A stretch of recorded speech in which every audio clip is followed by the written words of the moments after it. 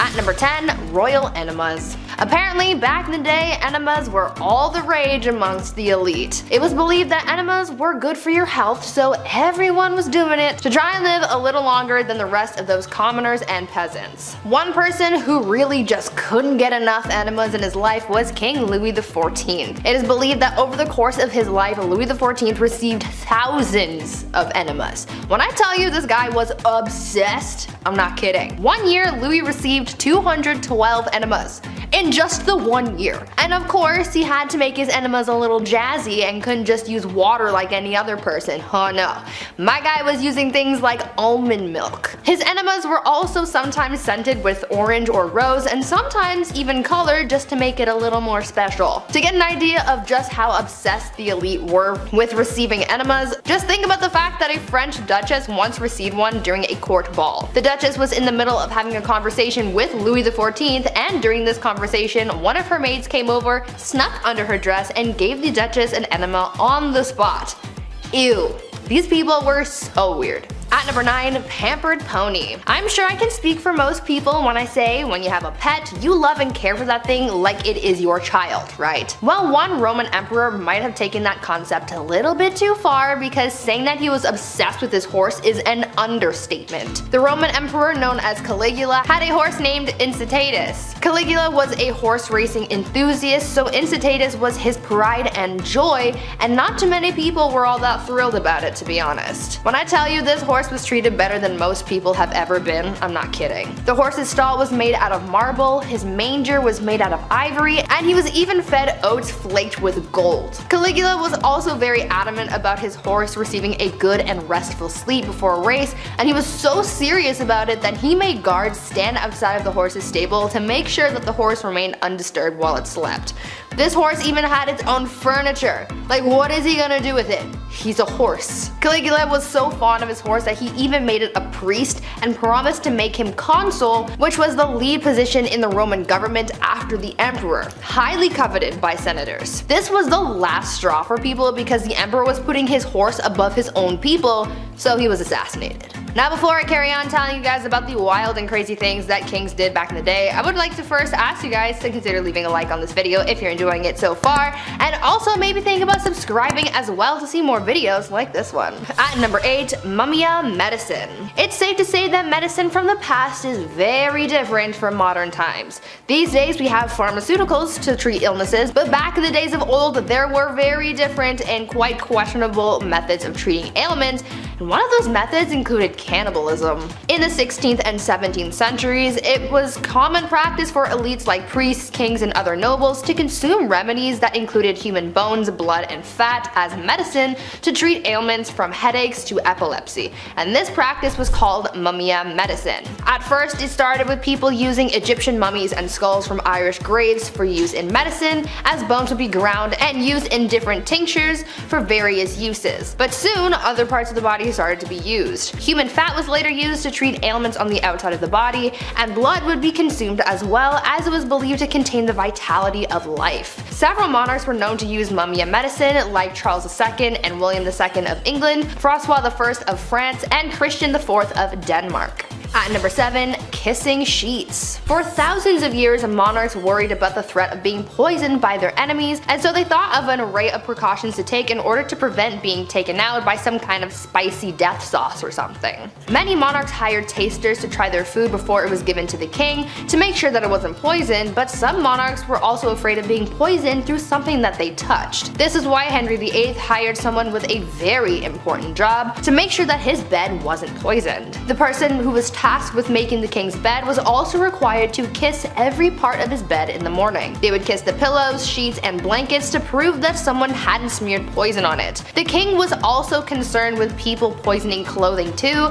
so his clothes as well as his son's clothes were also tested for poison before getting dressed. At number 6, eternal youth. I know that there are a lot of people out there who want to live forever. I am one of those people. I am afraid of dying, but I also want to see what humanity will look like many years from now until the sun consumes the earth. Unfortunately, that's kind of impossible, at least for now, until we come up with some kind of way to make people live longer. But this idea of prolonging your life has been around for thousands of years, and one Chinese emperor was super obsessed with the idea and really tried his best to live for at least another 10,000 years. Emperor Ying Zhang was obsessed with finding a magic elixir that would make him live longer, and he demanded that his subjects find this immortality elixir for him. Now, even though he brought a lot of prosperity to people during his rule, he never let go of his demand for immortality, and it put a lot of pressure on his underlings to find him something to help him live forever, but obviously that didn't happen. He was so concerned with his lifespan that he even brought magicians into his court. His obsession alienated him from his people, and after all of that effort trying to live longer, he died at the age of 49. At number 5, no bathing. These days, bathing is kind of a necessary thing. Gotta be clean, you have to smell nice, you have to practice proper hygiene. But back in the olden days, this was the complete opposite, and nobles rarely ever bathed, and it was kind of a trend. Over time, physicians began to believe that bathing was dangerous, and obviously the nobility tried to protect their lives and well-being at all costs, and so they just stopped bathing. In a popular 16th century medical book, it was advised, quote, "Use not baths or stews nor sweat too much, for all openeth pores of a man's body maketh the venomous air to open and for to infect the blood," end quote. So yeah, they thought that taking a bath would make you sick.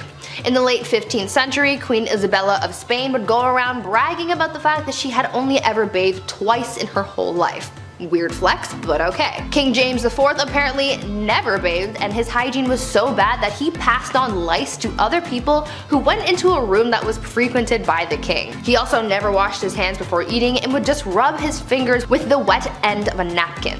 These people were gross. At number 4, prankster king. You know that you're a spoiled king when you can pull pranks on people constantly and never have anyone try and stop you or fight back. This was basically the life of King Christian VII of Denmark, who was known for being pretty childish and playing pranks on people his whole life. He was a troublemaker through and through. He was known to play pranks on his grandmother by putting pins in her throne, and he would throw things at her, and he even ran through the streets with his friend and his mistress, destroying shops and patronizing brothels. He even made his own torture rack, had himself tied to it, and flogged. Why? I have an idea, but I don't want to think about that one too hard. One of the other weird things that he was known to do was leapfrog over dignitaries when they would bow to him. This guy was really quite immature. At number 3, saints in bed. I understand the desire to feel protected by whatever gods or saints you might believe in. That's one of the whole points of religion. However, I think some people can take that idea a little bit too far, and by some people I mean the Spanish royal family. These guys took religion very seriously, and they believed that following religion heavily would allow God to heal them when they were sick.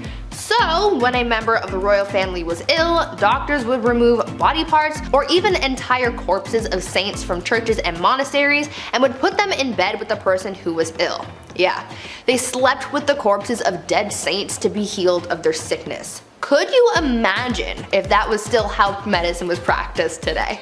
At number 2, rat court-martial. There has been a record of many kings throughout history who were complete children through and through. Even though many of them grew into adulthood, they still acted immature, and one of the greatest examples of that was Peter III of Russia. He was not a good ruler or a good husband to his wife, who would later become Catherine the Great. Peter spent every night in bed with her playing toy soldiers because he was obsessed with his little dolls. He was so obsessed, in fact, that when a rat chewed the head off one of his toy soldiers, he was so upset that he held a proper military court-martial for the rat. He proclaimed the rat guilty of treason and had it hung in a tiny gallows that he had built for the occasion. It was weird, but in the end that bizarre event helped Catherine overthrow her husband, so I guess it kind of worked out for someone.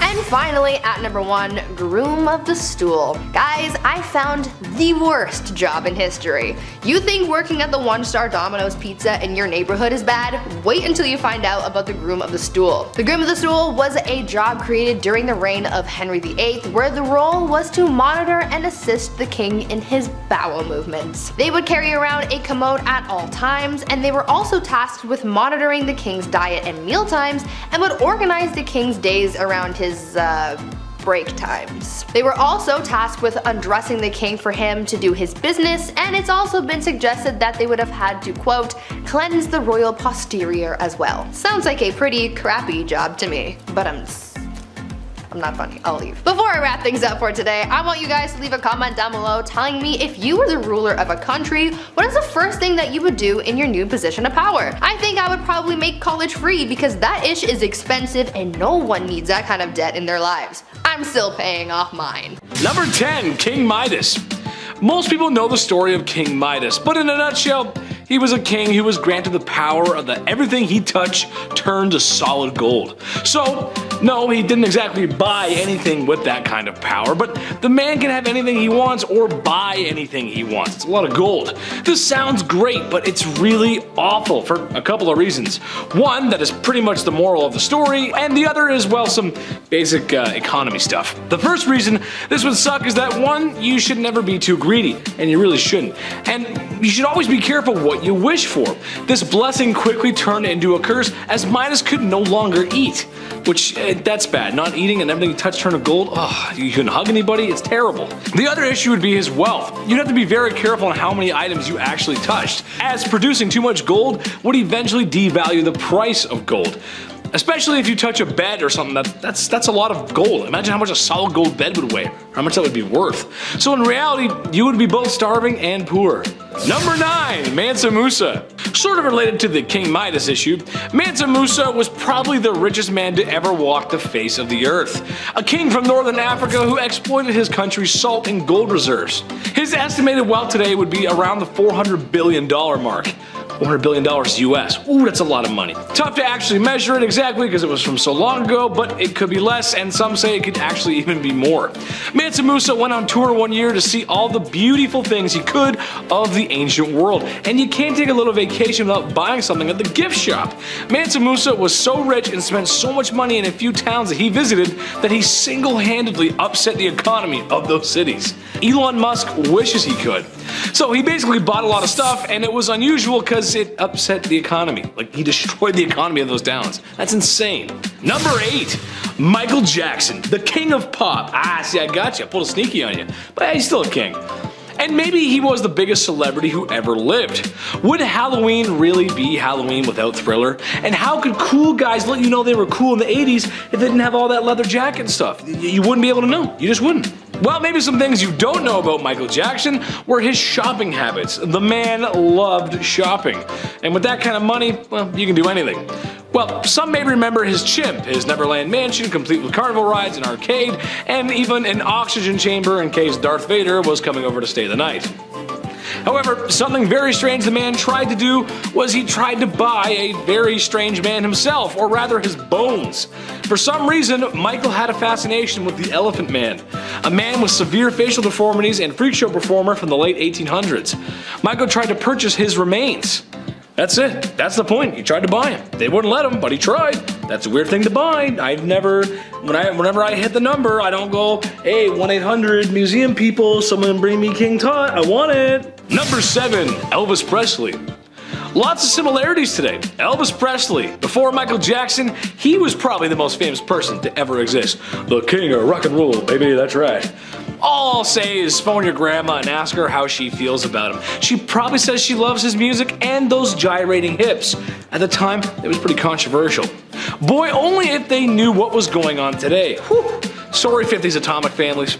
Well, being that Elvis Presley was the king and the first celebrity to be idolized the way we do with modern celebrities, he became quite wealthy. Well, with all that money, he bought some weird things, including a chimp. Everyone's buying a monkey, they want a zoo, I don't know. A mansion property he named Graceland, a pink Cadillac for his mother, and strangely enough, he bought FDR's yacht. Yeah, what? That's so weird. Good president, sure, but does it really have room for a monkey in a pink Cadillac? I don't know. Number 6, French royalty.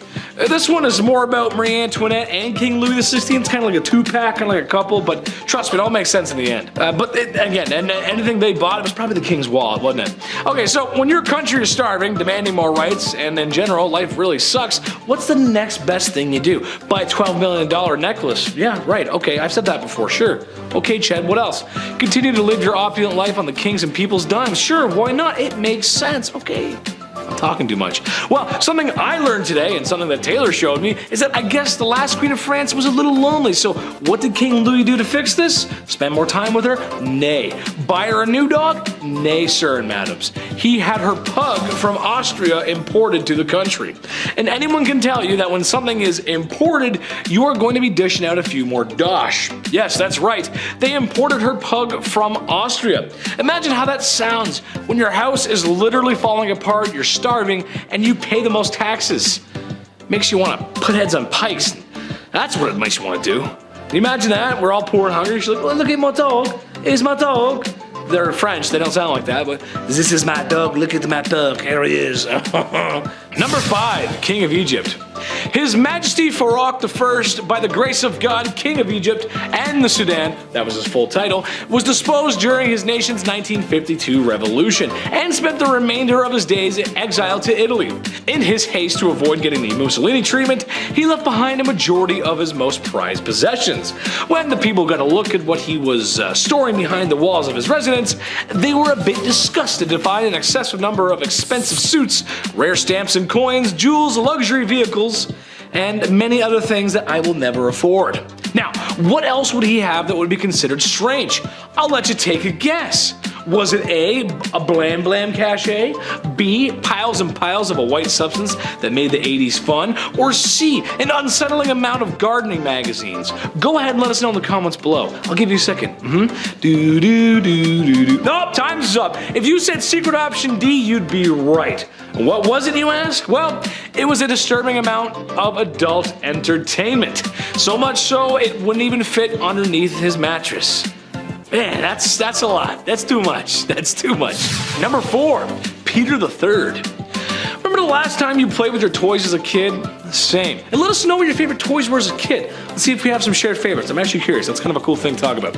Well, for Peter III, it was little army men, or tin soldiers, I guess you'd call them.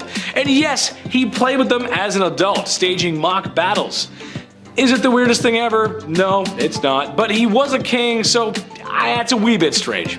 Hey, I love army men just as much as the next guy, especially those little green plastic dudes. I used to love those video games too. Very underrated in my opinion. Love that stuff. It also makes me think of that scene in Spaceballs. Enough references aside, you never really know someone until you've seen the money they've spent on their army men collection. Number 3, Ibrahim I. Fur everywhere.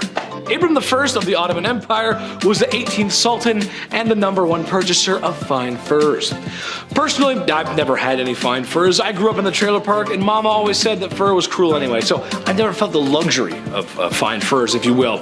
It must be nice because Ibrahim loved them so much. Like, he really, really loved them. His whole wardrobe consisted of them, in fact. Plus, his walls were covered in them. And apparently even his curtains. I don't do well in heat, so I'll pass on that. I'd be sweating way too much. Too much fur. Number 2, the locksmith. Who are you and how'd you get in here? I'm the locksmith, and I'm the locksmith. Classic Leslie Nielsen. God, I love that guy. I love those movies. I'd love to make one day.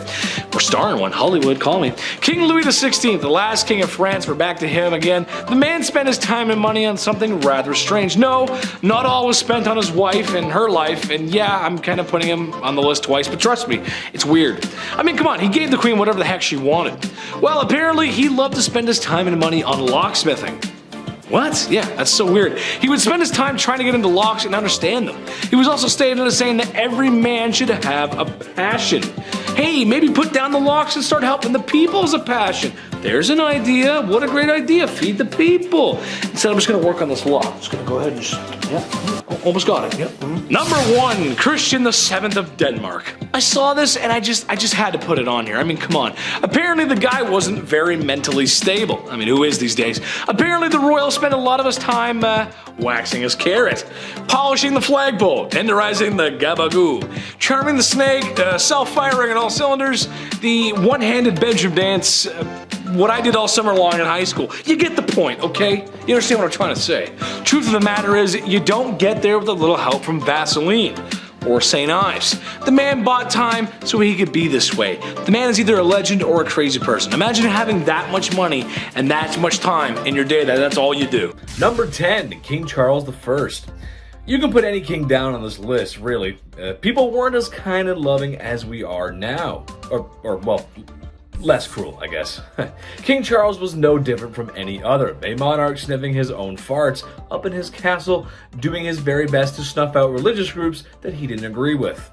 A lot of guys were like that. It's brutal, but that's history, folks. Well, one such measure he took, I think, was so wrong, so heinous, and so criminal, and so offensive that he should have been locked up for life.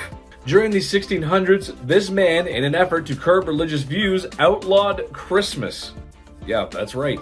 Outlawed Christmas. That means no gifts, no tree, no Santa Claus, no turkey, no stuffing, no nothing. This was quickly dissolved after he was removed from office. And yes, I know Santa Claus wasn't there then, but it's Santa Claus. It's Christmas. Can't have Christmas without Santa Claus. Number 9, William the Conqueror. You've all probably heard the name William the Conqueror. Battle of Hastings, illegitimate son of the king fighting for the throne. Very violently too, I might add. However, today I want to talk about his dating skills. Look, dating can be hard. I get that. There's a lot of anxiety, especially when self-image comes into play. Ooh, I'm too fat. I hate my nose. And what are these legs? Ugh, no one's gonna like me. Everyone thinks like that. And it's always usually right before a date, too. You could be staring in the mirror and then all of a sudden all your bruises, pimples, and blemishes seem to show up out of nowhere. It's weird how that works. Well, William was different though. He was more confident. He didn't have confidence issues like the rest of us. To quote a brilliant chemist, he was the one who knocks. As the story goes, he was quite fond of one lass. She was not fond of him.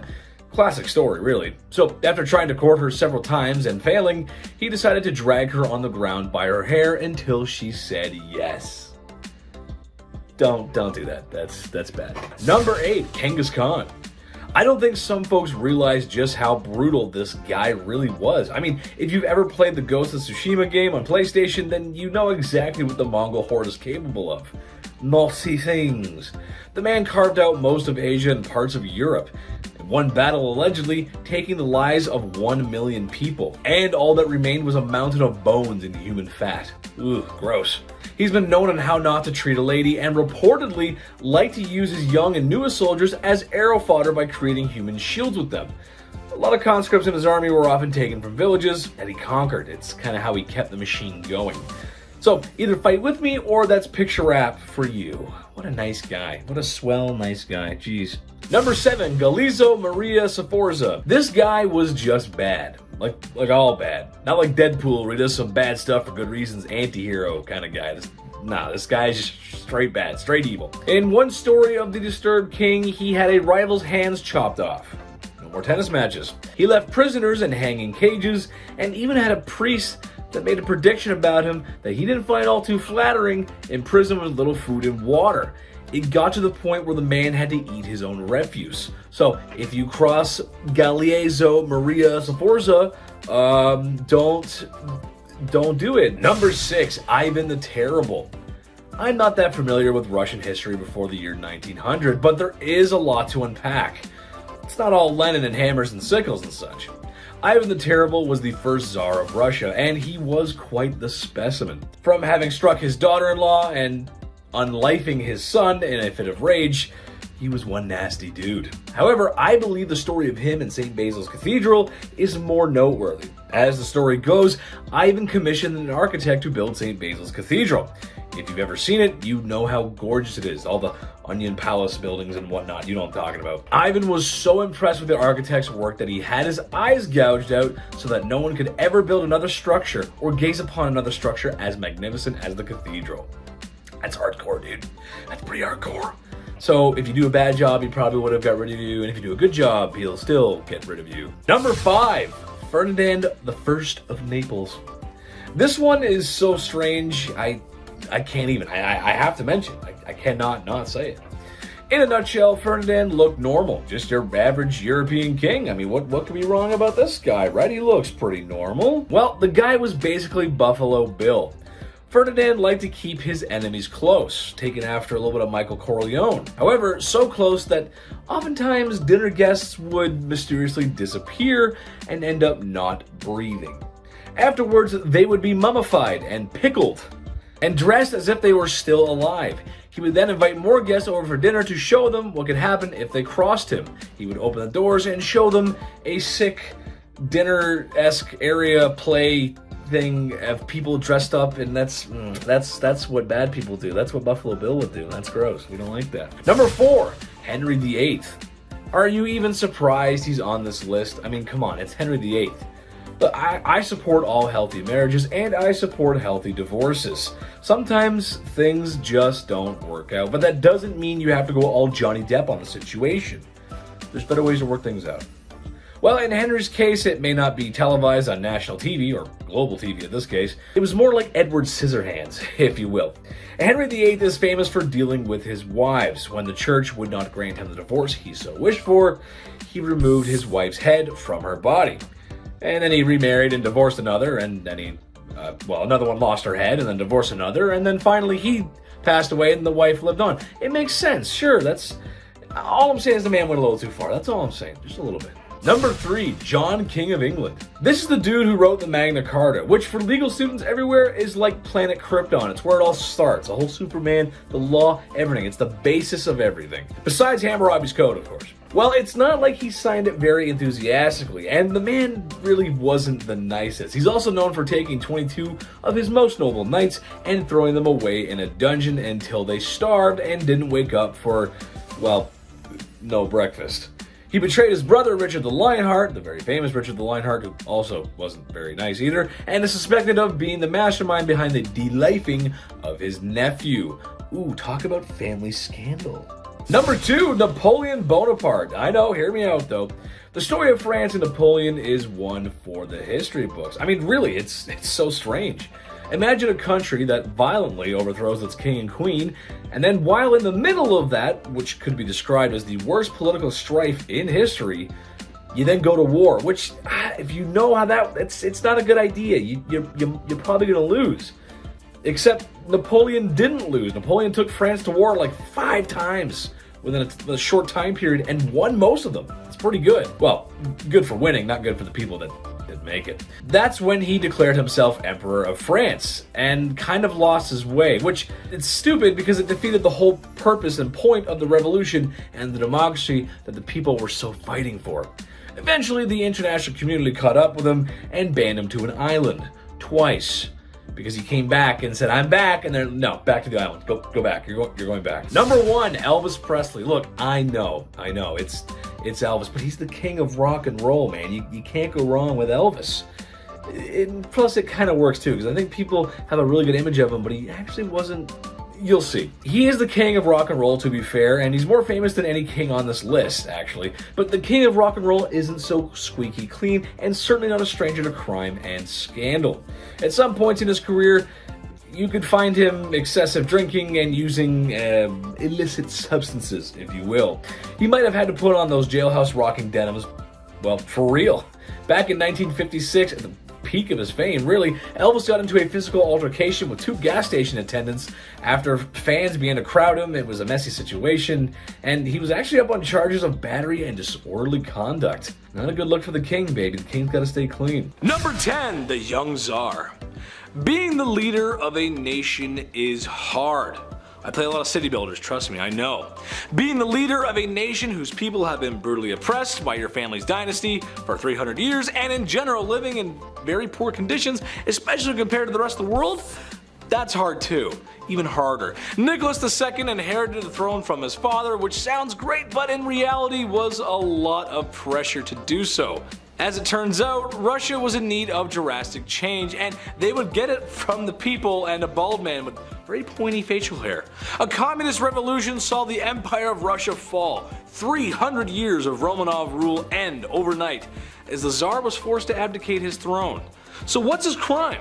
Well, not doing anything. Negligence. He did so much nothing that people had to do something. Number 9. Nero's steam. We've talked about Emperor Nero quite a lot on this channel, but that's because he's the down bad Roman emperor who puts opulence in Pax Romana. It's hard to pinpoint an exact crime or moment from him, as he's the guy you think about when you think of Roman emperors. However, his crimes against his wife Claudia Octavia are very notable. So when Nero was getting remarried, he had to get rid of Octavia. I mean, you can't have like 40 wives. That's you gotta get rid of her. But how? I mean, how do you get rid of a woman like that? He actually did the whole James Bond villain thing where the victim gets placed into a trap. It's very crude, but theatrical, because remember, that theatrics are important. Remember that, folks. Hence, Octavia was banished to an island where shortly after she was locked into a vapor bath, where she suffocated. Naturally, to make himself look better, they made it look like she did it, not him. So yeah, what a great guy. What an absolute hero in that story. Definitely not a villain. Number 8. Afzal Khan. Everyone remembers King Henry VIII for doing what he did to his wives. A Nazi, slap on the wrist, Nazi, don't do that, for shame. However, I would like to offer Afzal Khan as the alternative monster here. He didn't unalive a handful of wives like Henry, no. He actually managed to rack up a count of 63. Yep, you heard me right, 63. First off, I don't know how you have that many wives and or remember names, let alone birthdays and anniversaries. I would not do very well in that situation. Well, what's the reason for all this blood spilling? It's pretty horrible, actually. Simply because he was being invaded, and the guy who was invading him and winning was slightly nicer to women and was going to most likely give them a better life. Jeez, talk about if I can't have it, no one can. God. Number 7, Caligula's wife. I think in a healthy relationship, you ought to put your partner on a pedestal. Maybe your partner is drop dead gorgeous, a promising athlete, or really enjoys building Legos. Nice TIE fighter, babe, way to go. Yeah. Emperor Caligula of Rome liked to put his wife on a pedestal, literally. And while on this pedestal, she was wearing nothing but her birthday suit. Oh boy. Well, all of his friends, politicians, generals got to gawk and stare at her, and in some weird goth power flex, he would oftentimes hold a knife to her and tell her that he could just end her life whenever he wanted because he can do that. Not to mention the guy had a complete narcissist complex, building statues of himself everywhere just so she can like, oh great, there he is again, it's him again. Number 6, Genghis Khan. I bring the man up again because he's responsible for so much loss, so much blood spill, so much pain. Sure, they were effective warriors and archers, but they were brutal, dude, especially him. They took what they wanted when they wanted, and it said that he was responsible for so many lives lost that it affected the carbon footprint of the planet. Dude, that's insane. That is literally insane. Also to note his treatment of rather mistreatment of women. YouTube won't let me say much, but I can tell you that these ladies were not inviting him into their bedrooms. It wasn't good. As it stands today, because of his bedroom misconduct, his DNA still lives on. 5% of men worldwide share his DNA. Number 5, Pedro of Castile. Pedro of Castile was doing as the European monarchs do. Sometimes you gotta marry for alliances. Sure, it makes sense. Your kingdom is much less likely to get steamrolled by a larger kingdom if you have an alliance with fellow kingdoms, or the bigger kingdom itself, actually. Pedro of Castile married the young Blanche of Bourbon of France, and so Spain could just be a wee bit more snug, in case the English come over. You gotta be careful. But Pedro just wasn't having it. What he was having instead was a mistress named Maria. So instead of enduring a loveless marriage, he had poor Blanche locked away in a tower, just like Sleeping Beauty. Except a handsome prince was not coming to rescue this damsel in distress, but a man with a black hood and a sharpened axe. You know what I'm talking about. As Pedro had her unalived. I was gonna make a joke about Rapunzel and let down some hair so she could make an escape, but I mean that's just awful, really. Imagine being locked up in a tower for so long. Sure, I love the indoors, but you gotta let me out at some point, Chief. Do you think I get food delivery apps to work up in a tower? Because otherwise you have to let me out, dude. Comic-Con's coming. Anime Convention North's coming, buddy. I gotta go. Gotta get my Naruto on, bro. Come on, man. Number 4, hands-on funeral. This one's just gross. When you're in a relationship, it can provide you with some great things, someone to go through life with, companionship, love, and if you're lucky, someone who's a good cook or a baker. Oh, love me some baked goods. However, also in a relationship, sometimes you do more than that. Sometimes you get a little close under the sheets, if you know what I'm saying. Take King Philip V, for an example, who loved loving his wife so much that he just couldn't help himself, you know? Like for instance, when his wife tragically passed away, he wanted one last ride. But he penciled in one more trip to Toe Curl City before she was laid to rest. God, that doesn't seem right, you know? That just let her go peacefully, you know? Let her just. Number 3, Lenin. Okay, while not a king in the most stereotypical sense, he did dethrone a king and made himself an autocratic dictator, which is basically a king just modern. Trust me, it is. Yep, trust me. In a nutshell, Lenin had been anti-royal for most of his life, but after some help from some sneaky Germans and other Soviets loyal to his cause, the Tsar had no choice but to abdicate, like I said at the top of the list. He abolished the Tsar's secret police and then put in his own. And had people oppressed, which was one of the main reasons why the whole revolution started in the first place. See what I'm getting at? He was supposed to get rid of the evil monarch, and he became the evil monarch.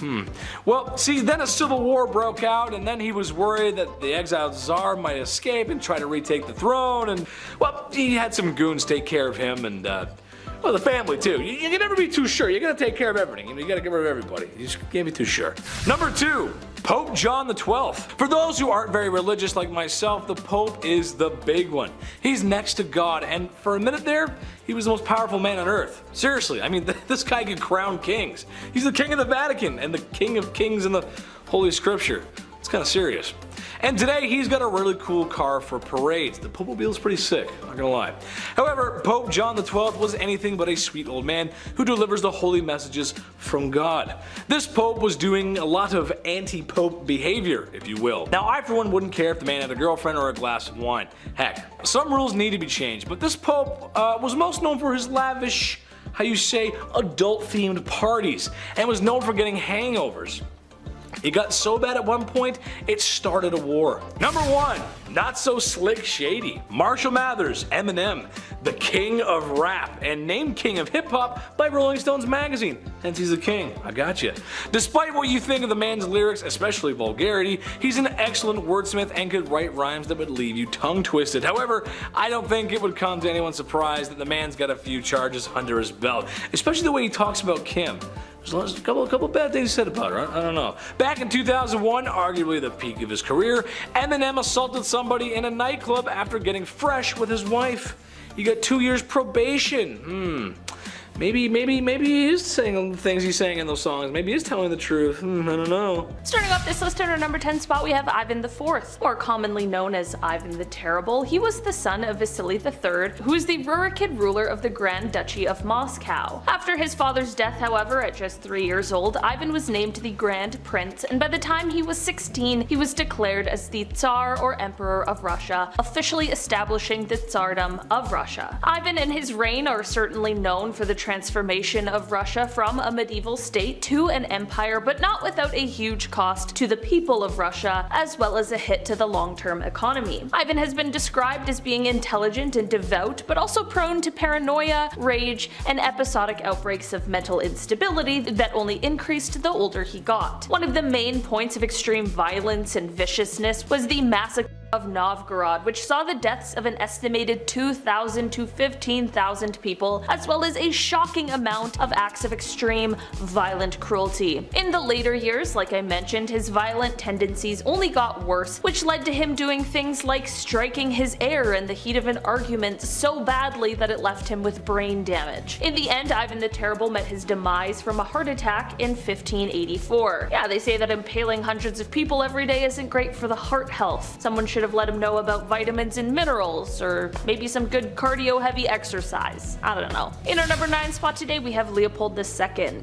As the second king of the Belgians, Leopold has been said to be responsible for the deaths of somewhere between 2 to 15 million people. Yeah, million. It wasn't in Belgium that he committed his atrocious acts, however. It all started when he claimed himself to be the founder and sole owner of the Congo Free State, which was a private project he undertook on his own. Leopold loved colonialism. He wanted to colonize everything he possibly could, and this is why he started the International African Society, which he used to travel to Africa, claim land that obviously wasn't his, and we're not talking about a small piece, we're talking about land that is several times the size of Belgium, and many countries just let him do this and allowed him to freely rule this land. This is definitely already bad enough, but of course things only got worse. Leopold had his own private militia that he used to force the indigenous population into hard labor. While Leopold was doing this, of course, for economic reasons, he also was just doing this because he was a messed up guy.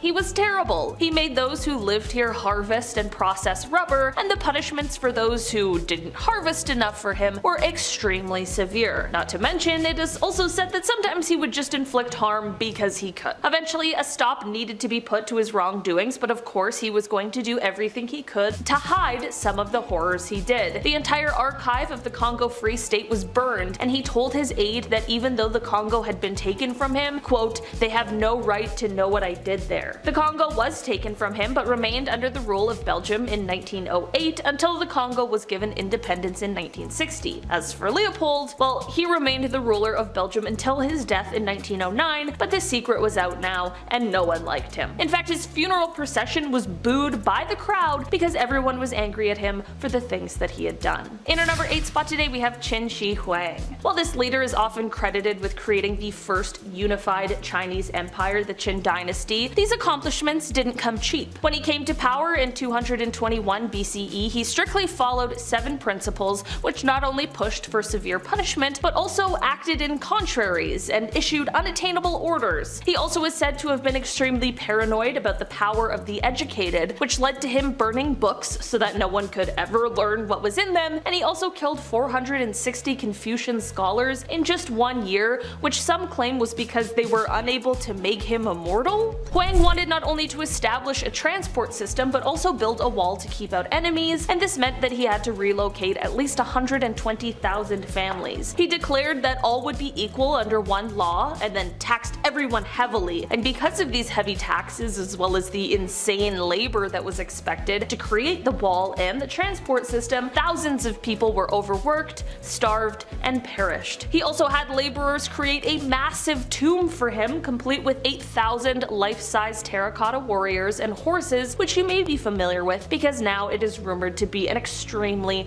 haunted place. I mean, an evil ruler's resting place? Yeah, of course it's haunted. In our number 7 spot today, we have Don Carlos. I'll be honest, this little troublemaker never made it to the title of king, but he sure was a little too close for comfort when you hear about the kind of things he was doing. Carlos was the Prince of Asturias during the mid-1500s, as he was the eldest son of King Philip II of Spain. It is said that Carlos may have had some troubles right from birth, which many believe could be due to the inbreeding that was common in the family at the time. Descriptions of his behaviors, though, are far worse than what anyone could have expected. It is said that Carlos did horrible things like hurting or taking the lives of animals just for fun. I mean, nowadays we call that a huge warning sign for potential killers. Back then they just chalked it up to boys being boys. It is even said that at one point he purposefully blinded all of the horses in the royal stable. Red flags, they were abundant. Soon, of course, his cruelties would extend to humans, with people claiming that one time he chose to whip a servant girl for no reason other than because he could. And apparently one time he made a shoemaker eat a pair of shoes that he had made the prince that he didn't like. He was just a little twerp. Carlos was set up by his family to marry the eldest daughter of King Henry II, but after a few hours with the man, she decided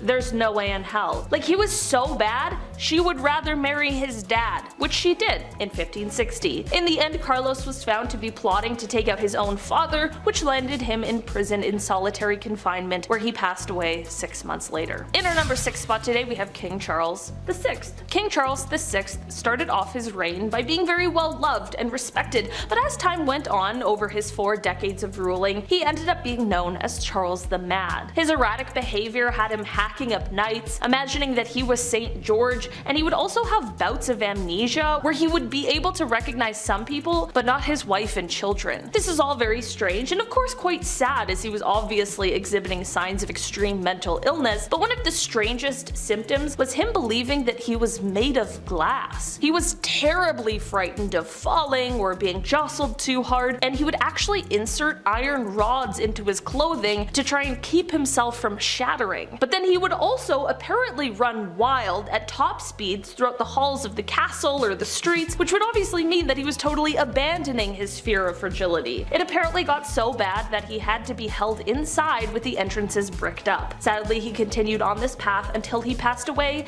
in 1422. In our number 5 spot today, we have Nero. For this one, we are going to be taking it all the way back to the age of the Roman Empire. When we think back to these times, they weren't necessarily the most kind, peaceful times, but there certainly are some characters that stand out as being particularly brutal, and one of those is Nero. Throughout his reign, he wreaked havoc on the Roman Empire. He burned cities, he killed thousands of people, including every member of his own family, and I mean, we know the inventive execution methods of the past, so you can probably guess at just how brutal all of these were. Most Roman sources give us an almost completely negative review of him in reference to both his personality as well as his reign as a leader. He was called compulsive and corrupt, and it is believed that he is actually to blame for the great fire that burned Rome, but instead he used the Christians as a scapegoat so that they would receive punishments rather than him. In the end, after being declared a public enemy by the Roman Senate and realizing that the rebellion would be lost, he ended up taking his own life at the age of 30. In our number 4 spot today, we have Pol Pot. Pol Pot was the leader of the Cambodian revolutionary group called the Khmer Rouge, and this group, with him at the forefront, went on to try and destroy the Cambodian civilization. This wasn't necessarily how the group started out, but once Paul and others who shared his ideals came to lead it, things quickly became very dark. He is likely one of the only people who ordered a mass genocide in his own country. The reasoning behind all of this is because he believed that destroying the civilization was the best way to start a new regime and bring in a new age. He ended up serving as the prime minister from 1976 until 1979, during which his policies led to the deaths of around 2 million people, which is horrifying. That was about 25% of the entire population. He even liked to keep the skulls of those he had killed. Just gonna say, it seems as though politics was the mask for someone who just really wanted to kill people. There are so many horrific details surrounding him and the things he did,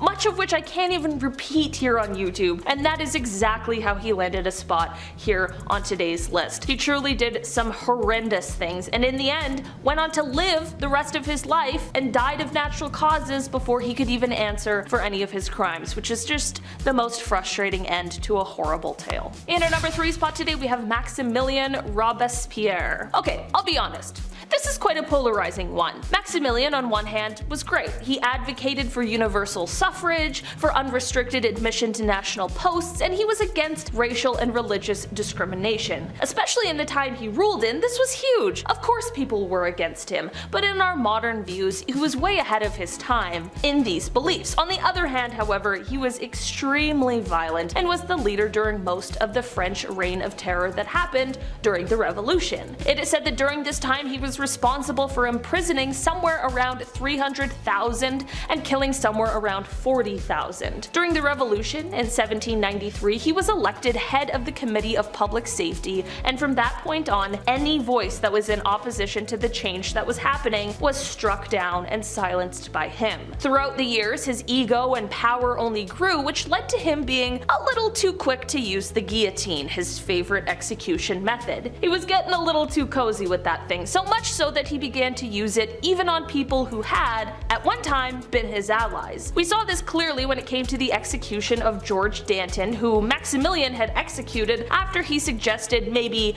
chilling out on the whole reign of terror thing. In the end, people caught on to this tendency for violence and horrible punishments, which definitely lost some of his public support, and this was only exacerbated when it was realized that he now had beliefs that directly contradicted those he had earlier, like when he tried to create a national religion called the Cult of the Supreme Being. By the time 1794 came around, he was overthrown, and later that year he found himself being executed by, you guessed it, the guillotine. Not good. No thanks. In our number 2 spot today we have Vlad Tepes. Often referred to as Vlad the Impaler, he was the ruler of Wallachia 3 times between 1448 until his death in 1476. He is often regarded as one of the most important rulers in Wallachian history, and to many he is a hero, and this is not to disregard that. But you don't get a nickname like the Impaler by being a passive, peaceful guy. Vlad was known for his brutality and his love of impaling people, but it is also said that everyone's favorite vampire, Dracula, was modeled after him. This is because it is rumored that Vlad liked to dip his bread in the blood of his enemies before eating it. I prefer a little olive oil and balsamic vinegar with mine, but hey, to each his own, I guess. Vlad is known for his intimidation tactics, which included having bodies of those he had killed lined up outside of the city so that any enemies approaching would know what fate they had coming. Like I mentioned before, many regard Vlad as a hero.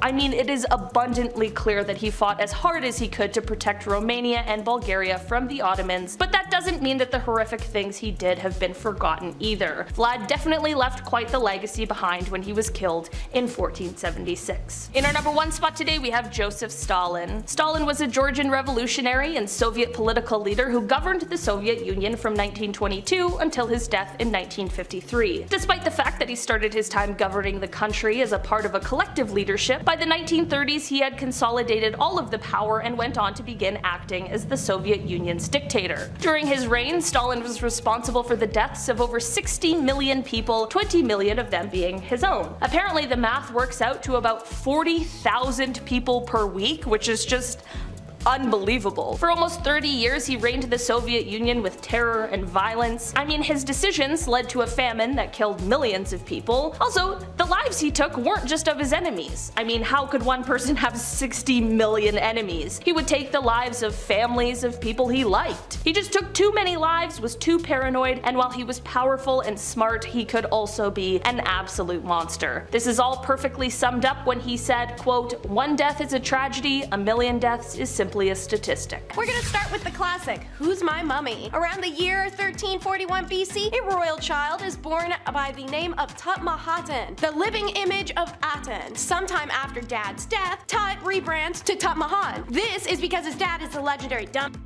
Akhenaten, who tries to force monotheism. Anyways, some scholars believe that Tut's mom was Ak's principal wife, Nefertiti, but others believe his mother was the secondary wife named Kia. But with either theory, we run into the issue that it's not entirely certain that Ak was even Tut's father. Getting cheated on by both wives, that's when you know you're doing something wrong. It's quite possible that Tut's father was the pharaoh Smun Akhara. While DNA tests of several mummies found in the Valley of Kings seem to indicate that Tut's father and mother are buried not far, Egyptologist Marianne Eaton Cross also points out that whereas these mummies are very clearly close relatives of Tut, it's actually difficult to establish precise familiar relationships using only DNA. Egyptian royal families like to preserve the bloodlines, so his mom could also biologically be his sister and cousin, and all of that would show up as an indecipherable mix that does nothing to confirm more than just a relation. If it is Nefertiti, the question remains, where's my mummy? In more recent years, speculation about King Tut's tomb is that Queen Nefertiti, whose tomb and sarcophagus are long lost to us, is buried somewhere within. This claim is made by Egyptologist Nicholas Reeve, who realized that the cartouches depicting Tut had being buried by his pharaonic successor Ai had been painted over cartouches of Tut burying Nefertiti. Reeve said close inspection of Ai's cartouches revealed clear underlying traces of an earlier name, that of Tut. In its original version, this scene had shown Tut performing the funerary rite over the tomb's original owner, his immediate predecessor, Nefertiti. The new evidence, specifically the north and east walls of the treasury being man-made structure whilst everything else is cut stone, does support the theory that Tut's tomb is only an outer section of a much larger tomb prepared for and still occupied by Nefertiti, whose own independent sequence of funerary chambers lies beyond. It would also add context as to why the king had such a small, oddly shaped burial chamber. But if someone does lay beyond those walls and it's not Nefertiti, then knock knock, who's there? Few scholars share Reeves' optimism that any new chambers contain Nefertiti's tomb. There's something about her specifically that fills archaeologists with dread and defeat, like she's the popular hot girl at school who would never look at them. The desire to find her mummy is potent, as it would be a tremendous discovery and greatly contribute to the study of ancient Egypt. Frank Rahel of the University of Zurich compiled a list of other royal relatives that he felt could be interred there, including Tut's older sister, Mary Hatton, his possible mother Kia, and of course Smenkahera. There is a belief, however, that if it is Smen, while Nefertiti died, Tut had her interred with him. Possibly because, as mentioned, the dude could be his dad, but also maybe Tut knew his mom loved this guy more than Ak. I don't know, I don't got time for ancient Egyptian Kardashian drama right now. All I'm saying is Tut could have cracked that tomb open, buried Nefertiti, closed it back up, and when he died he got buried in the frontmost room. But to appeal to my ancient alien theorists, is it alien matter? On the flip side of educated leaps, we have alien conspiracy. Egypt's own antiquities ministry announced a few years ago that there were signs of extraterrestrial activity discovered after some radar scans of King Tut's tomb. The radar scans, according to French archaeologist Avril Sapp, refuted theories that Queen Nefertiti's tomb is hidden beyond that of King Tut, and instead revealed weird and extraterrestrial material appeared to resemble a body. However, both Sapp and unnamed antiquity officials refused to answer questions concerning whether or not it could be alien remains. But the AO did confidently boast they could not even come up with something like this in the National Treasure or Indiana Jones movies. This is revolutionary. We don't know what there is, but we've never seen results like this before, said Sapp, who coincidentally discovered dinosaur bones in the Pyramid of Giza a few years ago on April 1st, 2014. Whatever's inside of there could hold secrets to everything behind ancient Egyptian history and technology. Egypt will continue to conduct radar testings and scannings to determine how to enter the hidden chamber without damaging anything inside. Next on the roster, how do you die? One important question that's likely never going to be answered by anything that might be contained in newly discovered chambers is how Tut died. Let's run through some of the many options, shall we? Was it A, King Tut's knee was broken so badly that it was a compound, the bone piercing the skin and causing massive bleeding? Although a fatal leg fracture fits the idea that Tut had died abruptly, it cannot be stated for medical certainty that the fracture occurred while Tut was alive. It's possible his knee was broken after death. Was it B, Tut's death was caused by an infection that resulted from said fracture? Not the result of a chariot crash, by the way, since Tut's physical impairments would have made chariot racing impossible. His immune system was weakened from several bouts of malaria. But maybe it was C, Tut may have been killed by an elderly chief advisor and successor I. An x-ray of his skull revealed calcified blood clot at the base, and it could have been caused by a blow from a blunt instrument. Or maybe it's D. New analysis of CT scans from 03 show Tut was embalmed without his heart and anterior chest wall, structures that couldn't have been removed by tomb robbers or anyone else. The assumed cause was an extensive crushing and tearing injury like the bite of a hippopotamus. Despite not knowing how he died, we know after he did, there was a big ol' succession mess. Post Tut, the pharaoh plot gets all dicey. Horma was the chosen heir for the throne and was off waging war against the Hittites. The coup theory for Tut's death revolved around his elderly chief advisor Ai, because we do not know how or why a high official like him came to be king of Egypt otherwise. He definitively stole the crown and throne from Horeme in his absence though. Ancient letters suggest that either Nefertiti or, more likely, Tut's widow Akhenaten was desperate to prevent Ai from becoming pharaoh and asked the king of the Hittites, who they're at literal war with, to send a prince who could marry her and rule Egypt. An and Nefertiti are erased from history around that time. During his short reign, King Ai tried in vain to achieve peace with said Hittites, while also simultaneously trying to prevent Horeme, the true regent of Tut, from seizing the throne while he's alive and after he died. To do so, he named an heir, an army commander named Nakahimti, who we know as perhaps to be Ai's own grandson. As you can imagine, Nakahimti became Horeme's great rival, but Ai's successor would finally be Horem when his 3-year reign ends. Horem would then rule for nearly 30 years and then remove all known history of Tut and Taa, Nefertiti, and Tut's father, Akh. Now that's a mystery as to why. And while we're on the topic, where is An? For over 3,000 years, her life has been a mystery to us and mostly made up of bizarre facts and strange omissions. Like that despite being the third daughter of the pharaoh, she was once his wife too, before marrying her half-brother Tut.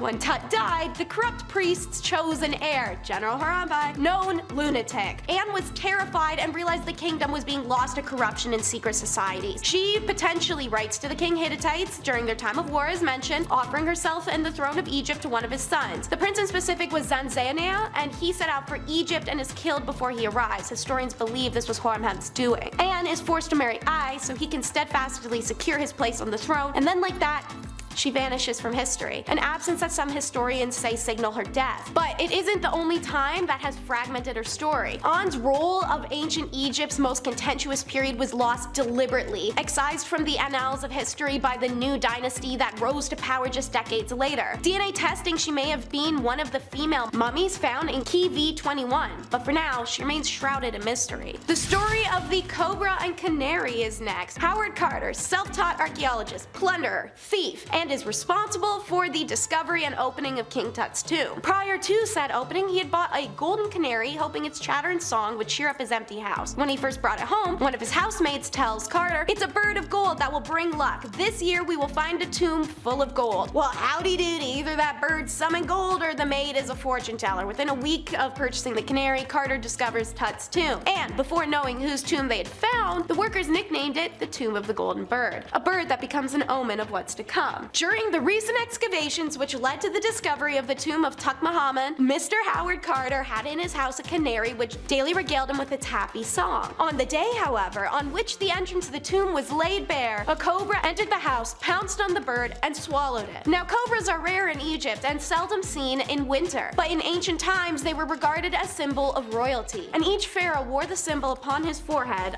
as though to signify his power to strike and sting his enemies. And obviously this segues us to the classic mystery of the mummy's curse. I'm of the opinion anyone who pillages or destroys history deserves to have a curse, so Howard Carter and company, please continue rolling in your graves, bud. You earned this. So, George Herbert funded the excavation and died from blood poisoning days later. Legend has it, when the Lord Carnarvon died, all the lights in his house and in Cairo, Egypt mysteriously went out. Howard Carter gave a mummified hand wearing a bracelet inscribed saying, "Cursed he be who moves my body," to his friend Bruce Ingham as a gift. Ingham, that man did not like you. His house burned to the ground not long after, and when he tried to rebuild, it was hit by a flood. George J. Gould dies after one visit. Aubrey Herbert dies of gum rot. Hugh Evelyn White takes his own life, but not before writing in blood, "I have succumbed to the curse which forces me to disappear." Aaron Ember and his whole family dies, and Richard Bethel is suffocated by apparently the Satanist Aleister Crowley of all people. Archibald Douglas Richard died 3 days after x-raying Tut, and then James Henry Breasted dies on his next Egypt trip. Mystery, or what do you think? And last on our list is the alien jewel. The amazing story began 77 years after Carter's discovery, when an Italian geologist noticed something odd about the yellow-green scarab in the pectoral center. The subsequent tests proved that the lump of glass was older than any Egyptian society, a lot older, in fact. Experts traced this scarab back to the Great Sand Sea, 500 miles southwest of Cairo, in which there are known to be huge lumps of glass poking out of the dunes. The general opinion is that a meteor hit the desert hundreds of thousands of years ago, heating the sand enough to create glass. To give you the idea of the magnitude that this supposed impact, the first A/B testing done created a thin frost-like layer of glass in the New Mexico desert. Meanwhile, chunks of glass the size of literal human heads can be picked up from the Great Sand Sea to this day. That means this meteor hit with an impact that we humans can't recreate on a different type of scale. But there's no evidence of a meteor that has ever struck the desert. If this glass is of meteoric origin, then there should be a crater of that age, says Boston University Farouk Al-Baz. But no crater, let alone partially fused or a serial piece, has ever been found. This suggests the less exciting origin, a supersaturated lake of silica that slowly dried into a natural glass hard enough to resist a scalpel mark. What do you think? Mystery glass from aliens or no? 1. We gonna start with, why are you so stingy? You literally live in a castle. You have gold doubloons like an effing pirate, priceless spices stolen from foreign lands, and gemstones harvested fresh from the earth. But you're gonna have us measure every loaf of bread so they're the exact same? Back in the late 1500s, Viscount Montagu demanded meticulous records of every expenditure. The clerk of the kitchen was a crossbreed between an extreme couponer and a professional nitpicker, who had to provide the cooks with the ingredients for every meal in exact amounts for each person to be served, and ensure that each plate had the exact same weight and proportions laid upon it. Among his many duties was also to ensure every wheat loaf that went in the oven weighed 18 ounces and was 16 ounces when it was taken out. What happens if they weighed more or less? Off to the bread breaking wheel,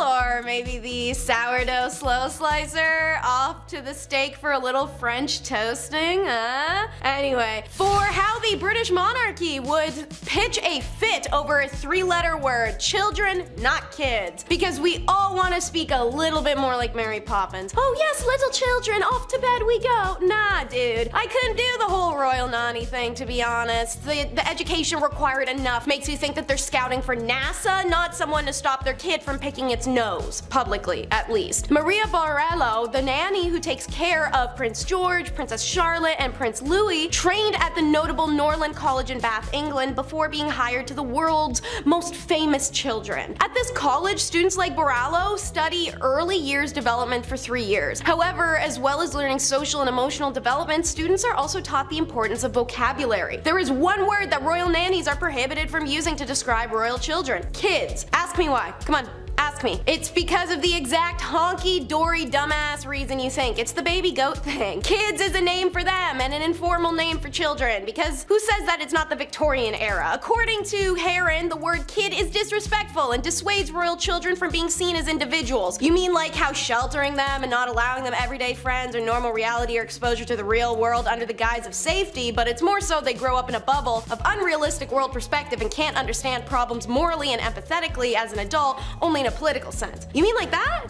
Sounds like what they're doing. And speaking of the Windsors, did y'all know Charles specifically sucks? A lot of kings imposed a lot of rules for their servants, but something about King Charles gets the most under the skin. Maybe it's because he had some pretty frivolous, unrealistic asks for a man who just got the throne this year. So listen to his tea procedure alone. Charles is very particular for how his tea is served when he's visiting the Paladinian house. When preparing the tea, you must use a teaspoon measurement of tea leaves per cup, and then there must be an exact temperature of 7 degrees Celsius for green tea and 100 degrees Celsius for Earl Grey or English breakfast. The prince's hot beverage must also be checked with a thermometer before being served, and honey should always be used to sweeten the tea rather than sugar. When serving the tea to the prince, the teaspoon should be situated precisely to the right underneath of the handle of the cup. Clive Goodman, a royal reporter for News of the World, claimed that Prince Charles does nothing himself. He described the morning scene in which Charles gets ready for the day, but all the preparation is done for him. He gets up in the morning, his bathrobe is there waiting for him. He walks into the bathroom, the bath is drawn for him already. Even when he gets out of the bath, the towel is already folded in a special way, so he just has to sit in it and wrap it around himself. Then he goes into the dressing room, his clothes are laid out for him, even his socks, left and right, are in the exact right spot. Charles even has valets squeeze 1 inch of toothpaste onto his toothbrush every morning. If anyone gets anything wrong, everyone is scolded. Gosh, and I'm sure y'all remember the viral video of him from September of 2022 forcing a servant to come clear off the desk of like 3 pieces of paper because he couldn't have done it himself. Since that highly debated viral clip was mentioned, I'll make the next point about how gratitude is implied, which it's most definitely not. I don't see a lot of gratitude coming from royal families. There is endless videos and pictures of these sour-faced monarchs harassing and devaluing the endless service they have accompanying them. Let me hit y'all with an iconic example. Have you seen Downton Abbey? Most folks have. Have you ever noticed one of their royal or aristocratic characters ever say thank you to their servant? No? And that's an intentional detail, as it's been a long since unspoken, at least in British monarchy, that servants are best unthanked and unheard. Now, Alistair Bruce in the BTS documentary about the TV show series explained his perspective, that the servants did everything for their masters, and if thanks were given, it would be necessary to say them at least 60 times a day. That would be, as the English say, tiresome. It does stand that servants are not required to be thanked no matter if they just tied your shoe or wipe your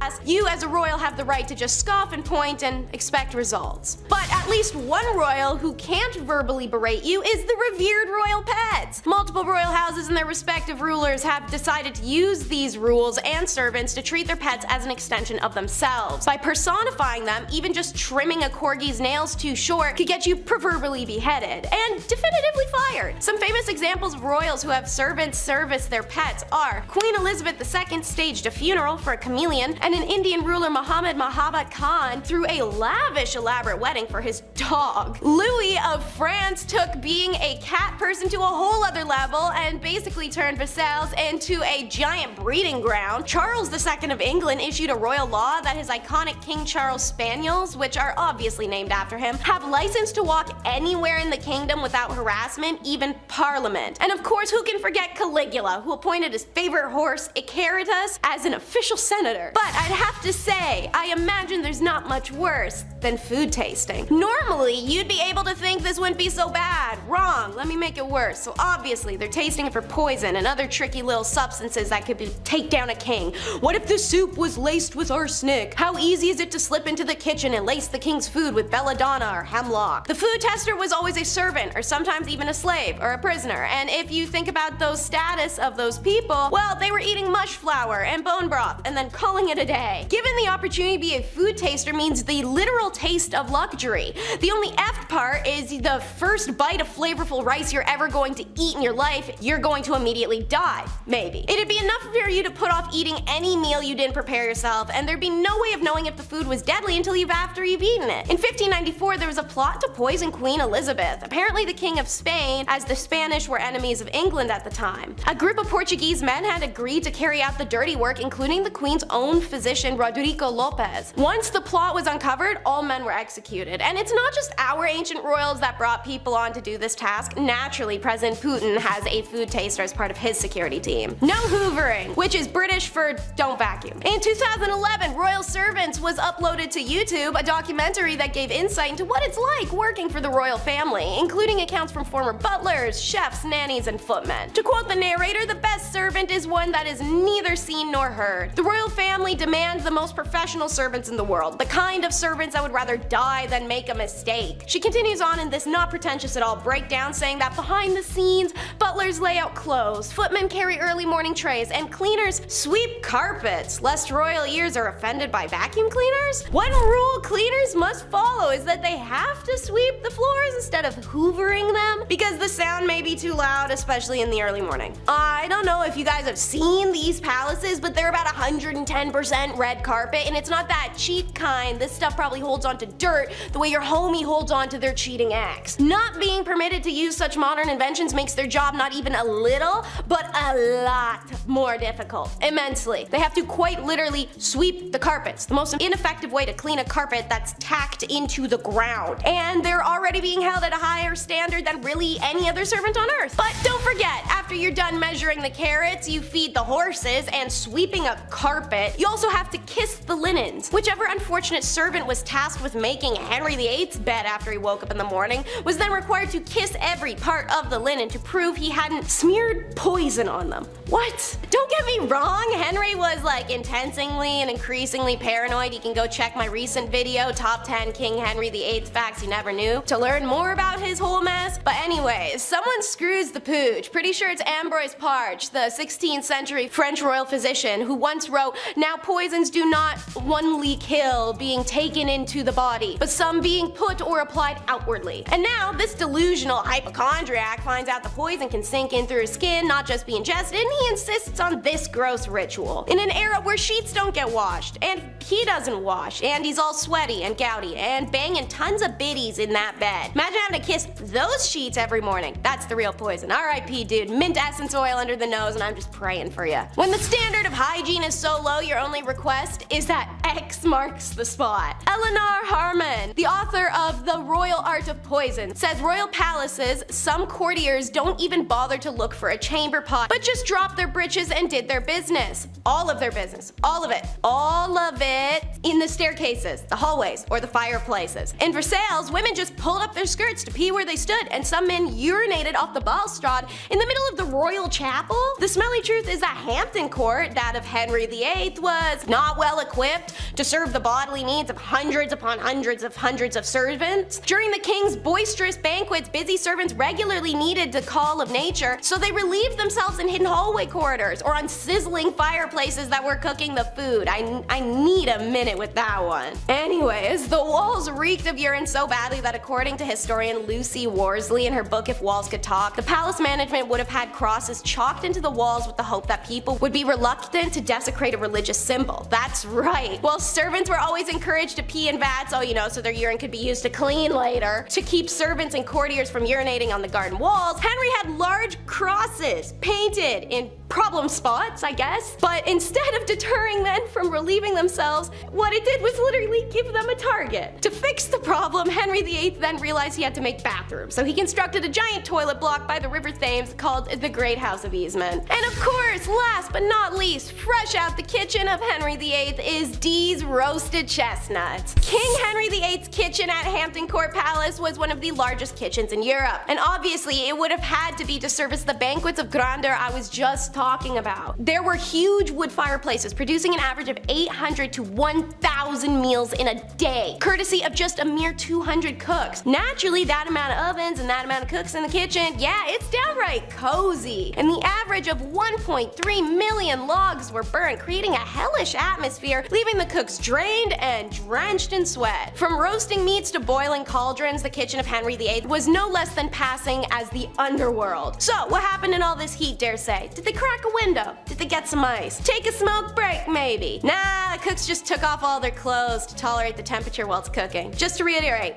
all their clothes. All of them. But alas, the atrocities were never ending for these men, as King Henry VIII issued an order to stop being naked or in garments of such vileness as they do now, nor lie in the nights and days in the kitchen or the ground by the fireside. To combat the problem, clerks of the kitchen were instructed to purchase honest and wholesome garments for the staff. And guess what that was? There's a reason the apron covers the front. So, the first one is 800 dogs. Yeah, that's it. That's it. This man right here, 800 dogs. Why? Maybe he wanted to star in his own remake of Air Buddy franchise, but with a Bollywood twist. I'm not sure. I'm not him. I don't know. And who is he? The Maharaja of Junagadh, Muhammad Mahabat Khan III. Now that is a name. Alright, so that title in Sanskrit means great ruler, but I think last ruler is a little bit more accurate because that's exactly what Muhammad was before his negligence in decision making during the Indian independence of August 1947 put him out of job. He screws up spectacularly, chooses that Junagadh should accede to Pakistan, and quite literally gets ran the hell out of Junagadh by Indian government. He lives out the rest of his life in exile, but enough about the man, let's hear about the dog. So, as mentioned, 800 is a real guaranteed number, but varying accounts actually say he may have owned as many as 2,000 dogs in one time period. Each dog had its own personal room in the palace, fitted with furnishings, their own servant, and of course phones, so that the dogs can call each other. I don't know. Dog died, state of mourning's declared. 2 dogs bang one out, now there's a new litter of puppies. Gotta make sure they're married, so it's not bastard puppies. This man reportedly spent 20 lakh, aka 2 million, on a dog wedding and proclaimed it a state holiday. He's done the same for their birthdays as well. This next story can be abbreviated simply to the PPVRM. What's that stand for? Pepe, the Pygmy, and the Very Rich Man. Harkov was one of history's earliest explorers. 4,000 years ago in the 23rd century BC, he made his living wandering out into uncharted lands. But on his 4th expedition into the unknown, the pharaoh's scribe had messaged him to drop everything and return at once. Harkov had sent a letter to the king some time ago describing a friendly pygmy clan Harkov had encountered. The pharaoh at the time, Pepe II, who was an 8-year-old nightmare child, who'd you know, happened to be obsessed with pygmies, and quickly wrote back. You said in this letter of yours that you have brought a pygmy of divine dances from the land of the horizon dwellers. Hurry and bring that pygmy you have brought alive, happy, and well for the divine dances to gladden the heart, to delight the heart of the king. Such was life under the rule of an 8-year-old, so Harkov returned to Egypt, pygmy in tow. But all of the letters from the pharaohs, this letter from Pepe meant a great deal to Harkov. He literally had it engraved on the walls of his tomb. This was a dude who discovered the lands around Egypt far and wide, served removed many pharaohs, and even single-handedly talked a kingdom out of war. So why so gassed over delivering a petite person to a child? Pepe loaded Harkov up, that's why. Homeboy spent the rest of his life as an incredibly wealthy and powerful man through that payment. After a lifetime of discovering distant kingdoms, opening trade routes, and bringing back exotic discoveries, Harkov finally made his fortune just by entertaining a child. I would've been grinning ear to ear too, dude. This story is a BumbleBee classic because this king is a pure kook.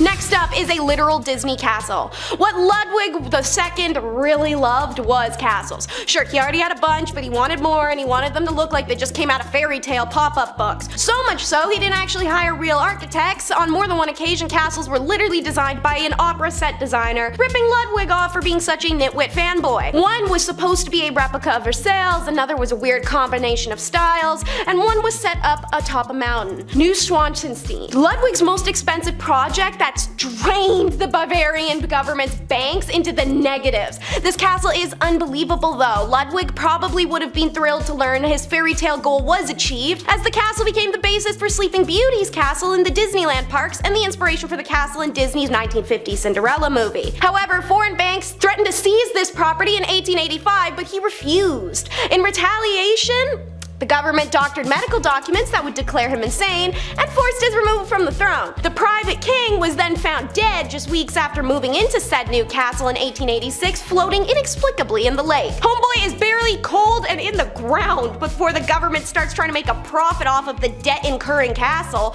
7 weeks following Ludwig's mysterious death, Neuschwanstein is open to the public and remains one of the most visited castles in Germany and one of the most popular tourist and luxury hotel destinations in Europe. This next king's anthem must have been Avril Lavigne's Here's to Never growing up. King Farouk, the last king of Egypt, was so immature his mother hoped that becoming king would help him grow up. Obviously it didn't, because country rule and wealth aren't something you give immature people if you want them to change. It just gives the dude arrested development and a whole lot of power. His reign was dominated by corruption scandals, his people were impoverished, and his court was brimming with wealth. So the Egyptian army eventually intervened, driving him out in 1952. Then the process of clearing out his possessions began. Thousands of silk shirts, an entire fleet of Cadillacs, 50 diamond-studded golden walking sticks. Farouk collected an absurd amount of French Baroque-style furniture, and his coin collection was one of the grandest in the world, consisting of over 8,500 coins, some of which, like the 1993 $20 gold double eagle, and all 5 known examples of the 1913 Liberty head nickel,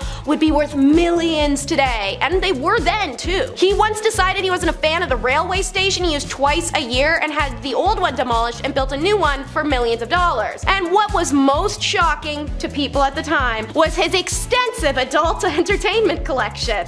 At the time, the largest adult entertainment collection in the world, worth over $1 million.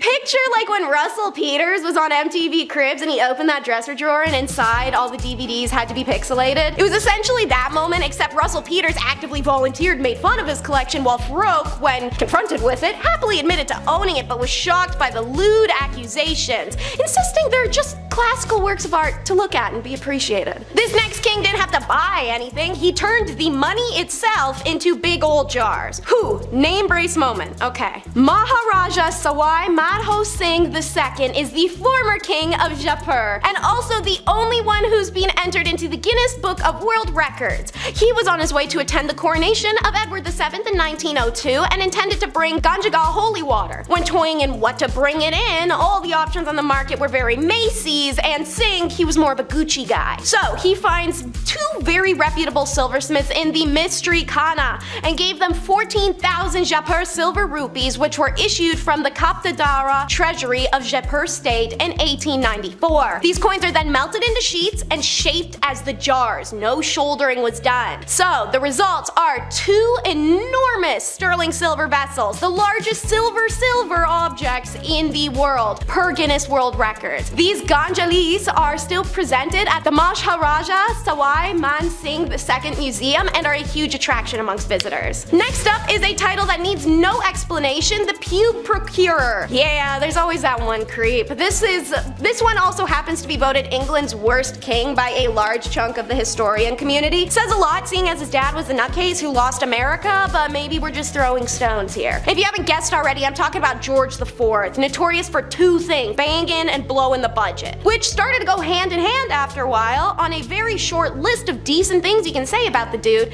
it's actually unlikely he ever forced himself on someone without consent, which, don't get me wrong, I'm not patting him on the back, that's setting the bar pretty low. But I mean, when a woman refused his advances, the series of events following would be the first 5 stages of grief, then begging, then a tantrum, potentially more begging, sometimes threatening to take his own life in a very dramatic fashion, and then if nothing's worked, offer up money and jewels. Didn't matter if you're a working girl or a potential princess, he's willing to pay up the dough for, you know. Amazingly, despite not being a catch in any way and inflating to the size of the aunt in Harry Potter who floats away, women still agreed to have sweaty time with him, and they say money can't buy happiness. Sure did for Georgie. And P.S. when he died, his brothers found 7,000 envelopes, each with a lock of hair in it, which wasn't always from his mistress's heads, if you know what I mean. Because I love my subtle hints, or even not so subtle, our next is I'm a big fan. Frederick William I, King of Prussia, a tiny man with a big collection. Tall dudes. Maybe he was trying to make up for the fact he was only 5'5", but being 5'2" myself, I can't really see the appeal of walking around next to a flock of people I have to crane my head to look at constantly. So, whatever the reason, he would do absolutely anything to get more tall men, such as buy tall young men from their own custody. Just walk up to everyday dudes on the street, I want to buy you. Apparently he even kidnapped some. Other countries would try and get in his good books by sending tall guys as presents. Babies that came out larger than normal are marked with a red scarf to indicate their future recruits. There weren't enough tall babies? Let's round up the basketball and volleyball players and hop to it, guys. Frederick William literally performed a kind of eugenics, pouring money into making tall people bang in the hopes of producing a tall kid. He didn't like them just to look up at, though. He was creating his own special army regiment known as the Potsdam Giants. The only requirement to be in this group is he had to be over 6 foot, but most of the cases the men were taller than that. Being huge had its advantages because the taller you were, the more you got paid. So what was the point of this very expensive, fashionable armed regiment? Not to go to war, just to cheer up the king. He poured thousands into these men and treated them like they're his favorite toys. He would have them paraded in front of him, sometimes in his own bedroom when he was sick in bed. Next up is the Lick It and Stick It King. So, the Queen and Prince William are said to be passionate bingo players, and Her Royal Highness used to enjoy drama novels, horse racing, and at her Scottish residence she'd host Scottish dances. Her grandfather George, though, his main hobby was stamp collecting. Starting as a young prince, he continued his collection into the time as a monarch, even through the chaos of World War I. What's unusual about George's hobby was how many stamps he collected over his lifetime. 328 albums of 60 pages each, so that's nearly 20,000 pages of stamps. His passion earned him the nickname the King of Philately, which is the proper name for stamp collecting, and I can't tell if I'm saying it right, as literally nobody would know because this may truly be one of the most vacant-brained hobbies imaginable. Anyways, George becomes like a celebrity to other stamp collectors, and he's elected the vice president of their Royal Society of London Stamp Collecting Club in 1893. So in 1905, while he's still a prince, he set the new record for the most amount spent on a stamp, roughly $220,000 US today. A quarter year later, knowing the prince was an active part of the stamp community, asked if he'd heard that some damned fool had paid as much as over 1,400 pounds for one stamp. The prince got that sick moment of getting to turn around and say, yes, I was that damned fool. This one king bought so much dumb crap, it's essentially a grocery list of the obscene. So, Henry VIII, the one who smokes his wives and was full of aggression. We recently did a video on him called the Top 10 King Henry VIII Facts You Never Knew. So, if you're interested in learning more after what I tell you about what he hoarded, maybe go check that out. So, what are some of the things on Henry's stupid purchase list? Purple bagpipes. Although he didn't write Greensleeves, Henry was nevertheless a talented musician and composer and was able to spend a few £1,000s on that bad boy. A personal favorite that I learned was probably the bowling alley.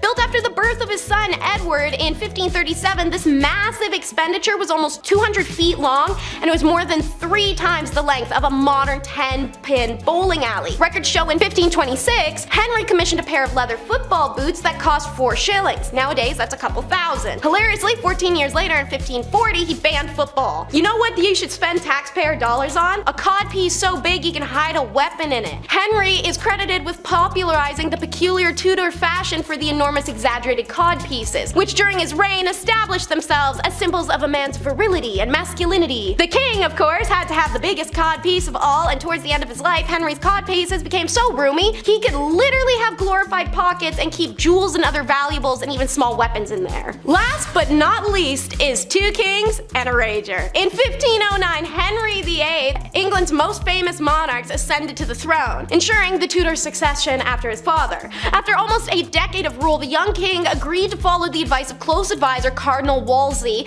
and try to improve England's relations with the continent. After Wolsey's efforts in 1518, the Treaty of London was signed as a non-aggression pact between the major Christian, very important detail, European powers at the time. One of the most important countries for England to make peace with was France, as the two had been beefing intermittently for literal centuries. The French king, Francis I, was only 3 years younger than Henry, and both men had been hailed in their countries as great Renaissance princes.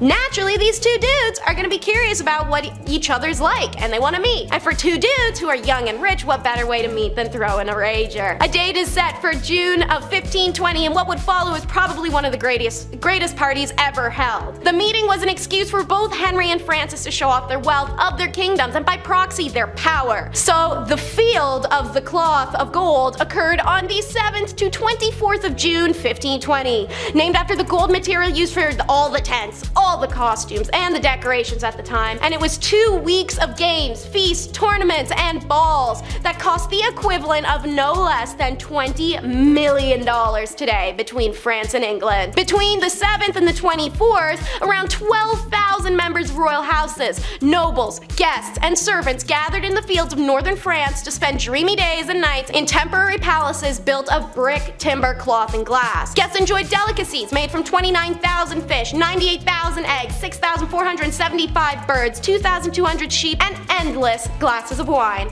Whilst the celebrations were a success, in reality it did actually little to improve the relation between England and France, and within a few years the countries were at war once again. Queen Victoria was anti-women's rights. Isn't that fun? Queen Victoria, who ruled England from 1837 until 1901, was in the perfect position to be the forerunner for the women's movement. Meanwhile, she's up in her office writing letters stating that the movement of the present day to place women in the same profession as men was mad and utterly demoralizing. She stated a woman's place was in the home and also condemned the idea of a woman becoming doctors or any career. In a letter written by Victoria to her uncle Leopold, King of the Belgians, she wrote that her husband Albert grows daily fonder of politics and business and is wonderfully fit for both, and I grow daily to dislike them both more and more. We women are not made for governing, and if we are good women, we must dislike these masculine occupations. Y'all, the Queen wrote that! In 1850, the Queen was faced with the Women's Franchise Bill passing in Parliament and began a very lengthy correspondence with Prime Minister William Gladstone, letting him know about her strong aversion to these so-called erroneous rights of women, and that she felt so strongly upon this dangerous, unchristian, and natural cry and movement of women's rights that she is most anxious that Mr. Gladstone and others should take some steps to check this alarming danger. Let woman be what God intended, a helpmate for man, but with totally different duties and vocations.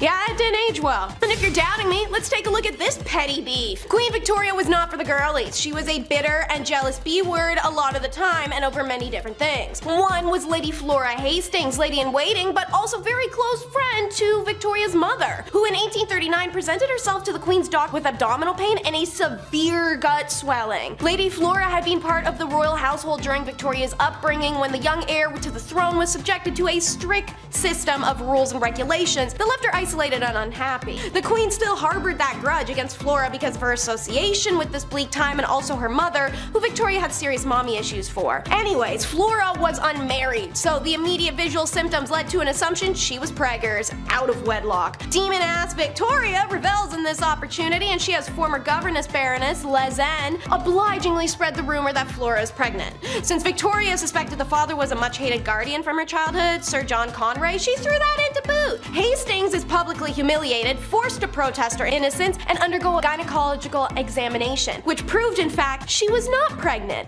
Her swollen stomach was due to advanced liver cancer and she died a couple weeks after. Conroy and others spearheaded a press campaign to slam the Queen and her fellow conspirators for smearing and defaming the Lady Flora. It dented the young Queen's popularity, and at Flora's funeral 2 months later, the people quite literally dented her carriage when they stoned it. A lot of hypocrisy, especially from a woman of many lovers, one of whom was very obviously John Brown's scandal. The worst day of Queen Victoria's life, the day her husband Albert died. The second worst day of Victoria's life, when her loyal servant John Brown died. John Brown served as the Queen's constant companion, and he pledged to be with her always. After the death of Albert, Victoria relied on her devoted manservant from Scotland for everything. Victoria's children referred to him as Mama's lover, naturally due to the fact they slept in adjoining rooms. Heated gossip naturally made its way around why Brown's shocking informal manner with the Queen and his high-handed rude ways with other royals seemed to suggest his closeness with Victoria, in the words of one contemporary insider, was contrary to etiquette and even decency. Speculation that the two secretly wed came out when the Queen's chaplain claimed on his deathbed that he performed the ceremony. There was also talk of 3 additional hidden children. Premarital relations between John Brown and Victoria, or a possible marriage, it's never been proven. However, when Victoria died, she requested a photo of him be placed in her coffin, along with a lock of his hair, some of his letters, and his mother's wedding ring he had gifted her. When Victoria died, her son Edward had any statuary destroyed or removed that talked of Brown. He also had 300 letters of his mother's burned.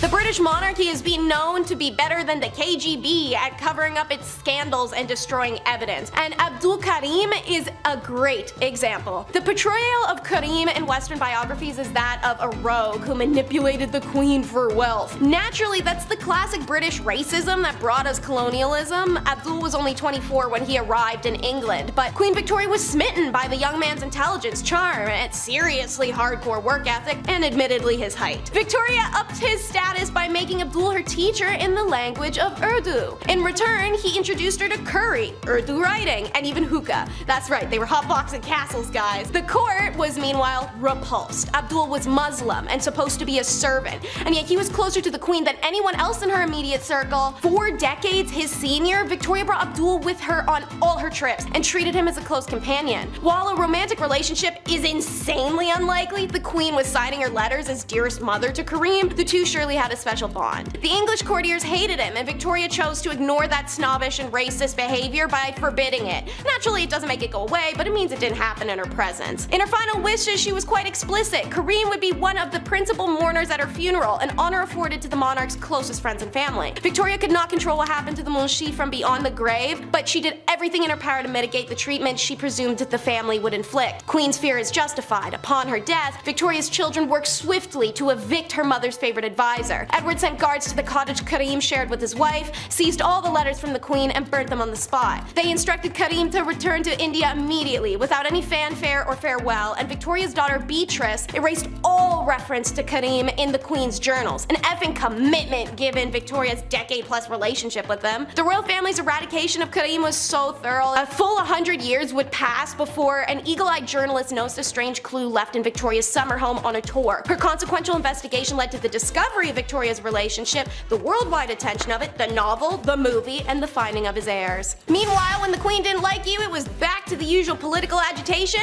and request denied. In 1822, after a few small-time jobs in the Tory governments over the years, Robert Peel became Home Secretary, where he famously established Metropolitan Police Force for London and reformed criminal law to reduce the number of offences punishable by death and educate prisoners. In 1834, 3 years before the events of Victoria, Peel became Prime Minister of a minority Tory government. Those governments struggled to pass legislation against the majority rival Whig Party and eventually resigned in frustration after just 100 days or so in power. Then in 1839, Peel got the chance to form the Tory government by Queen Victoria, but he asked in return she replace the Whig ladies of her household with Tory equivalents. Said ladies in waiting were her friends, and many were married or related to the Whig ministers and MPs, so Peel refused to form government and Whigs returned to power. The Whig government was limping, but Victoria was passionately attached to Prime Minister Lord Melbourne and also refused to dismiss her female friends. It took the royal wedding of Albert and a failed attempt on their lives in the following year to revive the hatred that this gathered her from the public. And speaking of, Miss Victoria gave the progressive prime ministers endless hell, while lapping up the flattery of her favorite prime minister Benjamin Disraeli Disraeli, who famously admitted he laid it on with a trowel, she never hid her intense dislike of William Gladstone. His approach to the PM role was progressive social policies, and she absolutely hated it. And his proposed plan for Irish Home Rule, which she considered a threat to her empire. Any name she could toss, she would. A mischievous firebrand, arrogant, tyrannical, obstinate, half-crazy, wild, incomprehensible old fanatic. More than a few observers sensed there was an element of jealousy in her enmity towards the people's William. He was always more liked than she was. When Gladstone won the 1880 general election, she announced to the world she would abdicate the throne rather than accept him as prime minister. Then offered two other liberal grandees the job who insisted Gladstone had to take it. Then she tried to force him to weed out the members of cabinet she didn't like. He refused. Her interventions failed to prevent her cabinets from achieving what they were determined to do, but she could wear them down. One of her prime ministers said handling her was like having a whole separate government department to deal with. But she just wasn't a pious wife or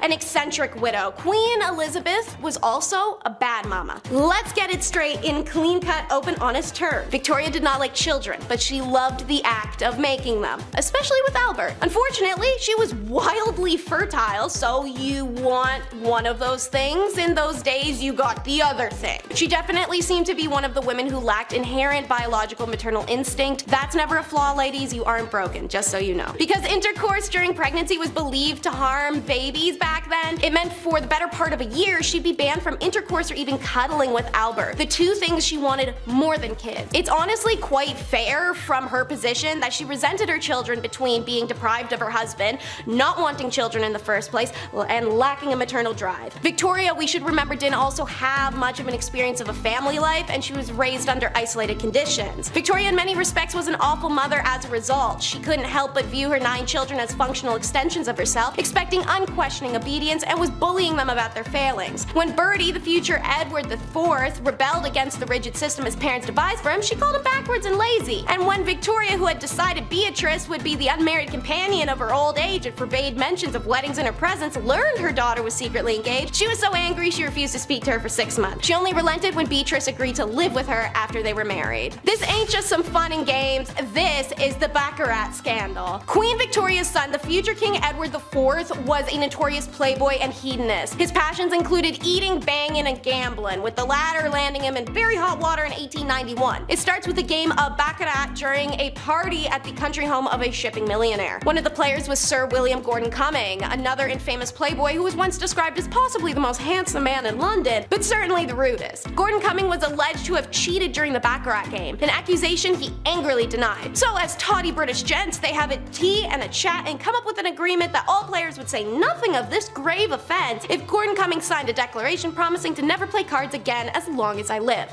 Not a hard ask. You know, he signed it for nothing. Much to Gordon Cumming's annoyance, the story did leak and became high society gossip. And like a tawdy British gent, Gordon Cumming decided to sue several of the Baccarat players for slander. The trial was a media circus, the future king appearing in the witness box and society ladies watching through their little opera glasses. Gordon Cumming did lose the case. However, the public was largely sympathetic to him and resented Edward for his part in the whole ugly affair. The prince became deeply unpopular for a time, was even booed at Ascot the same month. Another child of Elizabeth's caused a media circus that had her mama reeling. It's the scandal-coated daughter. Princess Louise seemed to rebel from the moment she came into the world. She was an exceptional learner, talented, intelligent, artistic, big on women's rights movement, and the most beautiful of Victoria's 4 daughters. Although an artistic career, or in the words of Victoria, any career, was not appropriate for a princess, let alone a woman, the queen allowed Louise to attend art school and later the National Art Training School. Now, on to the nasty. Historians assert that Louise had an affair with her brother's tutor. Some accounts state she fell in love with him in the years of 1866 to 1870, but it's not determined if anything physical occurred or if it was just a real big crush. Hearing of Louise's infatuation for a man 14 years her senior,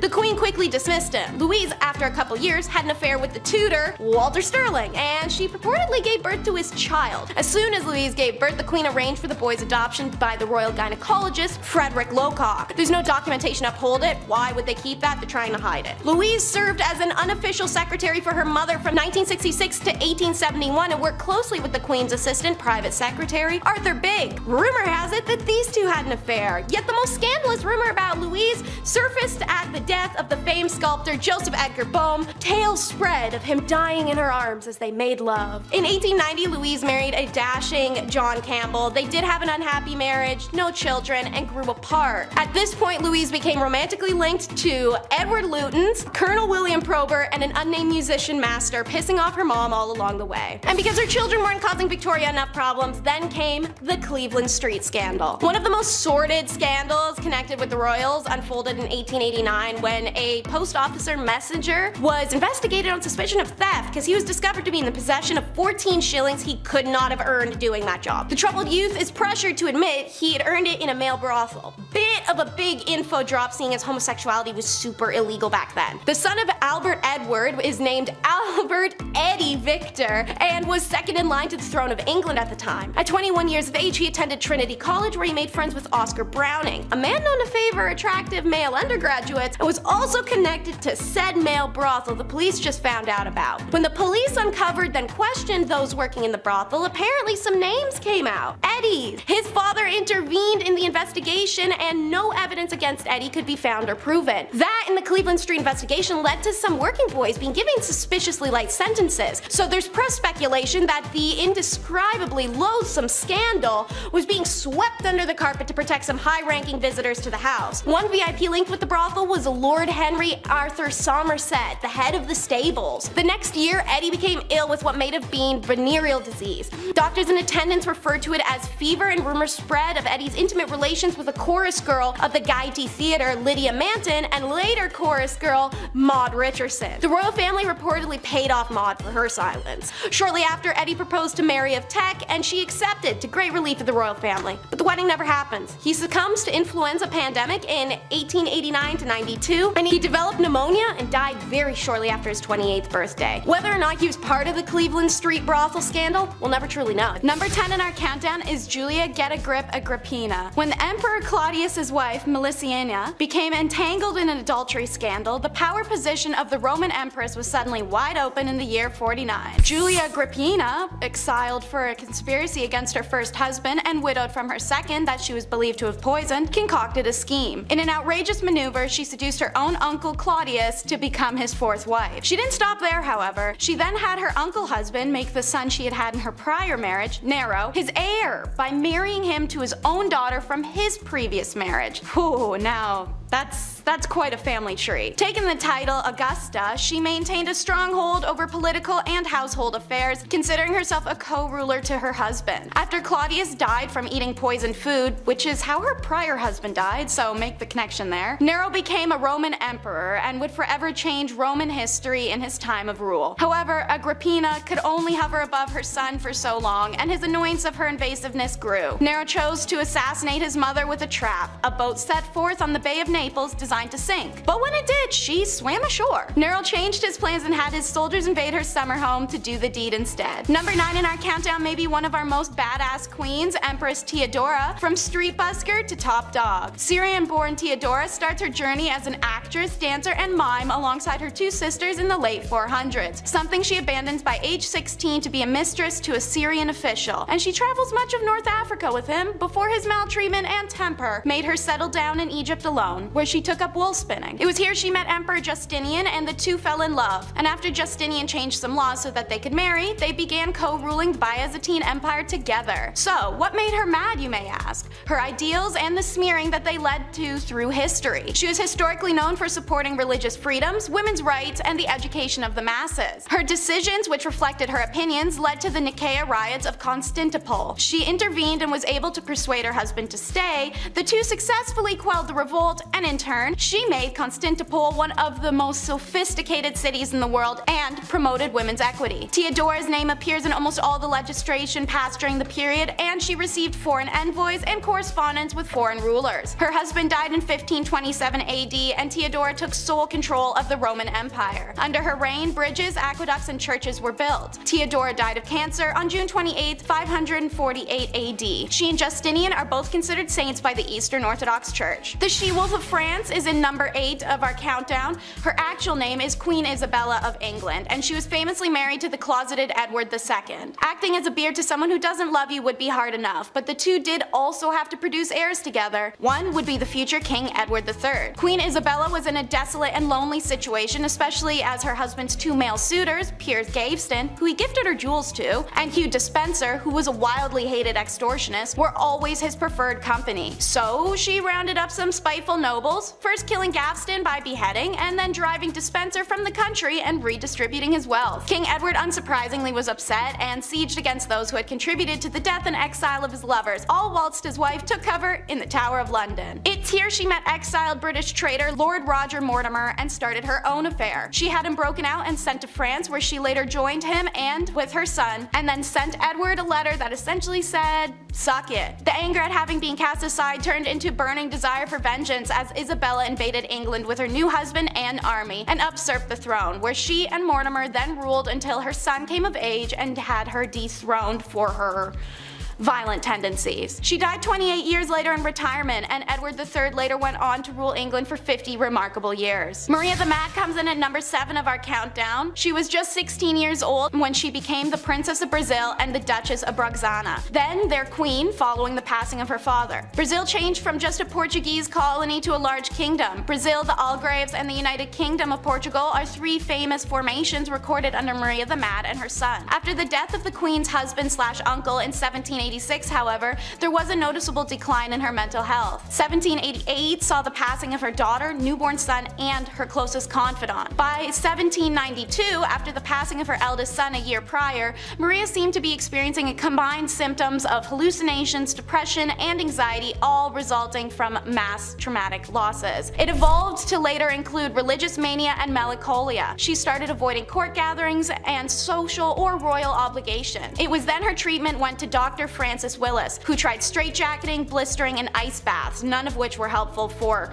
obvious reasons. After treatment for more than 5 years, he declared the disease was incurable. By 1792, Maria was no longer a capable ruler and deemed insane. Courts pushed her son John to take over the government ruling, but he delayed until he finally took the throne in 1799 for a truly tragic reason. There was just no longer any possibility that his mother would ever recover her senses. If the nickname Maria the Mad wasn't already taken, then this next Maria named monarch would have snatched it up. In at number 6 is Maria Eleonora of Brandenburg. Maria Eleonora was born in 1599 to Prince of Brandenburg and Anna, Duchess of Prussia. She grew up pampered, and Maria Eleonora was the it girl of the 17th century. All powerful monarchs fell over themselves to marry her. While she was dismissive of the 22-year-old Swedish king Gustav Adolphus initially, in 1620 she changed her tune as she'd apparently fallen in love with him practically overnight. And so they were married. With the king so frequently risking his life in battle, it became imperative that his wife produce a male heir, so Maria had to hanker down and focus on the baby-making business. Maria experienced 3 stillborn children consecutively before the successful birth of her daughter in 1626. It was a rare break in battle, so her husband was there to excitedly greet his daughter. Maria, however, had a very different response. Her baby was born with the condition fleece lanugo,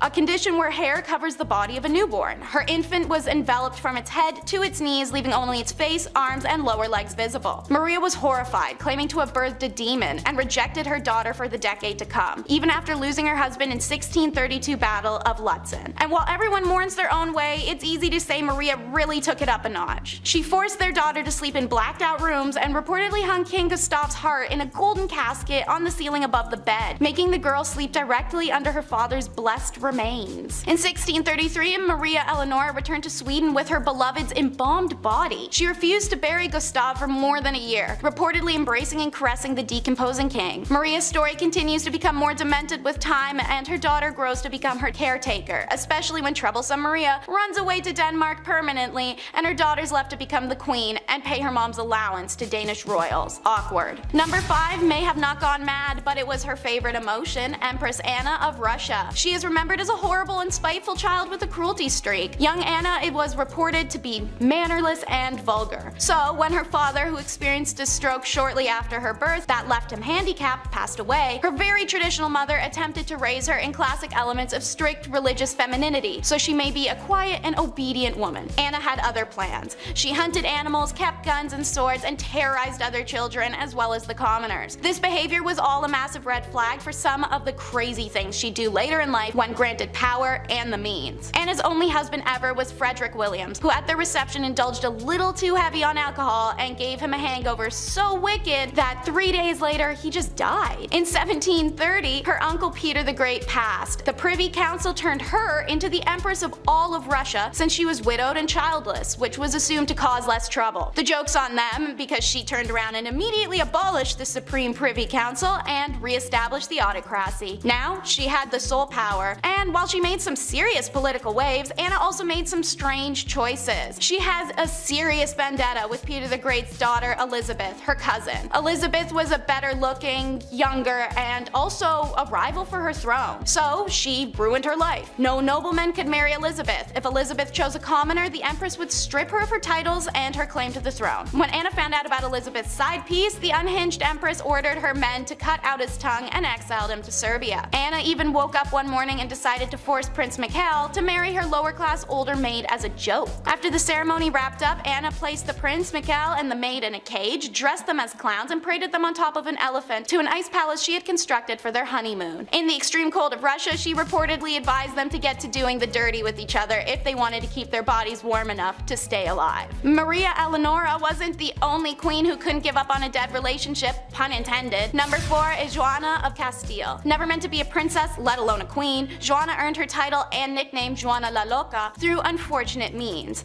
She had 2 older siblings, Isabella, who passed in 1498, and Joan in 1497. Joanna's mother, the formidable Catholic monarch Isabella I of Castile, passed away in 1504. This left the throne of Castile and Leon to Joanna when her father passed in 1517. Joanna had started exhibiting signs of mental instability in 1504 when her mother had been sick. She was struggling to eat or sleep and having outbursts of anger. One such example was when she wished to go see her husband in Flanders. The journey would take her through France, which Castile were at war with at the time. When she was prevented from leaving for Flanders, 24-year-old Joanna flew into a rage. Perhaps one of Joanna's most notable displays of mental instability occurred when her husband died in 1506. Joanna refused to part with her deceased husband's remains for a disturbingly long time, reportedly opening the casket to kiss or embrace him. I'm seeing a pattern here with some of these women. While pregnant, Joanna traveled with her husband's body from Burgos to Granada, a distance of 668 kilometers, which would take around 6.5 hours to drive in a car today. And talk about a romantic imbalance. While she did all of this posthumously, when her husband Philip was alive, he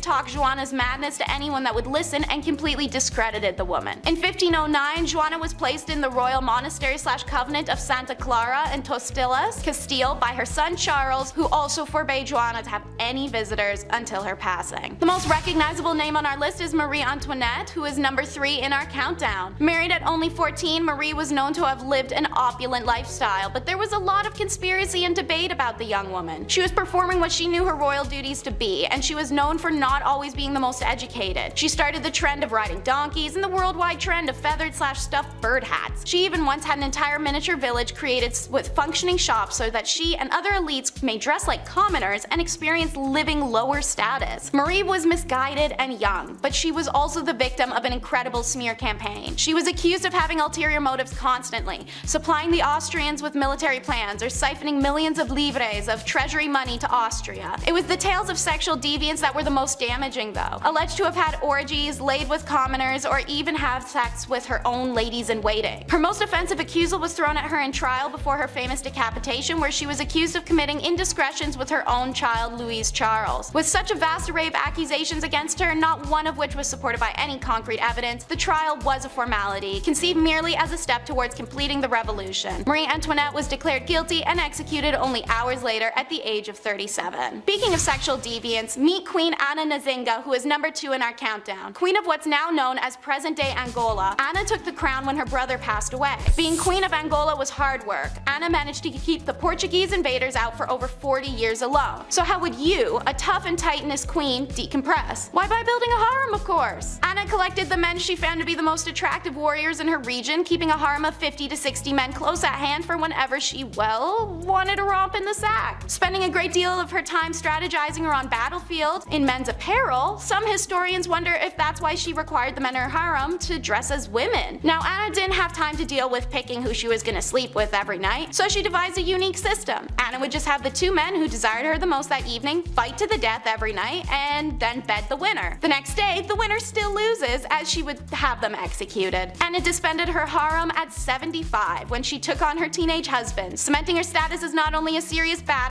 who liberated her people and established dominance in an era of men, but also as a cougar. The next queen fought her way to the top of the countdown. Number 1 is Queen Rananavola the First. During her reign of Madagascar, Queen Rananavola the First is remembered as a dangerous tyrant who ruled her island nation with cruelty and an iron fist. Rananavola was a merciless to those who tried to colonize her nation, but also to those inhabiting it. Should crimes, disputes, or discourse arise, Rananavola had a nifty trick to solve it called trial by ordeal. Both parties would be forced to ingest 3 pieces of chicken skin alongside a poison taken from a native plant, Tangana. Throw up your chicken skins and you're proclaimed innocent. Hooray! If you didn't, you were guilty and be put to death, if the poison didn't kill you first. This trial was one of the punishments used in her persecution of Christian colonists, alongside throwing people into rock quarries and live dismemberments. Her horrific list really will go on. Rananavola was such a deadly tyrant that the queen managed to reduce her country's population from 5 million people in 1833 to 2.5 million in 1839, all through means of war, executions, religious persecution, or just settling scores. Depicted as a deranged tyrant even after her death in 1861, many have tried to repaint her image as one of a driven ruler trying to keep her culture and country independent from those trying to grow their own selfish empires. What's your take? In our number 10 spot, we have Irene of Athens. Starting off this list today, we are heading back to the Byzantine Empire. Irene of Athens was the mother of Constantine VI,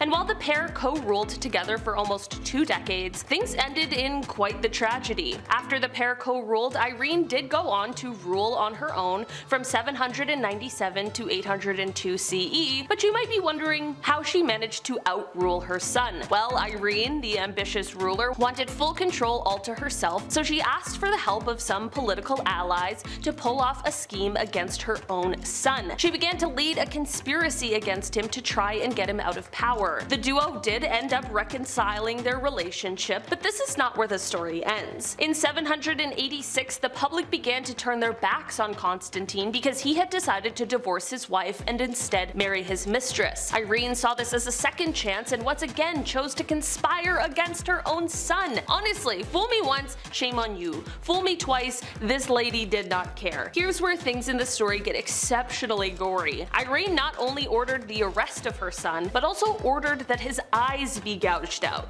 Yep. That's how good old Mumsy came into power. In our number 9 spot today, we have Elizabeth Bathory. Elizabeth was a Hungarian noblewoman who lived from August of 1560 to August of 1614. She was born into one of the oldest and most powerful families in Transylvania, and she was well educated and ran various estates and bore many children. Oh, and this is all happening while she was also killing young women and bathing in their blood. Yeah, weird, gross, terrible. Elizabeth is known for killing her servants and bathing in their blood as she believed it would keep her young. Guess no one told her about moisturizing and minding your own business. All accounts of Elizabeth remember her as a terrible, evil person. It is said that her number of victims most likely ranges somewhere from 175 to 200, but some claim it might be as many as 600 people. It is no wonder she is referred to as Countess Dracula. In our number 8 spot today, we have Olga of Kiev. Olga of Kiev became queen regent in 945 CE after her husband was killed, and during the time her son was just too young to rule. Olga knew that once her son was old enough to be crowned king, her power would be taken away, so she needed to see her wishes carried out before that happened. Her wishes included the capturing and killing of those who took the life of her husband, which was carried out using scalding hot water. Yeah, don't even want to imagine what that would have been like. Don't kill the king, I guess. Historically, it doesn't seem to work out well. Apparently, in doing this, however, Olga developed a bit of a bloodthirst, and she would not rest until everyone associated with the people who killed her husband were all eliminated. She is the ultimate ride or die. It seemed like if you even looked in the wrong direction or breathed in the vicinity of someone who had something to do with the king's slaying, you could kiss your own life goodbye. Olga took hundreds of people out of the tribe that the killers were from. She devised a plan to bury the tribe leaders alive, and she even came up with a plan to set fire to their entire village. It is said that Olga may have locked the tribe's leaders in a bathhouse and burned it down, but we don't know for sure. All we do know is that she was not okay. In our number 7 spot today, we have Wu Zetian. Throughout the long and storied history of China, there has only ever been one woman who held supreme power, and that is Empress Wu Zetian. Of course, considering this historic feat, she wanted to ensure that she kept her power by any means necessary. She had all of her rivals killed, so anyone who could possibly overthrow her or come for her seat on the throne was eliminated. The Empress ordered the execution of the previous Empress as well as members of her own family. She had multiple methods of taking these people out, and rumor has it that she even had her own grandmother and 2 of her grandchildren killed for going against her. It didn't matter who you were, if you threatened her power, you were done for. It is said that after a while, the Empress decided to do a little less killy and a little more lovey. Yeah. Apparently she started spending more time with her lovers, using some aphrodisiacs. You know, we all are a little crazy when we're young, but as we get older, we all crave the simplicity and just someone to love. Right? Of course though.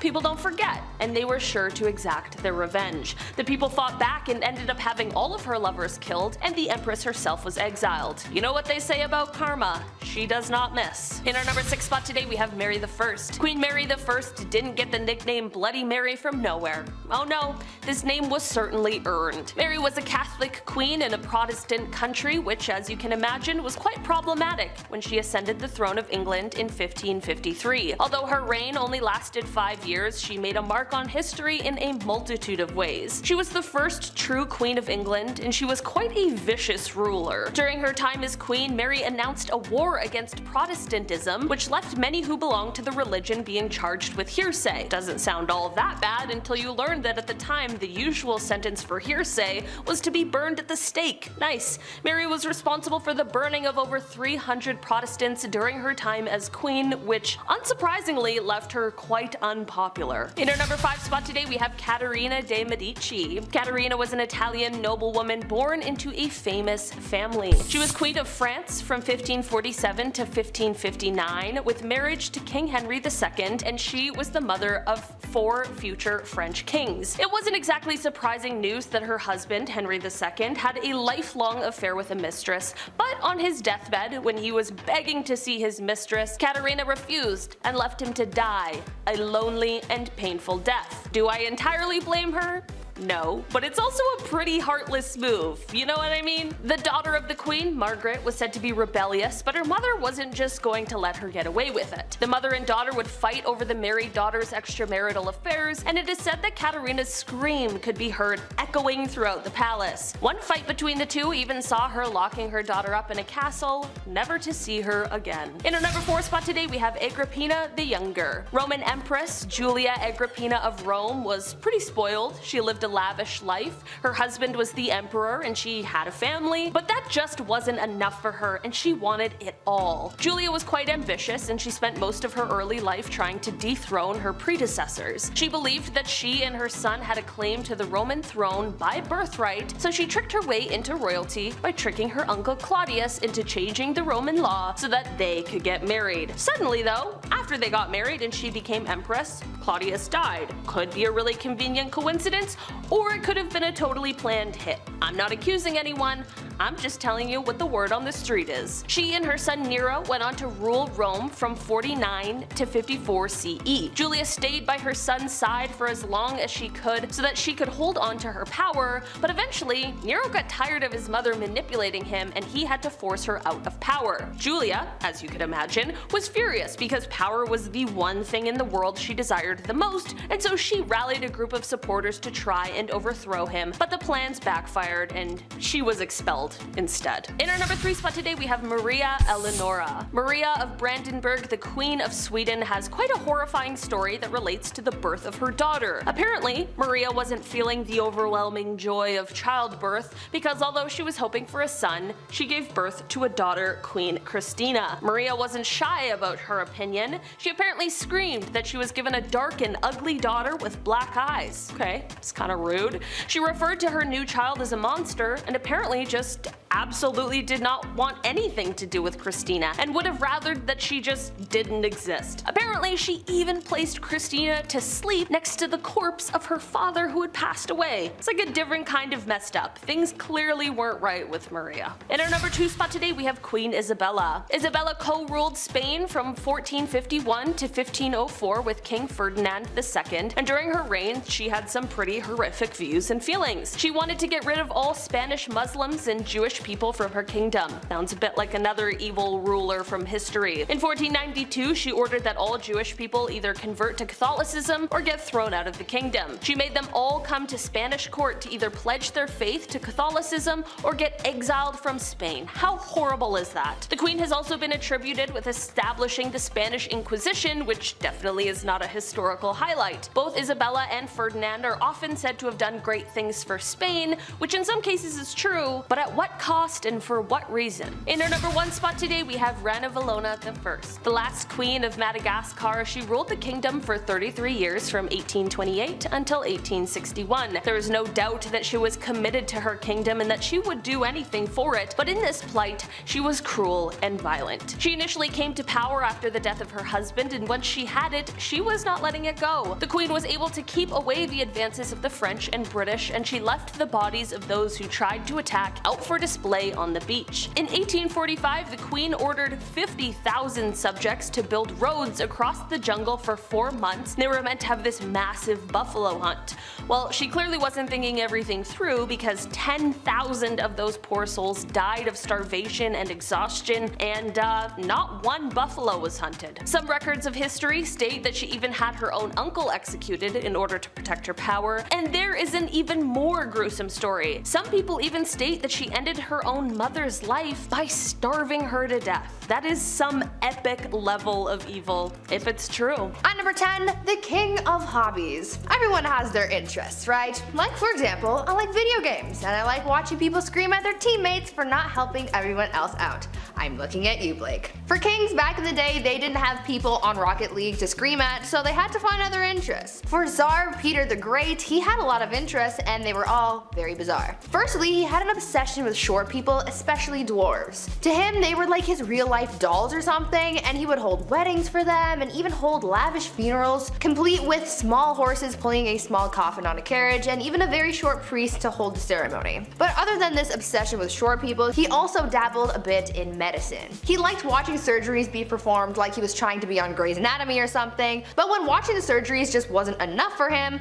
he would sometimes perform them himself. Now remember, he's not a doctor, so it's no surprise to learn that these surgeries rarely ever went well and people died. I certainly wouldn't trust him to give me any kind of surgery, but he was a king, so he could do whatever he wanted. Peter the Great also loved dentistry. It is said that if you wanted to get all buddy-buddy with the king, all you had to do was let him pull your tooth. Sounds like the guy was one heartbreak away from starting his own medical drama, but in the worst way. Number 9. Banning coffee. This is the worst of the worst, people. Murad IV, Sultan of the Ottoman Empire. The guy banned coffee like an absolute monster. No more triples for you. He was born in 1612, and for the most part, his mother was ruling through him because he was so young. That's often the case with most of these young rulers. They just get, hey, you're 7, now you rule a kingdom, enjoy. It's tough, they're not gonna know what's going on.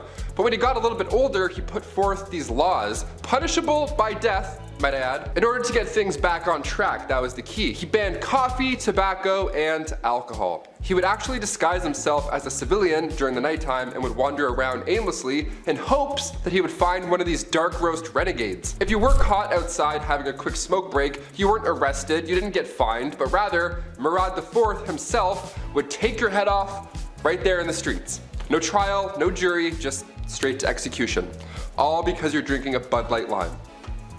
At number 8, why you mad? Now this could be a bit of a controversial opinion, but if your name includes the words the mad, I would assume that you're not doing too great, right? I mean, you have to earn that title, and if it's a title that harsh, that simply begs the question, what in the HE double hockey sticks did you do to get that name? Well, for Charles the Mad, he did a lot. Charles became king when he was only 11 years old, so that certainly didn't help his development, and knowing this kind of helps explain a lot of his actions. He was known for getting really angry and throwing fits of rage, and was known to give people the gift of the big sleep, if you know what I mean. Charles didn't always kill people though, only sometimes. Other times he liked to switch things up. Sometimes he would run around his palace pretending to be a wolf. Other times he would go through phases where he just really didn't want to keep up with his personal hygiene, and he would get so gross that he literally had to be cut out of his own clothes. Now I don't know how long you have to go without bathing to get to that point, but really I don't think I want to know the answer to that question. Charles also thought that he was made of glass, and so he would go through phases where he would sit completely still so that he didn't break.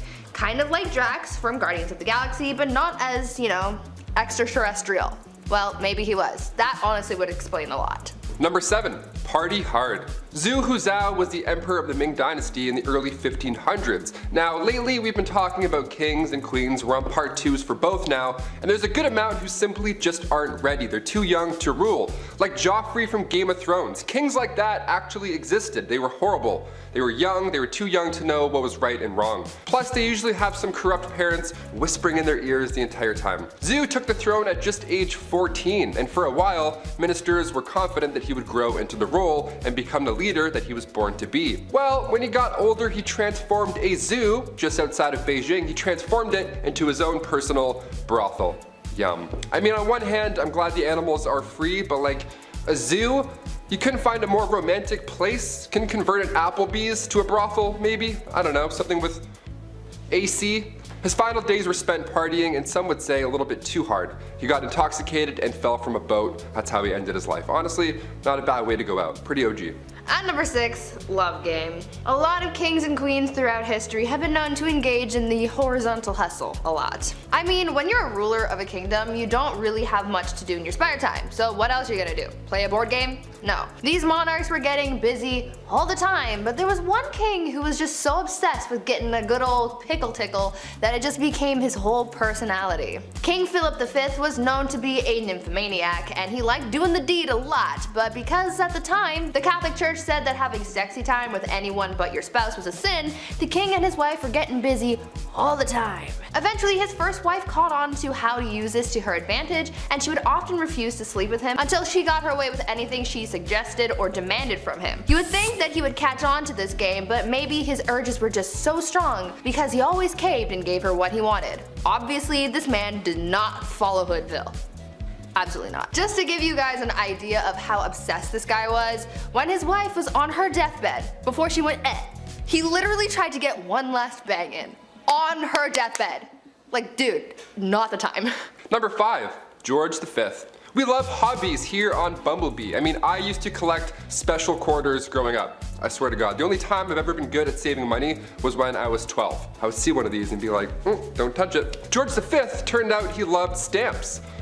A lot. Like a lot. Since he was a wee young lad, he was collecting these little guys. Here's the unusually impressive part about him though and his hobby. He continued to collect stamps during World War I. This guy was busy, everybody's trying to stay alive, and George is just licking stamps in the library like a prince. Like all collections, it started at an early age, and now it's at the point where it's past impressive and it's just borderline strange. This guy had albums on albums of stamps. He had around 330 albums, each with 60 pages full of stamps. Quick maths, that's like 20,000 pages full of stamps. So naturally he was nicknamed the King of Stamps, or rather the King of Philately, the official term for collecting stamps. It's a nice word. Philately. Philately. Back in 1905, he set an all-time stamp record, which I didn't even know that was the thing, and it was the most money ever spent on a single stamp. The guy dropped like 220,000 US on a single stamp. Somebody even asked the prince down the road if he had heard about this idiot who spent 1,400 pounds on a stamp, and he was proud of it. He was like, that was me, you wanna see it? The next King George is a little different, to say the least. At number 4, womanizer. I'm going to preface this by saying that George IV of England was voted as England's worst king by historians, so that should already tell you a lot about this guy. Georgie here was yet another one of those monarchs who was a little too invested in his intimate conquests, you know? Now we do know that the encounters that he was on were all consensual, so that's a plus. However, he was still creepy about it. Yeah. This man tried everything to get a woman to sleep with him, he would throw a tantrum if she said no, or threaten to end his life if he didn't get to do the 8-legged nature dance, you know? Somehow, this had a pretty good success rate, even though he was not a catch at all. It feels like this was one of those situations where you kind of just give in to make him stop talking, you know?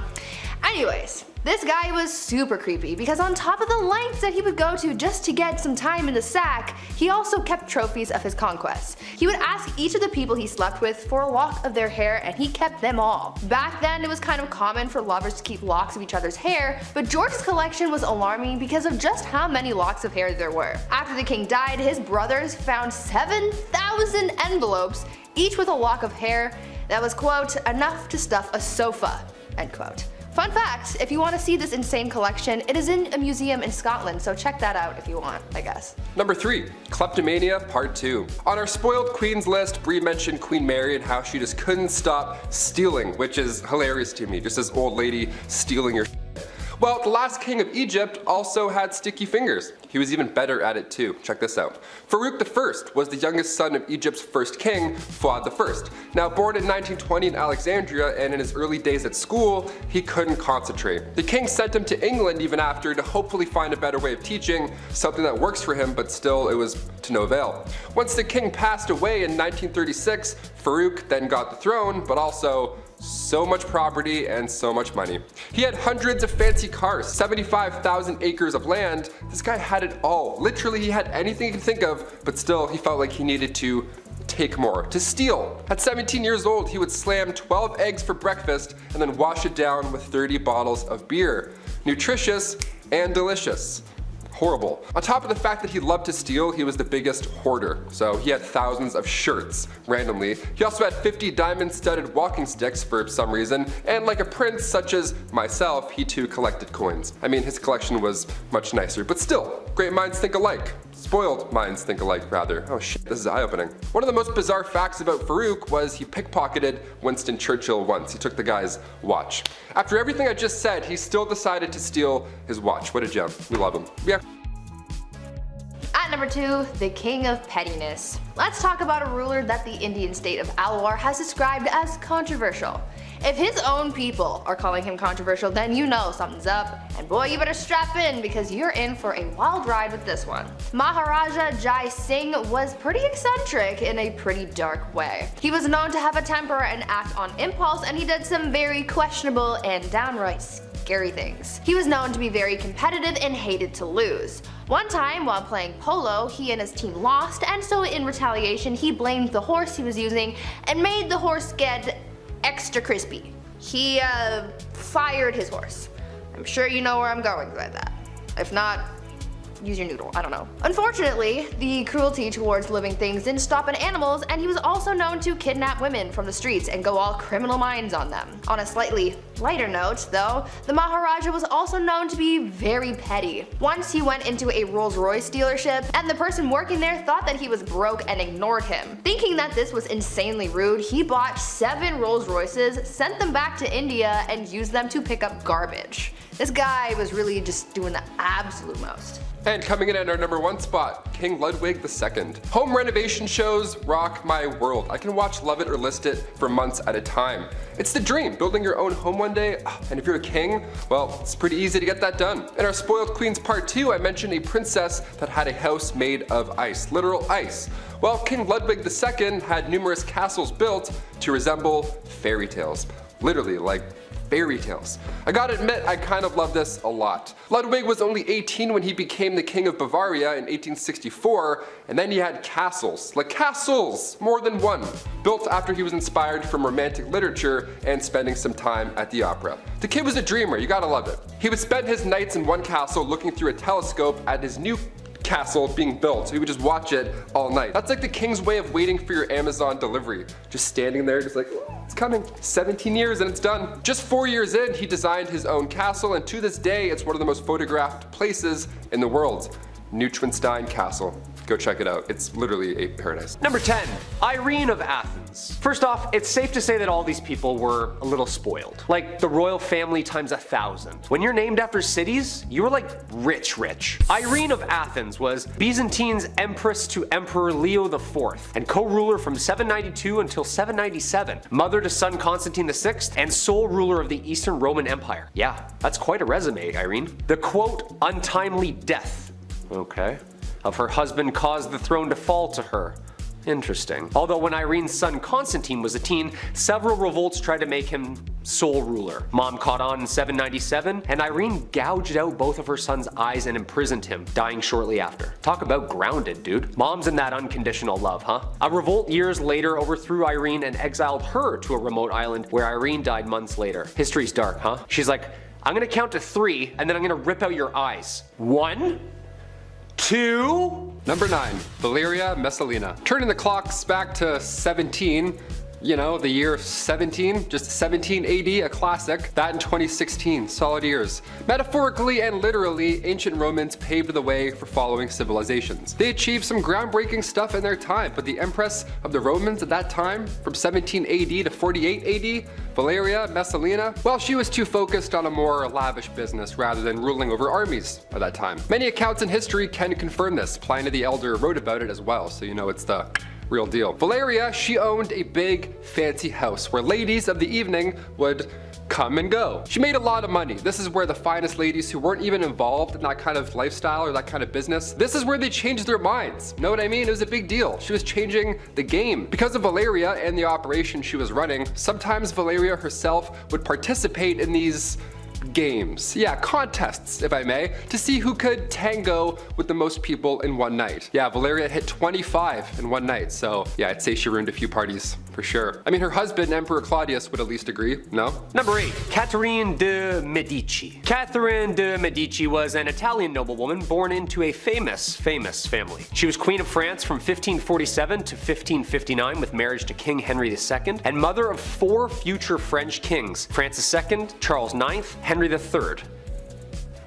The years during which all her sons reigned have been called the Age of Catherine de Medici, as she has extensive influence in politics in France at the time. Yeah, I'd say so. I mean, she raised those boys. She was like the secret hand making all the decisions, but she was cool and subtle. She's basically the Kris Jenner of her time. She married Henry, second son of King Francis, and after the king took part in some friendly jousting, he was smashed in the face and the splinters took his life days later. Ouch. Catherine then and her frail 15-year-old son were king and queen. When he died, she took power again till her 10-year-old son was ready. After that, he died, same thing for the third son. The age expectancy was abysmal back then. She ruled with her youngest until her illness in her late 40s.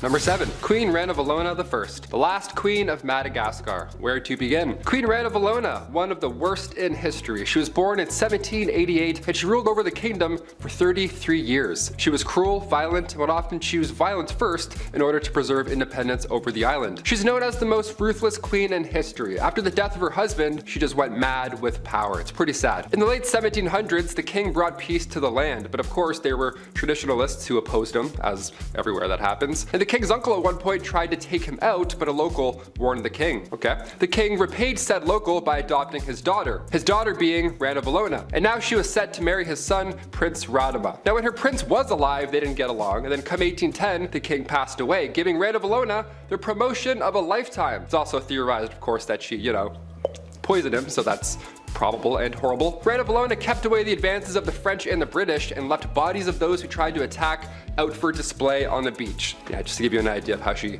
handled things. Yuck. Number 6, Bloody Mary. England's first female monarch, Mary I, ruled for just 5 years. The only surviving child of Henry VIII and Catherine of Aragon. Mary took the throne after the brief reign of her half-brother. They say she was an evil queen, but after doing my homework, yeah, I'd have some chips on my shoulders as well. Married at 9 and 11? Everyone's just yelling at you because you're too young to have kids?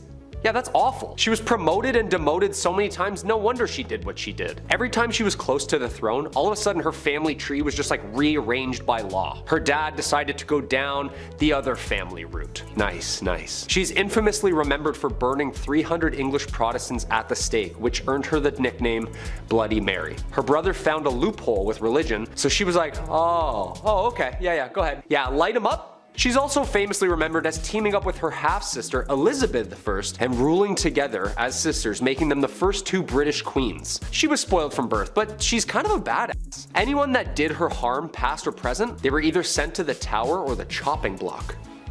Checkmate. Number 5. Empress Agrippina. Continuing on from 48 AD, the next leading lady in charge of ancient Rome was Julia Agrippina. And right off the bat, she was already spoiled. Yeah, she lived a lavish life. Her husband was the emperor, of course she did. She had a family, but still, that somehow all wasn't enough for Empress Agrippina. And she wanted more. Julia was quite ambitious, and she spent most of her early life trying to dethrone her predecessors, of course, as one would. She believed that her and her son had a claim to the Roman throne by birthright, so she lied her way into royalty by tricking her uncle Claudius into changing Roman law just so they could get married. Yeah, love it. Gotta change the rules, I guess. We can do that? Okay. Suddenly though, after they got married and she became empress, suddenly, just out of the blue, oh no, Claudius passed away. Crazy. Most people think Julia had something to do with it. That's likely the case. The Empress and her son Nero went on to rule Rome from 49 to 54 CE. Julia stayed by her son's side for as long as she could so she could, hold on to that little bit of power, but eventually Nero got tired of his mom talking over his shoulders. He's like, you know what? No, you go to your room. How does that sound? Nero then had her forced out of said power, and Julia, as you could imagine, was furious because power was the one thing in the world she desired the most. And so she rallied a group of supporters to try and, overthrow the power, but plans backfired and she was expelled instead. Yeah, I'm watching a lot of Survivor right now. In Survivor, we call that a blind side, Jeff. Here we go. I'm so sorry. I'm sorry, Ptolemy, I had to. Number 4. Diane de Poitiers. Diane de Poitiers was a French noblewoman. She held power and influence as King Henry II's royal mistress and advisor until his death. And at the tender age of 15, Diane was married to Louise de Breze, the much older and grandson to the King of France. They had 2 daughters, Francois and Louise. After his death, she took interest in another very powerful man, her childhood crush, friend, and the new king. Henry married to Catherine de Medici. Wait, like that? Catherine? Yeah. Oh yeah, talk about a bizarre love triangle of power. After he got clocked in the face and died in a jousting accident like I said before, Diane adopted the habit of wearing black and white for the rest of her life. Queen Catherine de Medici soon assumed control though, restricting her access to the royal chambers from Henry's deathbed and not even allowing her at the royal funeral. I mean, she's a married woman. Wives and their husbands' mistresses. Copying her style, stealing her man and her crown, she was exiled, comfortably. Like, early rich retirement. Spoiled. What do you think? Number 3. Princess Margaret. Princess Leia wasn't the only rebel, okay? Princess Margaret, I have to mention, she partied with rock stars during the 60s, okay? I'm not gonna leave her out of this list. The Queen's younger sister was known as the rebel princess. She was seen for years and years as this badass, I guess, in the media, whatever. She passed away in 2002, but even to this day, we're trying to piece together her love life. Yeah, Pablo Picasso actually wanted to marry the princess. How fun is that? Also, I didn't realize how recent Pablo Picasso died. That was alarming. That was a wake-up call. Guess my whole life's a lie. Sick. Hit that thumbs up button if you also agree that Pablo's more recent. Insane. Her wedding was the first to be aired on TV, okay? She was a big deal. The first televised royal wedding took place on May 6, 1960. Now, in 1968, word had spread that the princess had an affair with nightclub pianist Robin Douglas Home, who just a year and a half later sadly took his own life. And then come 1973, paparazzi got photos of her with a landscape gardener on her private island. Ooh la la. Big zoom on that one. One of the more unusual facts surrounding Princess Margaret was that she was cremated. Yeah, she had chosen to break tradition so that her ashes could be shared in the same tomb as her father. Yeah, how dare her decide what she wants to do with her body post-death. Number 2. Cleopatra. Talk about spoiled. Cleopatra Philopator was queen of the Kingdom of Egypt from 51 to 30 BC and its last active ruler. From both Roman and Egyptian blood, Cleopatra accompanied her father Ptolemy XII into exile to Rome. But after a revolt in Egypt, his rival daughter Berenice claimed his throne. Ooh, siblings, am I right? What are you looking at? Berenice was killed in 55 BC when Ptolemy, her, and Cleopatra's brother returned to Egypt with a Roman military and took revenge. Yeah, more siblings. When Dad died, the reign of Cleopatra and her brother Ptolemy XIII was born, and short-lived, because arch nemesis Julius Caesar and him kinda hated each other. And yet, another war. Cleopatra sided with her brother's foe this time. Yeah, lots of switching sides back and forth, huh? Not a lot of loyalty in these families. I don't know. Eventually she cheated on him with Mark Antony, resulting in yet another war. After Antony was defeated, it led her love to take his own life out of shame and guilt. When Cleopatra found out about this, she poisoned herself, following him into the afterlife. Yeah, that's loyalty. That's true love. The OG Romeo and Juliet. Also, Shakespeare does a wonderful show around the affairs and power of these two. Eternity was in our lips and in our eyes. Antony, Act 1, Scene 1. That's beautiful. Beautiful, lovely. And number 1, Clara Ward. Back in the late 1800s, the name Clara Ward would stir up quite the conversation. She was famous, but you know, for all the wrong reasons, of course. All it took was her bumping into a European royal. That's it, the rest is history. Since birth though, Clara was born into money. She didn't even need a royal husband in the first place, okay? She was born into a wealthy industrialist family. But she would sometimes visit the family mills, you know, make it look good, shake some hands, get some photos. Hey, yeah, nice button, awesome, see you later. She's involved, you know, she's part of the team. But then she crossed paths with the Prince of Karaman, Kime. He was there for trade, but when he left, he brought back with him said wife. People were freaking out at this point. A royal married a common American girl? This is unheard of. She was the talk of every town. See, unlike Meghan Markle, Clara loved to show off her newfound wealth. Some loved her in her image, others not so much. The marriage only lasted 6 years. Clara eloped with a Hungarian musician, and after her divorce, she turned to modeling. So yeah, it seems like she was in it for one reason. I don't know. I feel like she enjoyed the clout, just a little bit, right? Just a bit. Number 10, Boudica. She was very tall, the glance of her eye most fierce, her voice harsh. A great mass of the reddest hair fell down to her hips. Her appearance was terrifying. Sounds awesome to me. One of the most famous queens in British history, Queen Boudica was originally co-ruler of the Iceni tribe of East Anglia, alongside her husband, King Prasutagus. That is, she was until the Roman governor of Britain at the time attacked. Prasutagus was killed and his lands and household were plundered by the Romans. Boudica and her daughters were rather savagely treated as well. So much so that after the fact she rose up, leading other tribes of Britons who banded together and decided to take the fight back to the Romans. The Britons captured the Roman settlement of modern-day Colchester, with the imperial agent fleeing to Gaul. They fought to London and to St. Albans, storming the cities and sending the defenders fleeing. The Britons desecrated the Roman cemeteries, mutilating statues and breaking tombstones. The Roman governor of Britain at the time, who had fled with his troops into the safety of the Roman military zone, challenged Boudica with an army of 10,000 regulars and auxiliaries. Win the battle or perish, that is what I, a woman, will do. You men can live on in slavery if that's what you want. It's a pretty good quote. The battle was a brutal defeat though, with Boudica taking poison to avoid becoming a prisoner. Criminal to the Romans, but I mean, a hero to pretty much everyone else. Number 9, Nefertiti. Kind of hard to call this a crime, but basically Nefertiti was the wife of the Egyptian pharaoh Amenhotep IV. Being close to equal in power to her husband, as well as very influential in her own right, she and her husband did something quite scandalous. They decided to turn their backs on almost the entire pantheon of Egyptian gods. Sort of. They made one god the prime god of Egyptian religion during their reign. That would be the god of the sun, Aten. They moved the capital of Egypt to a new location, which they named after Aten, and they even both changed their names. He became Akhenaten, and she became, give me a sec here, Nefertiti.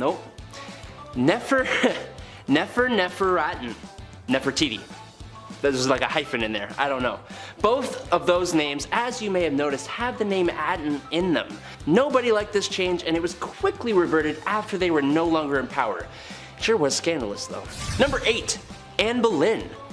Honestly, for most of the wives of Henry VIII, it's a little hard to, well, 1, pick one, but also 2, really know if any of the things they were accused of actually happened or if they were just easy excuses. But nonetheless, here we are, and since we haven't talked about any before, why not start with the second one, who was pretty much the catalyst for Henry VIII and England breaking away from the Roman Catholic Church and forming a whole new church, resulting in the deaths of an eventual thousands of people. You see, divorce is strictly prohibited in the Roman Catholic Church, so when Henry met Anne, his wife Catherine, who had not produced him a son to carry his name, just kinda had to go, prompting the whole damn Reformation. Was it worth it? No, because the marriage lasted 3 years before she was charged with infidelity and incest, and lost her head. I kinda feel bad for anyone associated with King Henry VIII though. Number 7. Queen Dida. Queen Dida of Kashmir was quite an ambitious queen mother. Dida seized complete administrative control during her husband's reign, ultimately becoming queen regent for her son and grandsons. That ain't enough for Miss Dida here. Mere advisory for her? No sir, she despised being just an advisor, and well, she disposed of all 3 of her grandsons using medieval forms of witchcraft and torture. Yikes. How dare they make Gma their advisor? Queen Dida got what she wanted at least, as she then reigned as monarch for 23 years, being in some form of power for nearly the whole of Kashmir's 10th century. And while she may have been more than a little brutal, she was honestly one of the best and strongest rulers Kashmir has ever had. Number 6. Queen Nandi. Queen Nandi of the Zulu Empire has a story that literally sounds like it's straight out of a movie. Before the Zulu Empire ever came to become a thing at all, Nandi was impregnated by a Zulu chief in the 1700s, giving birth to a son they named Shaka. But being the 3rd wife of the chief, she and her son were often ridiculed and shamed by other chieftains. Despite all that, Nandi raised Shaka to be an extremely fierce warrior. Shaka grew up to become the Zulu chief in 1815, and Nandi became the queen mother alongside him, known in English as the Great She-Elephant. She, alongside her son, wreaked havoc on those who had mistreated her and Shaka. But since Shaka remained unmarried, it was Nandi who, funnily enough, remained the power behind the throne of the Zulu Empire throughout her lifetime. She is the reason the empire ever existed in the first place, and if any of what she did was a crime, I kinda get it. Number 5. Julia Agrippina, Nero maker. Yes, making Nero should be considered a crime. But honestly, Julia Agrippina of Rome did quite a bit more than just that, and I can see where Nero got it all from. You see, Agrippina wanted to be in power, and when her uncle, Emperor Claudius, separated from his wife due to a scandal, Agrippina saw an opportunity, no matter how messed up it seems to both us and the people of the time. Agrippina seduced her uncle, became his 4th wife, and by extension, became the empress. But it doesn't stop there. She manipulated her uncle husband into making her son Nero heir to the throne, and set up a marriage between Nero and her daughter-in-law Octavia. It's even rumored that she poisoned the food that ended her husband's life, allowing Nero to rise to power, which really bit her in the butt when Nero had her assassinated. What is this crazy family? Good God. Number 4. Queen Theodora. Queen Theodora was scandalous before she even became queen. She was involved in theater from a young age, and one of her most well-known character portrayals involved her stripping down to next to nothingness. But her acting career slowed right down when she met and married Justinian I, who was the heir to the throne of the Byzantine Empire. The two of them were as thick as thieves and ruled together, but that doesn't mean she didn't have a knack for dispatching of those who threatened her position. She was scandalous, but she did way more good than she did bad. She set up houses for ladies of the night, worked for women's marriage and dowry rights, and banished brothel keepers from the Byzantine Empire. She was also a huge supporter of monophysitism. I hope I said that right. She's even considered a saint in the Eastern Orthodox Church of the modern day. Killing it, Theo. That's kind of a bad joke, actually. Number 3. The Great She-Wolf of France. Queen Isabella of France started off her queen life married to Edward II of England, who preferred the company of men to his own wife. This is obviously a precarious and possibly extremely frustrating situation to find oneself in, but she kept it bottled up and even gave birth to a son, Edward III. Until it all came to a head when her husband found a new favorite, She visited France and had an affair with Lord Roger Mortimer, an exile from England. But the better twist came when Isabella, alongside Mortimer and a mercenary army, invaded England, took the throne, and she became Queen Regent for her son Edward III until he came into power. She also was probably responsible for the dispatching of her husband Edward II while he was captured. Eventually her son would come into power, and she was imprisoned for 2 years before being allowed to live a quieter life in retirement. Number 2.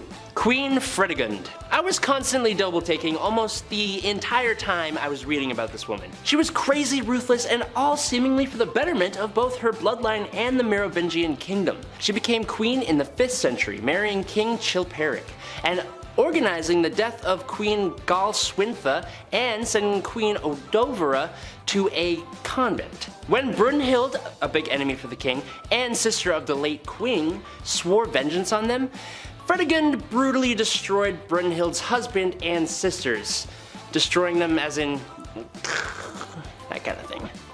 The queen also made sure that all of the other heirs to the throne stopped breathing, making it a sure thing that her bloodline would occupy the Merovingian throne. Her son, Clotaire II, was only a baby when the king met his end in 587, so, of course, this ambitious queen rose up to power, fighting battles, quelling rebellions, and ensuring the smooth running of the Merovingian kingdom in her role as Queen Regent. She met her end in 597, 10 years after her husband, but Clotaire II continued in his mom's footsteps, having Brunhild and all her descendants removed from existence, resulting in 20 years of peace. So it's good. Number 1. Cleopatra. A list of scandalous queens would not be complete without one of the most well-known and famous rulers in history. Cleopatra VII Philopator was the last pharaoh Egypt ever had, reigning from 51 to 30 BC. Her life was full of scandal. When she first came into power, she was co-ruler with her husband and brother, Ptolemy XIII. But that didn't last very long, as the two did not see eye to eye, and it started a huge civil war in the country. At the same time, a conflict from Rome made its way to Egypt as well, resulting in Julius Caesar allegedly being seduced by Cleopatra and helping her end her brother's life. And again, being co-ruler with another of her brothers, also named Ptolemy, and ending the life of one of her sisters. She was also having an affair with Caesar and even produced a son with him, who became co-ruler with her after Caesar's death and after her other brother was seemingly assassinated. I'm so glad I was not a part of these families. Just death and betrayal everywhere. She then went on to seduce second Roman Triumvirate member Mark Antony and sided with him when Octavian and Mark Antony engaged in the final war of the Roman Republic, which Antony lost, fighting with and alongside him until she poisoned herself to avoid being paraded through Rome and executed by the victorious Octavian. Number 10.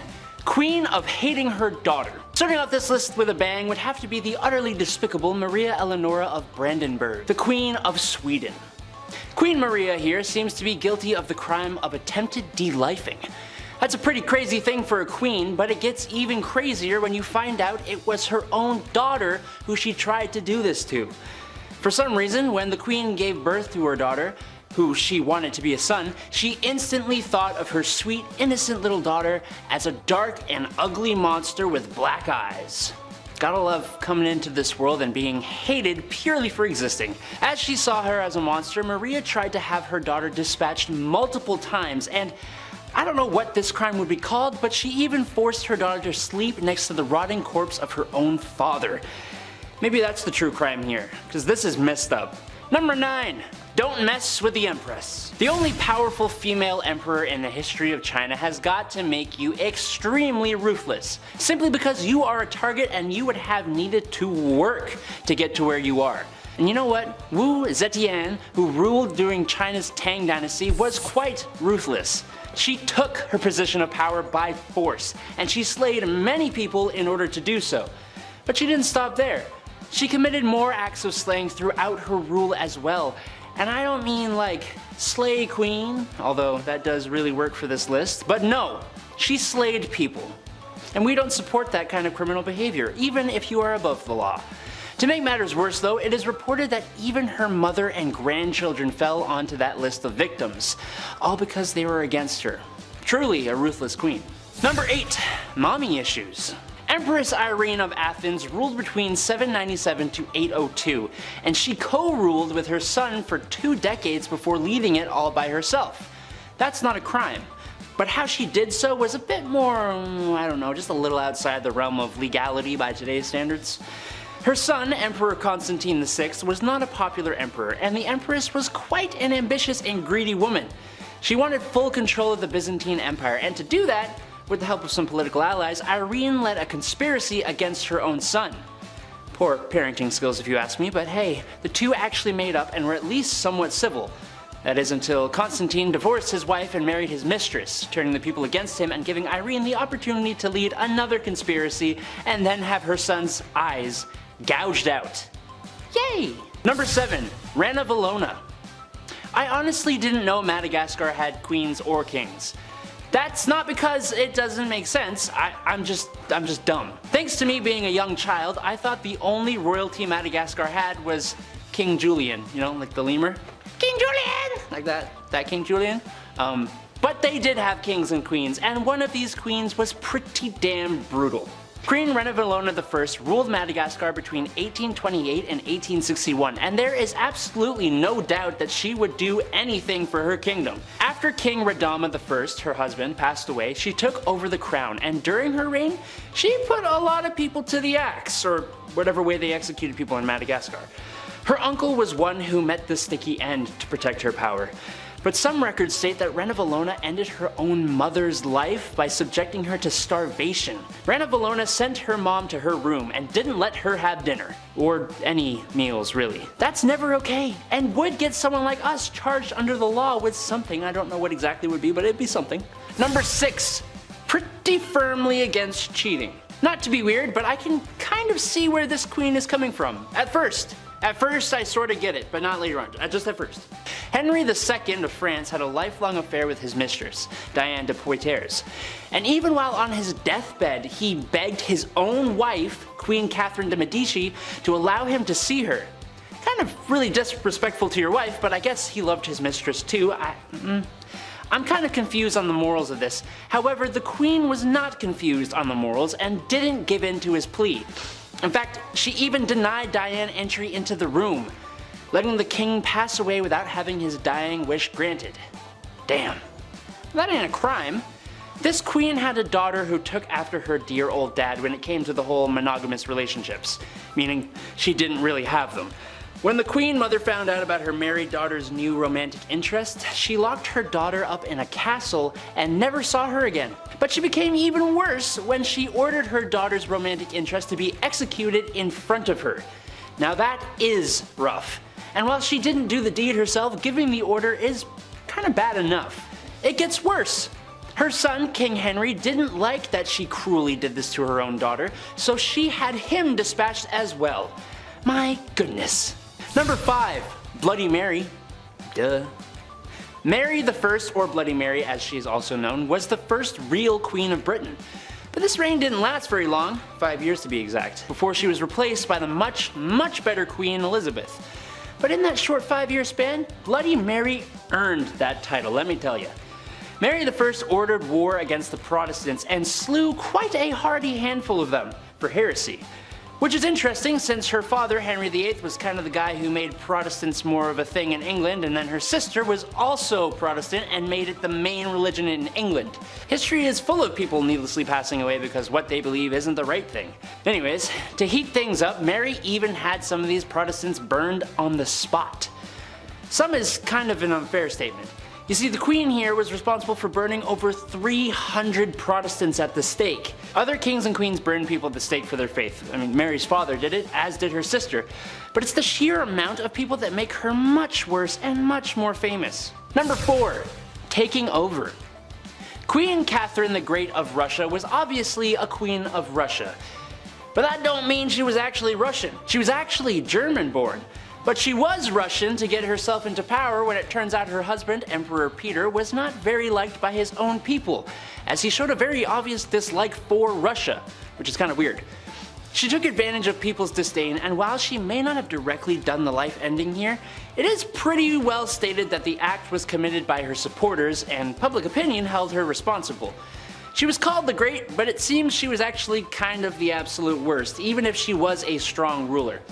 She does look very proud of herself in a lot of her paintings though, which, I mean, she overthrew her own emperor husband and became ruler of a country she isn't even native to. So like, yeah, I guess, good job, I think. Number 3, La Loca de Loco. Finally, a queen not on this list for ending other people's lives. No, Juana La Loca was far worse than that. Not to be insensitive, but Juana La Loca was loco. She was the Queen of Castile from 1504 to 1516, and she suffered from various mental disorders. After her husband died in 1506, her father buried his body, but that didn't stop La Loca from opening the tomb and caressing her husband's non-living body from time to time. Ultimately, she even ordered people to dig up the body fully, and she would kiss her deceased husband's feet. Sorry, excuse me, I need some water after that. That's disgusting. That's a lot. Oh good, we aren't done. Of course not. No, apparently, Juana would also carry his coffin everywhere with her and even kept it under her bed.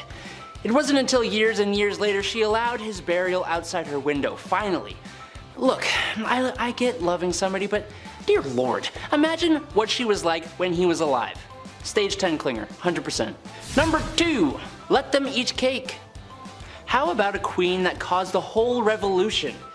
That's gotta be a good one. We have almost all heard of Marie Antoinette. She was well known for splurging on things she shouldn't have and the countless affairs and scandals she was involved in. Like the scandal of the necklace. Countess de la Motte pretended to be the queen's friend and entered the French court in 1785. She fooled a member of high society in believing that the queen loved him, even going as far as to hire a lady of the night, disguise her as the queen, and convince the poor guy that Antoinette wanted to purchase a diamond necklace that cost 1,600,000 livres, which is almost $12 million by today's money. The amount of sheer greed and debauchery that happened while she was around made her own people rise up and fight back against the unfairness of the French monarchy. Good job, you made your people hate you, cause y'all ignorant. Number 1, Countess not Dracula? Born in Transylvania, because of course she was, in 1560 Countess Elizabeth Bathory of Hungary was a Hungarian noblewoman. But more than that, she was an extremely infamous serial slayer. She used her position of power to defend herself from ever having to suffer the consequences of the heinous crimes she would commit. Okay, well, name the crimes, Adam. Okay, I will. Elizabeth spent years slaying servants and peasants just because she wanted to and enjoyed it. She did it so much that her own husband, Count Nadasti, went so far as to build his wife a torment chamber for her to do this more comfortably. Great husband, horrible person. Elizabeth also had a nasty habit of actually feasting on her prey. She would often bite and eat chunks out of them while they were still alive, and in one case, she may have even forced someone to cook and eat some of their own body. Eventually, her conduct became so appalling that a trial was held.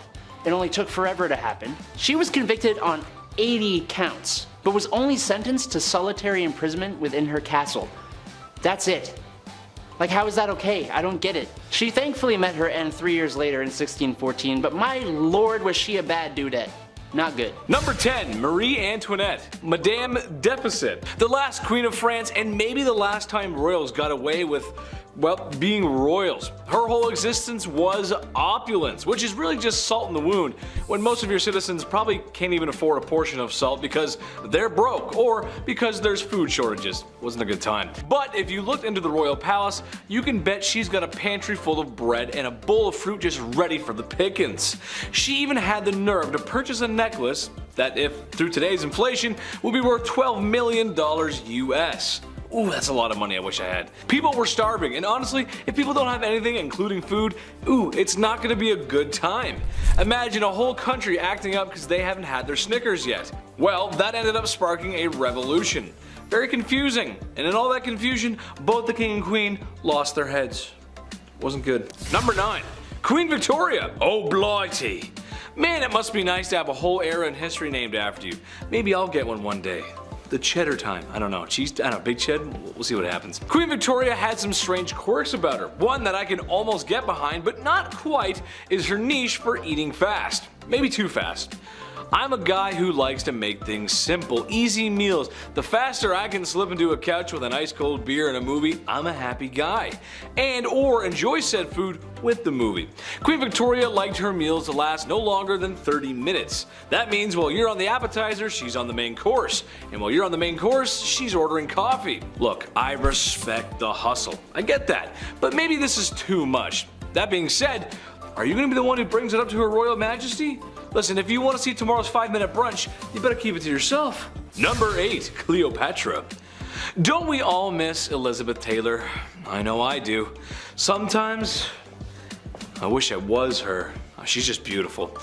Can you blame me? I honestly wish I was the real Cleopatra too though. All that power, and to not have one, but 2 Romans wrapped around her finger. Ooh, she was the last pharaoh of Egypt, but maybe had the most drama. Sure, Elizabeth Taylor was the most beautiful and chic woman in all of Hollywood, and she may or may not have had a few men wrapped around her finger too, but she never had to deal with the world's largest empire and her own throne, all whilst managing to stay the most beautiful and chic. I can barely manage to toast in the morning. Never mind all those affairs and, well, the marriage affairs too. There's a lot of affairs happening. Number 7. Queen Isabella of Spain. Queen Isabella is known for a few things. A lot of stuff YouTube probably doesn't want me to talk about. Insert religious persecution here. However, I think she should be remembered for something else. Something rather strange. When I was a kid, I would run around outside for hours, oftentimes ending up in the mud. My mother would always say, "It's time to hose you down, son." And she wasn't wrong, because I probably needed a good hose down. Now, regardless of how much dirt was behind my ears, I didn't want to wash. I was this big stupid kid. Can you blame me?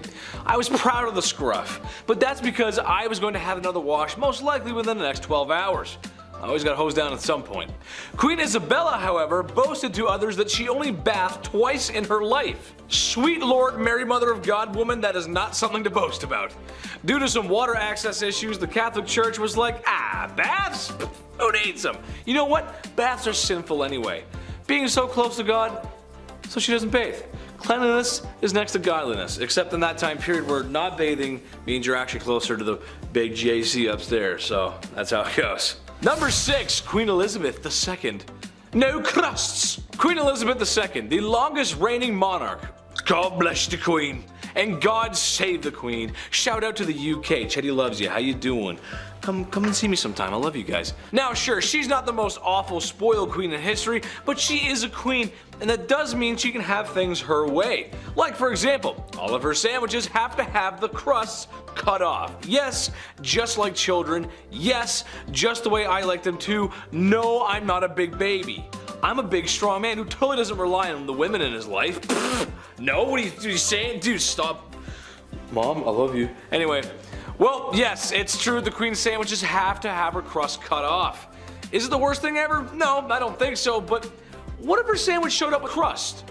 We don't really burn people at the stake anymore, so what would she do? Would she fire them, I guess? It's kind of a little thing to get fired over. I don't know. Anyway, speaking of getting fired. Number 5. Empress Irene. Mother dearest. Most people have fond memories of their mothers. Maybe you should call her. I'm just saying. Mother's Day happened. You should call her. Empress Irene was a woman who wanted power. Honestly, who doesn't? We've all got a little bit of Sith in us. Yes. Her son, who had naturally inherited some of her power, was growing stronger by the day. Now, maybe it was ego. Maybe it was envy. Maybe her son just took down her live, laugh, love signs. I'm not sure. But Irene was not having any of it. So, when her son least expected it, she had 2 guards apprehend him and had his eyes gouged out. Now, being that this was before 2022, this was a critical medical injury, and after 9 days of grueling pain, and when I'm sure it was a lot of blind confusion, the injury proved to be fatal. So, what's the lesson here?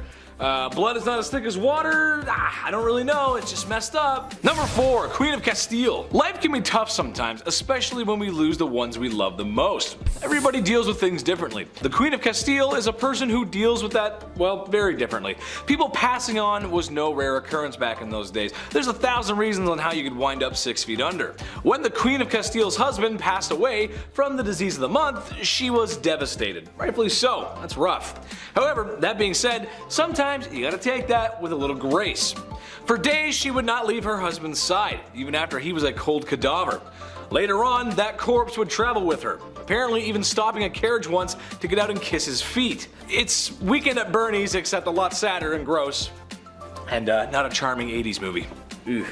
Number 3, Carlotta of Mexico. This is a new one for me, but an interesting story nonetheless.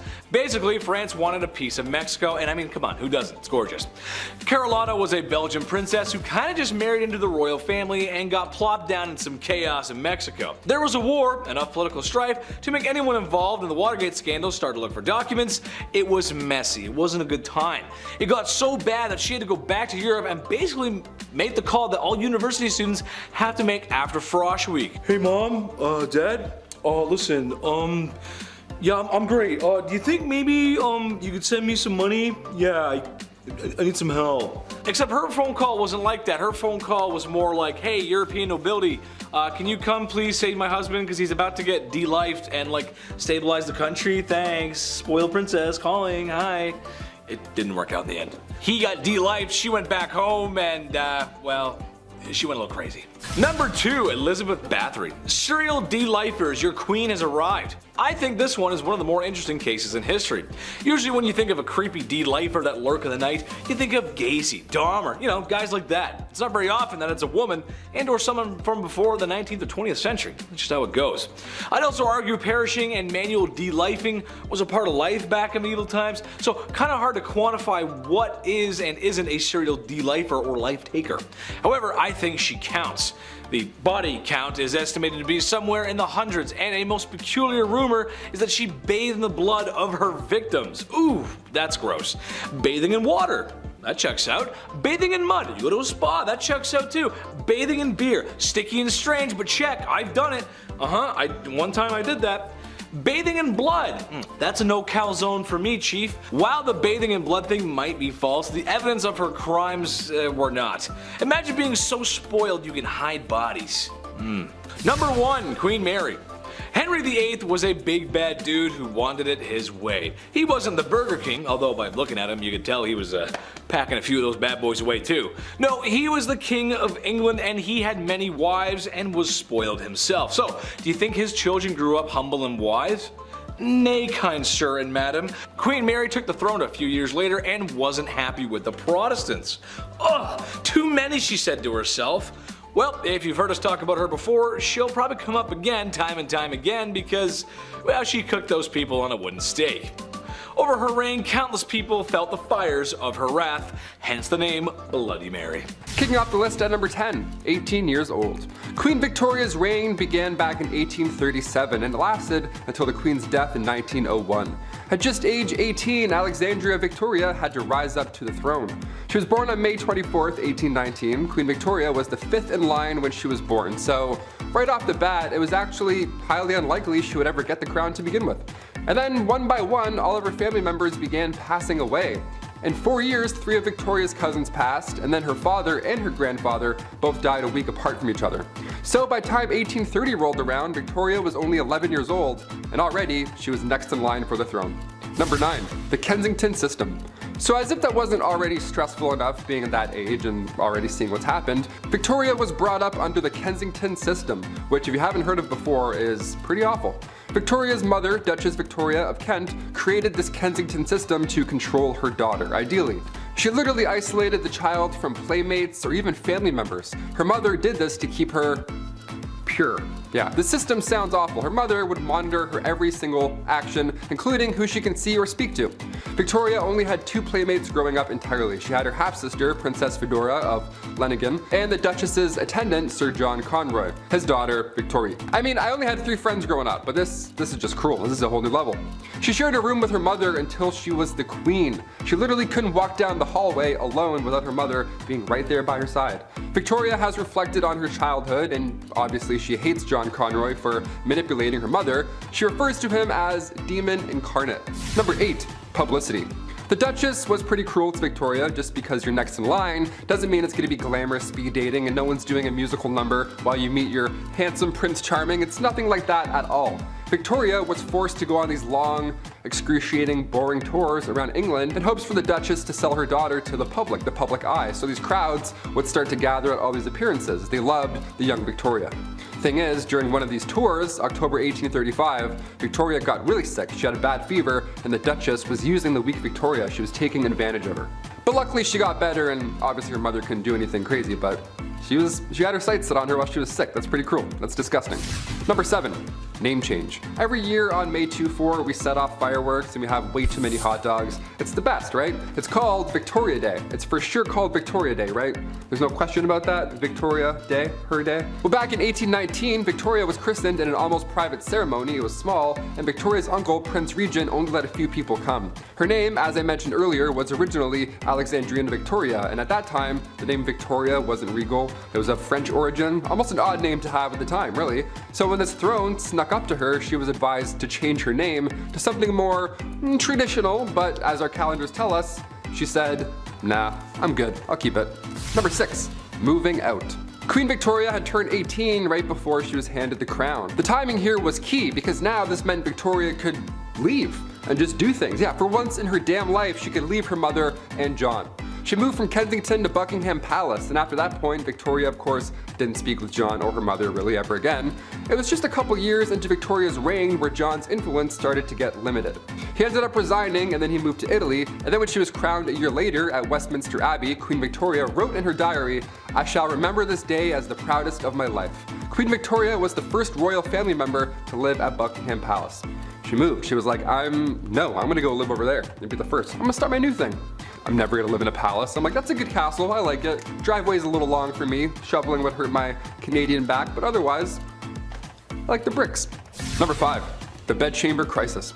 May 1839, the bedchamber crisis happened when Whig politician Lord Melbourne resigned as Prime Minister. This is a big deal because it was only a couple years right after Victoria became Queen. So again, timing here was just not ideal.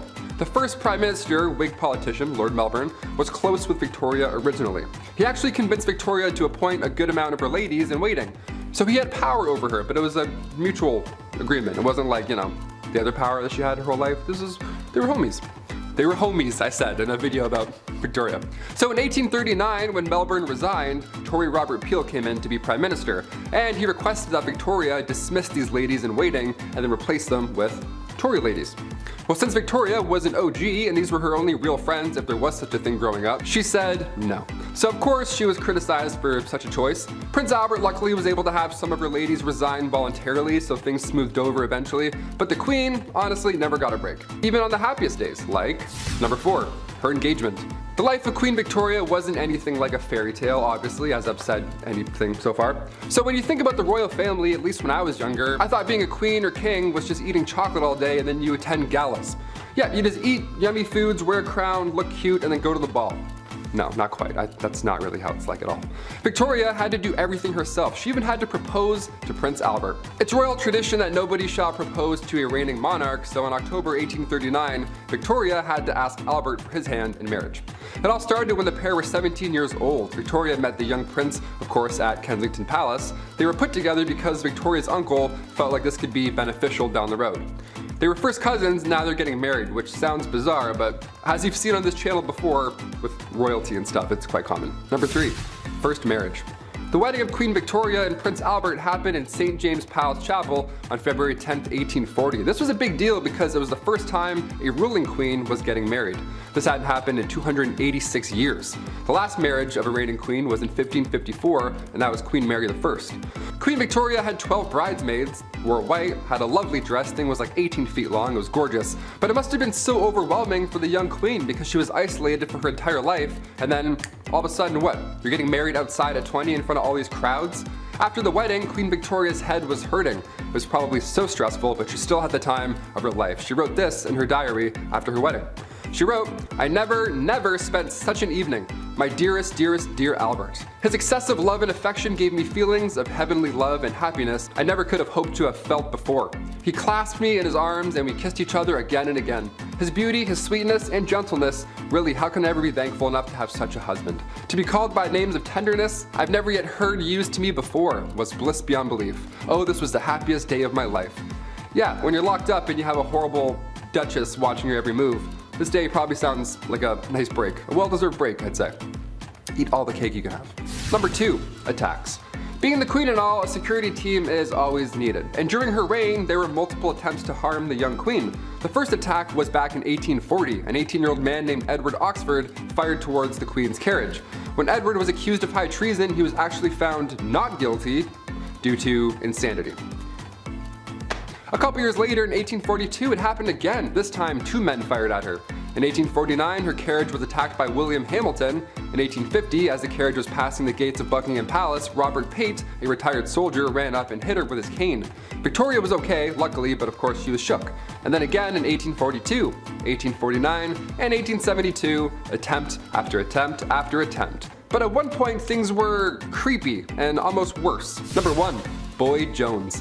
If you haven't heard of Boy Jones or anything that happened here at all, I saved it for last because it's very creepy. It's mind-blowing in a horrible way.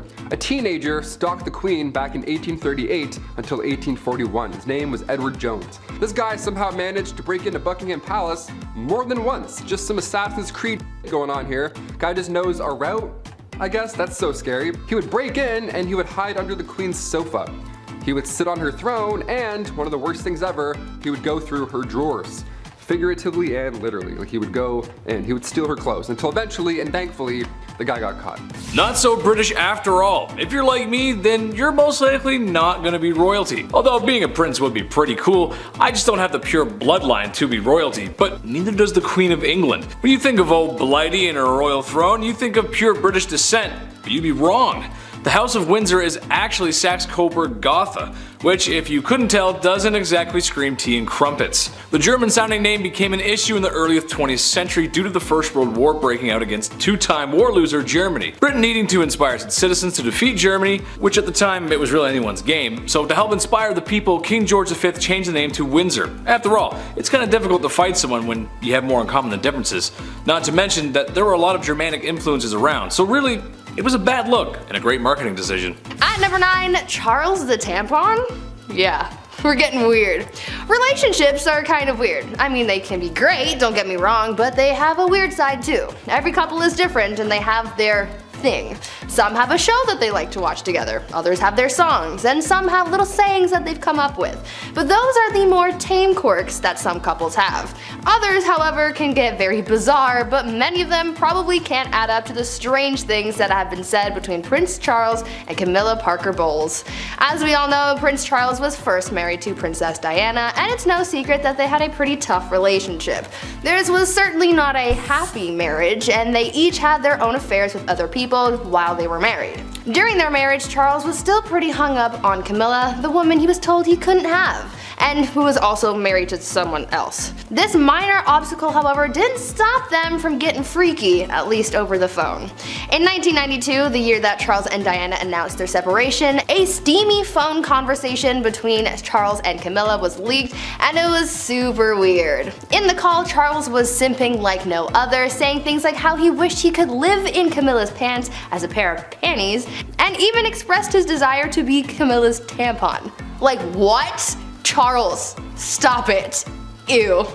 This leak became a scandal called Tampon Gate, and as you can imagine, this wasn't good for the royals. But I guess it still kind of worked out for Charles, since after all that he finally got the girl he wanted and perhaps got to live out his dream of being a box of Tampax or something. I don't know. I really don't want that mental image. Moving on. Number 8. Comrade Cousin? King George V and Tsar Nicholas II were rulers of vast empires in the early 20th century. You'd think the similarities between these two monarchs end there, but in reality, these two royal men were much closer than the public thought. Georgie and Nikki were first cousins. That's right, first cousins. Even though their respected empires were culturally different and separated by hundreds of miles, the two men were immediate family. Looking at images of the royals together doesn't require a DNA test to understand that they're related. They look identical and could easily be mistaken for twins. Unfortunately for Nicholas, when the Russian Revolution was in full swing, the Romanov family went into isolation after Nicholas abdicated his throne. While there were attempts to thwart the coup. Nikki's cousin wasn't the best aid. Just goes to show you that sometimes you can't rely on a guy who looks exactly like you because royalty has pretty messed up bloodlines. At number 7, killer date. What is the worst date that you've ever been on? What kinds of weird people have you met through your dating history? I'm sure there are some pretty wild and crazy stories out there, but I'm guessing that very few of them would even come close to the insane dating story from Princess Beatrice and how she literally dated a killer. In 2006, when Princess Beatrice was 17 years old, she got into a relationship with an American playboy named Paolo Luzzo. Paolo was an arguably shady guy, judging by the fact that he was arrested on a manslaughter charge before getting with Beatrice. Paolo was accused of ending the life of 19-year-old Jonathan Duchalier after beating the guy to death. Yeah, what a catch, right? Shockingly, Paolo's charges were reduced to a less severe charge, and he still got to date a princess after all of this. He even broke his probation to go on a trip to the French Alps with Princess Beatrice. How he finessed life so hard, I have no idea, but either way, their relationship only lasted a short amount of time. I can't say it's a good look for a member of the royal family to be seen with someone with such a dark past. Number 6, the princess. The tragic loss of Princess Diana affected not only the UK but people around the globe. She was known for her courage and her willingness to help those in need, and had the nerve to speak her mind. Her shocking demise isn't met without controversy. In fact, it may be the biggest controversy of the royal family. There is some evidence that points in the direction that the royal family was behind her death. Diana had proclaimed to her guards that her car was having issues, and even stated in a private letter to her butler that she had some reasonable fear that her life was in danger. In a nutshell, the royal family disapproved of the princess's new lover, even though Charles had clearly been up to no good himself. So in order for Charles to remarry and stop the gutter storm and the tabloids that Diana was going to create, they maybe sort of organized the accident that did end her life. Well, good thing that's over, and after this, there won't be any more controversy for the family, right? At number 5, sucking toes. The British royal family are considered celebrities. I mean, with the amount of time people spend obsessing about their every move, I'd say that they're 10 times more famous than the Kardashians. They don't need their own reality show for people to keep up with them. People just do it. With this obsession with the royals, obviously comes paparazzi trying to get the latest scoop on members of the family and what they do in their spare time, as well as who they're canoodling with. This was how Sarah Ferguson was exposed for seeing other men shortly after she and Prince Andrew separated. Sarah was photographed topless on a beach with a man named John Bryan, and it could have just been a juicy story by itself, but things got weird when pictures were published showing the man sucking on Sarah's toes. This again wasn't a good look for the royals, and the queen was pretty mad about the whole situation, but I'd like to look at the bright side of this. Think that this John Bryan guy had a pretty good time throughout all this. I mean, he got to suck royal toes and be published in the newspaper. Sounds like a pretty lit time for him. Number 4, party time. British royals are people of high esteem, morals, and cut from a higher quality of cloth. So when members of the royal family are seen partying too hard, well, it's a bad look. Prince George, Duke of Kent, was one such royal. He became known for spending his evenings in the best hotels and ballrooms that money could buy, even sometimes wandering into venues that were a tad tawdry even by today's standards. What's more interesting than that is the prince living the life of a frat boy is that his promiscuous relationship with not only just women, but men as well. Add in substance abuse issues that would make Charlie Sheen blush, and you've got yourself one wild prince. Yet again, there's some private letters that seem to support such wild accusations. Unfortunately, he passed away in a plane crash that is shrouded in mystery, and the royal family is suspected of having a hand. Foreshadowing much? At number 3, the milkman's son. By far the most scandalous royal relationship of modern times was without a doubt Prince Charles and Princess Diana's marriage. We all know how messy their relationship was with the love triangle, the affairs, and Diana's confessions of how tough it was to be married to Charles. But one of the other pretty juicy secret scandals that surrounded the couple was the speculation that the couple's youngest son, Prince Harry, wasn't even Prince Charles's biological kid. In a tell-all interview with Princess Diana in 1995, she admitted to having had a 5-year-long affair with a military man named James Hewitt. After Diana's passing, people started speculating that perhaps this James character was actually Harry's biological dad. I mean, when you take a side-by-side look at James and Harry, their resemblance is pretty uncanny. James denied all allegations, and the royal family did the same, but this still remains one of those royal secrets that I'm sure everyone believes but just won't admit. Number 2, stepbro? Yeah, I know it's gross, but the truth of the matter is none of us would be here if it wasn't for a little inbreeding. Royals just tend to turn that dial up to 11.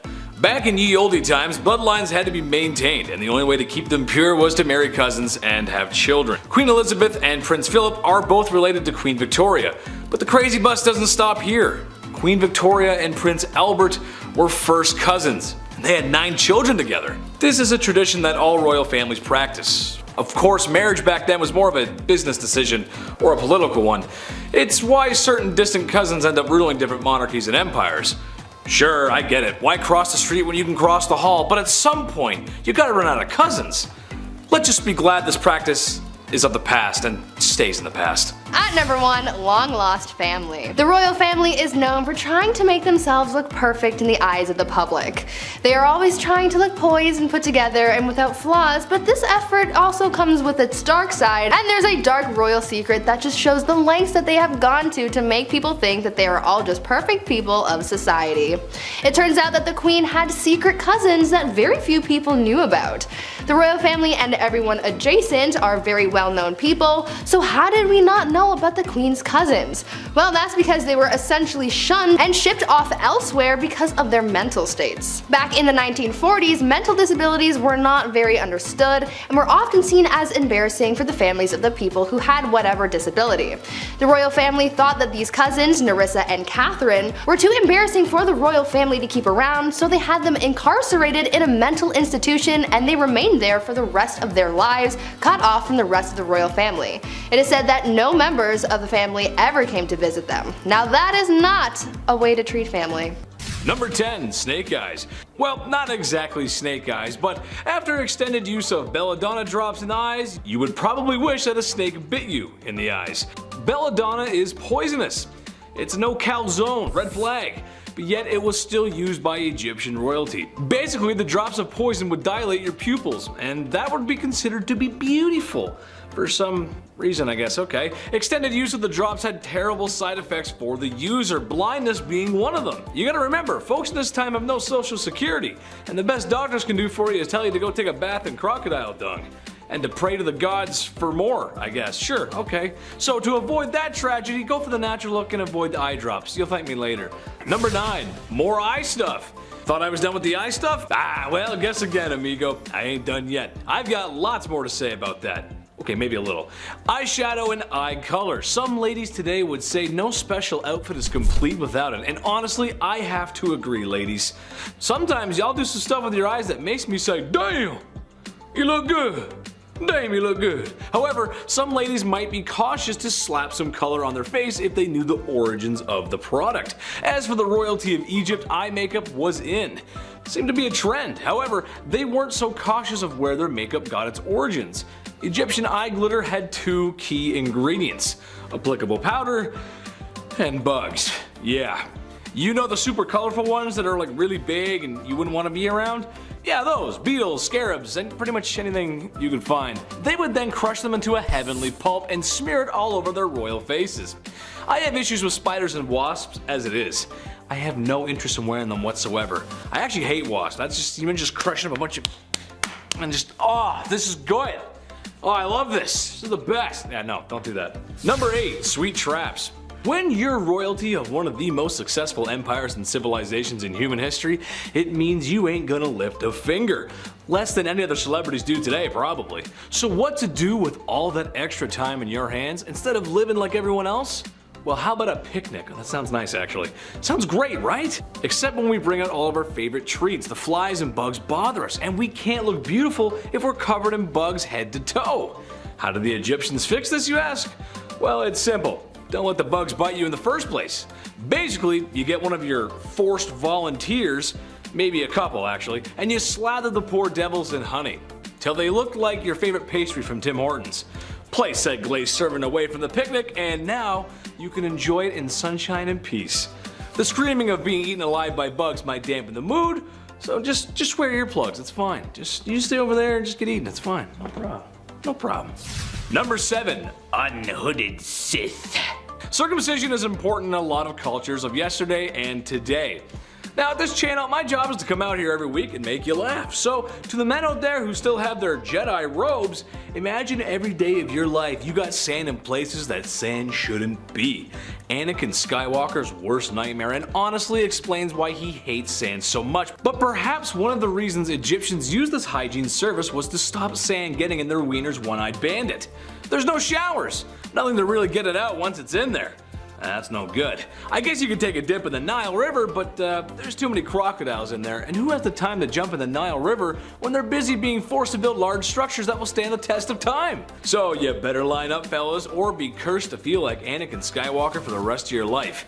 The prequel one too, not the cool animated one, the one that whines a lot. That one. You don't want to be that one. Number 6, nice dentist. Turns out not all Egyptian dentistry is completely awful. It turns out they may have come up with the first toothbrush.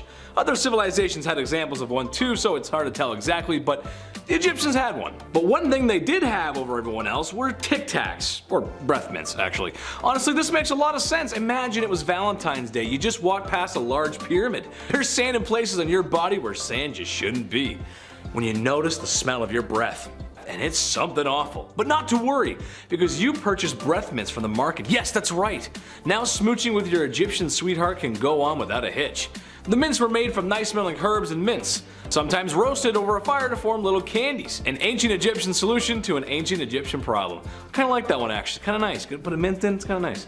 Number 5. What? I didn't have any corn! Austin Powers reference for you. You know the character I'm talking about, I can't say it. Here's a hygiene product that just makes me question life. The very fabric of our existence. Whether it was the Big Bang or the almighty creator, there's just no way this was ever meant to happen. It doesn't make any sense. One day, somebody was walking along the Nile River and was unfortunate enough to step in crocodile droppings. Now, most people would say gross and move on. Oh, no, not the people of ancient Egypt. They felt the stinky, squishy unholiness on their feet and said, yes, we must bathe in this. And they did. They took the forbidden mud bath, the brown tsunami, the cesspit of no hope. You can call it whatever you want, really. It's horrible either way you look at it. Supposedly it was meant to keep you young and beautiful. My only question would be, at what point did they realize poo baths were a mistake? Was it when they were smelling it and it was bad? Or was it when it accidentally got in your mouth or something like that and you're just like, oh what got that out of my mouth? That's the Scottish Egyptian, in case you were wondering. Number 4, waste removal. This one is kind of a broad stroke, but hear me out. There's no plumbing, no waste removal, and people kind of just go wherever they want. A lot of that unhygienic waste is kind of just laying about. However, the people of Egypt also had the advantage of the Nile River, which means they use that bad boy for everything. Transport, irrigation, a water source, and of course, a bathroom. Which, in case you didn't know, your source of water and irrigation should be two separate. They shouldn't go together. That's not good. This is a good explanation for the plagues of Egypt, besides the sin. Bad sinners, no sinning. As years of that kind of negligent waste management are liable to make any pharaoh sick. Don't mix your water with the poo. Don't do that. That's bad. Don't do that. Number 3, sunscreen. This should come as no secret to anyone out there, but with my rosy cheeks and fair complexion, I would not do very well in the suns of ancient Egypt. Honestly, I don't know how Luke Skywalker lived on Tatooine with those twin suns. Without a little copper tone action, you know what I'm saying? The Egyptians had an answer to that problem, however. Not the whole living on Tatooine part, that just kinda sucks no matter what. Blue milk is weird. They had a makeshift sunscreen using rice bran extracts and a few other ingredients that were meant to help protect against the sun's rays. How effective was it really? Not sure, because the only stuff I'm willing to test out is the real stuff. And if I get burnt, then I start peeling. And then somebody has to rub aloe vera all over me. Be right back, I'm gonna get some sun. Number 2, cursed craft dinner. You've got no plumbing in your palace, and it's time for dinner. So how does an Egyptian royal make his favorite pot of KD without water? I mean, if college kids can do it in their dorm room, surely they can master the art of post-secondary cuisine. Well, for some unlucky folks, it means taking a pot and walking down to that old Nile River. Almost like people rely on water or something, and take a big scoop of water and bring it back. But while you begin to scoop some water, you may notice someone is picking up crocodile dung. And people are bathing in the water. And to your left, there's a maiden washing clothes, and to your right, there's a man doing something I can't repeat on YouTube. Oh well, time to scoop some more water up and consume this clean, nice water at home. Oh, that's just the best. Tastes like the village. It's nice. Number 1, pink milkshake. Does it still count as hygiene if you ain't breathing? I say yes. Besides the pyramids and maybe the Nile, mummies are the most famous things about Egypt. And in a weird way it is hygiene. Hygiene for the afterlife. When someone super important passes on, it's time for a little game of operation. Stomach, liver, intestines are removed and put into jars. You never know when you might need that next. The heart is left because it's the heart, and the Egyptians were die-hard poets, so you gotta souls there, you gotta keep that. The most grim process to me, however, is turning the human brain into a forbidden milkshake by mashing it with a small spike and then draining it out in what must have been the grossest waterfall ever. Oh god, oh god, that's so gross. Anyway, then you take some linen and start wrapping the mummy up like a dad wrapping last minute gifts on Christmas Eve. Bada bing, bada boom, there you go. Buddy is prepped for the afterlife. Don't mind me, I'm just gonna be sick from the brain milkshake. Ooh.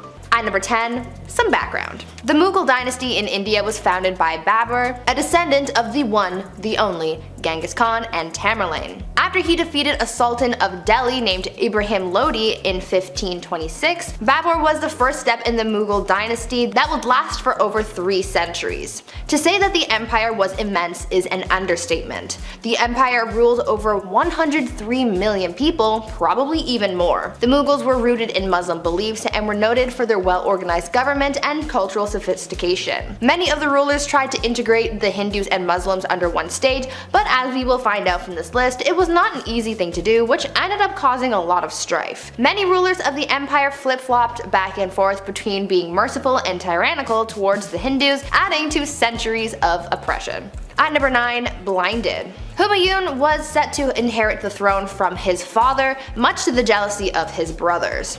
He was 23 when he ascended the throne in 1530 after the death of his father. His brothers reigned over different fiefs, but none of them were satisfied unless they had the crown. He also wasn't the best ruler. Humayun was sent into exile for 15 years after he was overthrown by one of his father's generals, Sher Shah. Humayun fled and eventually ended up in Persia, where he built back up an army through his partnership with the Shah. Slowly he took back his land, facing his own brothers who were constantly scheming against him. But Babur, his father, made him promise that he would never lay a hand on his brothers. But his brother Kamran continued to threaten him, and one instance while defending a fort turned on the innocents trapped inside and took their lives viciously. Kamran, not a good dude. Something needed to be done. He eventually catches his scheming brothers, blinds his brother Kamran, and chains his brother Askari. A little messed up, but not bad for war. Before I carry on with the rest of the video, make sure you guys are subscribed to the channel and maybe consider leaving a like on this video if you're enjoying it so far. At number 8, Akbar. Humayun continued to deal with the competition of his brothers until finally his reign came to an end, but not in the way that you would expect. He was carrying a bunch of books up some stairs and he accidentally fell, leading to a lethal head injury. His 13-year-old son Akbar had to inherit the throne.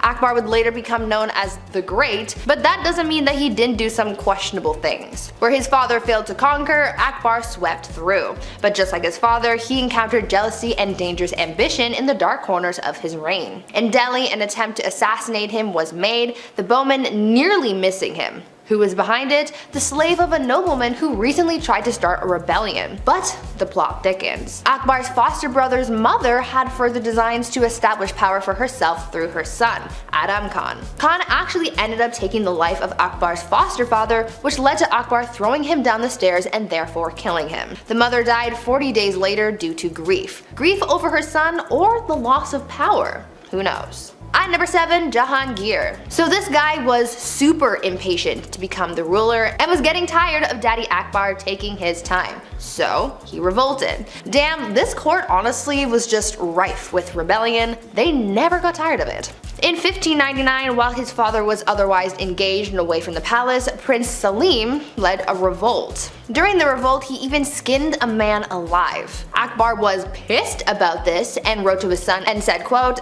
"I have never skinned a bird alive in my life, and you have treated a human being in this manner." Jahangir then went on to conspire against a close advisor of his father named Abul Fazl, whom Jahangir killed in a small battle. Despite Akbar being devastated at his son's behavior, he was only male heir left to inherit, so on Akbar's deathbed, he forgave his son and implored the nobles to recognize him as a leader. At number 6, sewed to an ox. Now Jahangir was emperor, but the trouble didn't stop there. I saw some sources recognize him as a somewhat benevolent figure, while others said that he was the exact opposite. He was pretty brutal, and his first task was crushing a rebellion against that which his own son began. Apple, not far from the tree. He was traveling to Lahore when he came across two nobles who were sympathetic to his son's cause, so he decided to punish them in a very peculiar and violent way. He ordered that one be sewed to the skin of an ass and the other to an ox. Now that is messed up. When he got to Lahore to face the rebels, he crushed them and blinded his own son as punishment.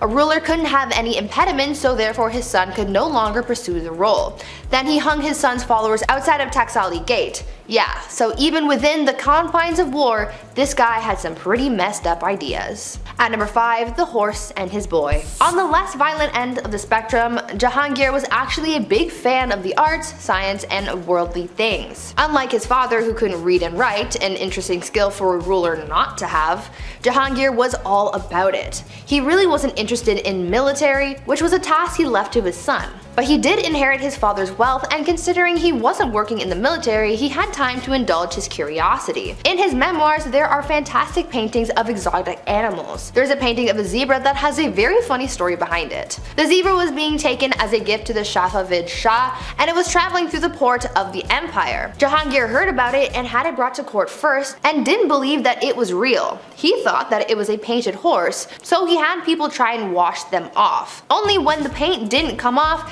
did he realize his mistake and ordered that the wondrous creature be painted. At number 4, Shah Jahan and the Taj Mahal. Okay, so this one isn't messed up for violence or anything, but it is the ultimate love story, and we just can't leave it off this list. There is one part that is messed up to me because, man, I don't even know, but we will get to that. If you've ever been to India, then one of the stops you made on your trips was probably to the Taj Mahal, a breathtaking mausoleum built by the Mughal Emperor Shah Jahan to commemorate the love of his life. Considering how big and intricate it is, you know that their love was bigger than any storybook. An Indian poet called the Taj Mahal a teardrop on the cheek of time, a testament to grief and power. Mumtaz Mahal was Shah Jahan's favorite wife, forsaking all of his other wives just to be with her. They went everywhere together, even on military missions. This is where, from my perspective, where things get crazy. This woman delivered 14 children for her husband. 14. Sadly, whilst giving birth to the last, she passed away, inspiring her king to build this massive structure. Both Shah Jahan and his love are buried beneath it. At number 3, brothers at odds. Shah Jahan's rule was considered the golden rule of the Mughal Empire, so how do you top that? Aurangzeb did not even bother trying, and he kinda sucked. He was Shah Jahan's third son, and he was a very military-minded man, showing tactical and strategic military skill and unrivaled determination. Whereas his brother was a man of letters, and no, not the kind from Supernatural. Aurangzeb wanted power, and so in order to secure his rule, he confined his ailing father to his own palace, caused the death of one of his brothers, and had two more of his brothers, a son and a nephew, executed. He was literally committing fratricide left, right, and center. But it didn't matter to him because he gained control. His desire to prematurely end the lives of those who stood in his way was described as, quote, a wolf thirsting for the blood of his brothers, end quote. You would think that this motivation to gain power and rule on his own terms would mean that he had big plans for the empire, which in a way is true, but those plans and changes led to a lot of oppression, but we will get to that in a bit. At number 2, staked. Before we get into the oppression that Aurangzeb caused to his empire, let's talk about Emperor Farrukh Siyar. Farrukh Siyar was emperor of the Mughal Empire from 1713 to 1719. He was described as an incapable ruler who gave his power to all of his advisors. His rule caused many conspiracies and plots to arise within the court. He caused a lot of people a lot of pain for his plight for power. With the help of his allies, he gave many of his enemies the gift of the big sleep, but by far the most ruthless thing he did was kill Jahandar Shah and Zulfikar Khan Nusrat Jung. What made their deaths so brutal was the fact that when they went the emperor hung their heads on poles, and just to add insult to injury, he made their parents walk at their funeral. Luckily for the people of the Mughal Empire, Farrukh Siyar was killed by unknown assailants at the instructions of his close relatives, putting an end to his awful reign. And finally, at number 1, the Great Oppressor. Aurangzeb's rule sort of had 2 chapters to it. At first, Aurangzeb was a capable ruler of a mixed Muslim-Hindu empire who was feared yet respected for his vigor and skill, but around 1680, Aurangzeb's rule changed drastically in both policy and attitude. His once unified people of both Muslims and Hindus broke apart, and people of Hindu faith became subordinates, not colleagues. On top of that, Aurangzeb added some more oppression to the mix and not only destroyed Hindu temples, but he also reimposed the jizya tax on non-Muslims, after the tax was initially banned by Emperor Akbar. For the first 20 years of Aurangzeb's rule, he did not impose a tax, but all of a sudden he started demanding these payments, and historians believe that Hindu uprisings are what caused the emperor to act harshly towards the non-Muslim population. This discrimination caused a revolt to unfold that Aurangzeb's third son supported. Aurangzeb spent his last 50 years taking his aggressions out on the Hindus in the empire, and it's for this reason that he is remembered by many as a tyrant. Number 10. What a drag. Bachelor number 1. What would you do if I refused to marry you? Well, I would probably get quite violent and lead to the destruction of 10,000 lives at the Battle of Hastings. Might just drag you around by your hair and see where the night goes. William I, or more appropriate, William the Conqueror, was a fierce warrior and the first Norman king of England. Being the illegitimate child he was to the throne, some people didn't exactly respect the power moves old Willie was making. People rebelled, and he crushed them. Oh, and there was this one time that he fancied a woman named Matilda. Being the respected woman that she was, she declined Willie's advances. Willie, not taking no for an answer, promptly dragged her around by the hair until she agreed to marry him. Gee, what a swell guy. Number 9. Let them eat cake. France had seen better days in the 1790s. People were starving, the economy was bust, and for some reason the poorest citizens were being taxed the most. When cries were made from the people, they demanded that change be made. King Louis XVI, being the great leader he was, he listened to the people and there was no problem ever again. Oh wait, he did nothing and the country had a bloody revolution. The man supposed to be leading his people failed to act. In fact, he did less than nothing, often trying to silence the riots by force. But when people are very hungry and you're living fat with high society, you can lose your head in all that chaos. While the famous quote, "let them eat cake," may not have actually been said, it's a good reminder of the disconnect between the upper class and poor. Leaving your people to starve isn't the best idea if you want to be a king for a long time. Number 8. Cashback. King George III had a simple ask of the American colonies. Right then, we just saved you all from the French and Indians, so now it's time to do the right thing and pick up the bill. Britain introduced new taxes on the colonies in order to pay back what it had spent on the previous war. But in reality, he was asking the colonies to pay up without much in return.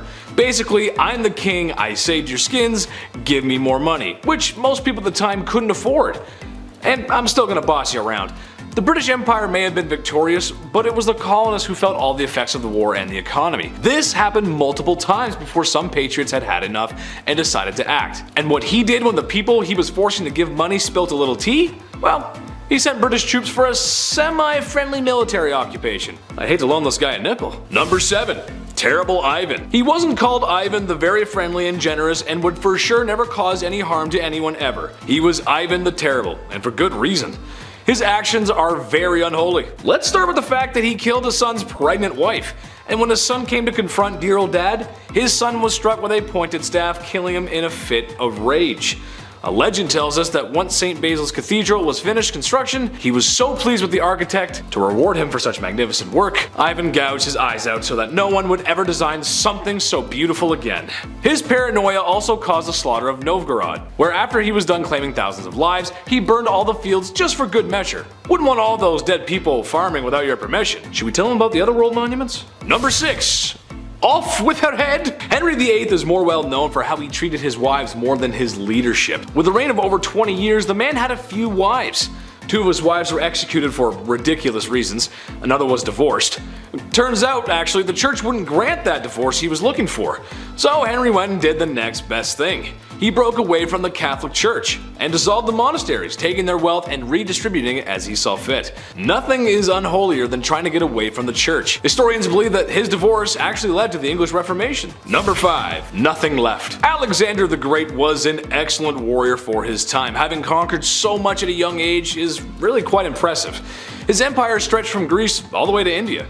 For a history class or a good book, this is fine, but in reality, he was a conqueror. The places he was marching into weren't exactly happy to have spear-wielding visitors. He laid siege on multiple cities, executed those who defied him, and sold people into YouTube's least favorite S-word. Just about checks off everything a guy needs to be considered a tyrant. History remembers his conquest, but I for sure will not forget how brutal conquerors can really be. Number 4. Chop chop. While Maximilien Robespierre was not a king in the monarch sense, he did hold a lot of political power in France when the political climate was quite messy. Plus, France was at war. But even messier than that is the way he dealt with citizens who were deemed anti-revolution, by sending them to the guillotine. Within a 1-year period, he sent 17,000 people to their dooms via the National Razor, or as it became to be known. He even began practicing deism, something he called the cult of the supreme being. And if you know your history, you know that you can't get away with that forever. And with some sweet poetic justice, Robespierre was sentenced to the guillotine. Number 3. All my friends are dead. Usually when people expire, the human thing to do is bury said lifeless human. It's just what we do. But apparently Ferdinand I of Naples did not get that memo, instead taking a page from Night at the Museum. No, this is not a cute comedy movie starring Ben Stiller, but in reality a complete horrifying nightmare. Ferdinand took the saying, "keep your enemies close," a little too literally, as his favorite form of punishment was to mummify his enemies, which, let's face it, if he's a king, there's gonna be plenty. And he would like to display these mummies in what's probably the coolest place to be if you're into that weird goth stuff. He did keep some alive in the dungeon, but he much preferred his guests embalmed, where he would have them dressed up on display, just as they were before making the mistake of crossing Ferdinand. Now, what's the point of having that hardcore collection if you're not going to show it off? Well, he did. To the people he suspected of treason, which, in a place like that, treason leaves your mind pretty quick. Number 2. Average height for the time. Napoleon Bonaparte was one of the greatest military strategists of his time, maybe of all time. With full support of the French army, Napoleon found himself earning gallant victories one after another, all being accomplished at a very young age. However, after years of great success in multiple wars and kicking a lot of imperial butt, it started to go to his head. Shortly after the coup that overthrew Robespierre, Napoleon had gained enough support to claim himself as the Emperor of France. With said power, dissolved the freedom of press, reduced the rights of women, and oh yeah, he was at war with most of Europe for years to come. While his military victories cannot be understated, his rise as a tyrannical dictator makes him very unholy. Number 1. Dracula. There's been a lot of unholy things said here today, but old Vladdy takes the cake. What he lacked in land and power, he made up for in his brutality. As the legends go, Vlad was creative in his punishments, and was well noted for his human art pieces. And by art, I mean impaling his enemy on pikes, sometimes through their rear ends, and leaving them as warnings for anyone who dared cross him. Similar to the time visiting envoys wouldn't remove their hats as it is to do in tradition, so Vlad had their hats nailed to their skulls, so that they may never remove them. There are a few other stories that are just too hot for YouTube, but I think he's a textbook example of unholy. He may also be the inspiration for Dracula. Imagine being that much of a monster one is created in your likeness. I mean, just looking at the painting of this guy creeps me out, man. Whoa! Number 10. No one's ever really gone. You may have heard that said when losing a family member, a pet, or in the worst Star Wars movies ever made. Sorry, not sorry Disney, those are terrible. But perhaps there is someone who is never really gone. Genghis Khan. Yes, that's right. The ruthless Mongol warrior who conquered so much in his time that we're still talking about it today. So why is this big bad warrior still with us today? Well, that's because of DNA. Yeah, in his time there was lots of activities going on, besides the usual pillaging the village and unaliving those who oppose you. There were a lot of happy endings, let's say, and by that I mean forced non-YouTube friendly conduct bedroom happy endings. So much so that when a study was conducted back in 2003, 8% of men in Asia were thought to be descendants of the mighty man himself. 0.5% worldwide. That doesn't sound like a lot, but we're talking about millions of people here. Next time you go out, you may be brushing shoulders with the warrior's kin. Prepare for battle. Number 9. Henry again? Boy, it's really hard not to talk about this guy. But dude was kinda down bad for it. He's just most well known for his mistreatment of his wives, and by mistreatment, I don't mean getting into a fight over whether or not the toilet seat should be up or down and then having a very toxic argument in front of family members. No, because when Henry was upset with marriage, he wanted divorce, which honestly was kind of taboo for the time. Oh yeah, and he also beheaded 2 of his wives because that's how it goes. I know every couple has their issues to work out, but for most dads out there, having sun-drenched beer-fueled weekends, they never go beheading after that. Although, Dad's been staring at the lawnmower for a while and there's a lot of blades on that. Dad? While it is true King Henry VIII did behead 2 wives, he didn't do it to all of them. And at some points we're honestly quite pleased with his holy sanctity of marriage. Anyone who's ever been married can tell you how peaceful and sacred that bond really is. Number 8. The People's Princess. Okay, I know Prince Charles isn't exactly a king, but he is royalty, and the man kinda did Diana dirty. That's a quick and half put together allusion to a Michael Jackson song for the English majors and the audience. Being royalty isn't easy. Being royalty in a modern age when paparazzi overwhelm you with lights and cameras just for a juicy piece of gossip like, when was your last bowel movement? Is it slow? Extra extra, read all about it, the princess is constipated. That's just not fun. So after Prince Charles and Princess Diana had been married for a few years, you can understand how excited the media was to find out about their marital disputes. "There was 3 of us in this marriage, so it was a bit crowded," was a quote by Princess Diana that gave the media a field day. Sadly, Prince Charles was having an affair, and it wouldn't be too much longer that Diana would perish in a car accident that may or may not be organized by the royal family themselves. Number 7. Midlife crisis. This one's kind of generalized because if I didn't, I'd have to mention almost every king ever. So here we go. Back in ye olde times, the access to better healthcare just wasn't there. Doctors aren't washing hands. Imagine, Buddy eats some greasy mutton and then says, "Alright, time for your enema." But those aren't the only greasy hands around certain orifices I'm talking about. I'm talking about kings marrying older girls at the ripe age of 12. Yep, that's right.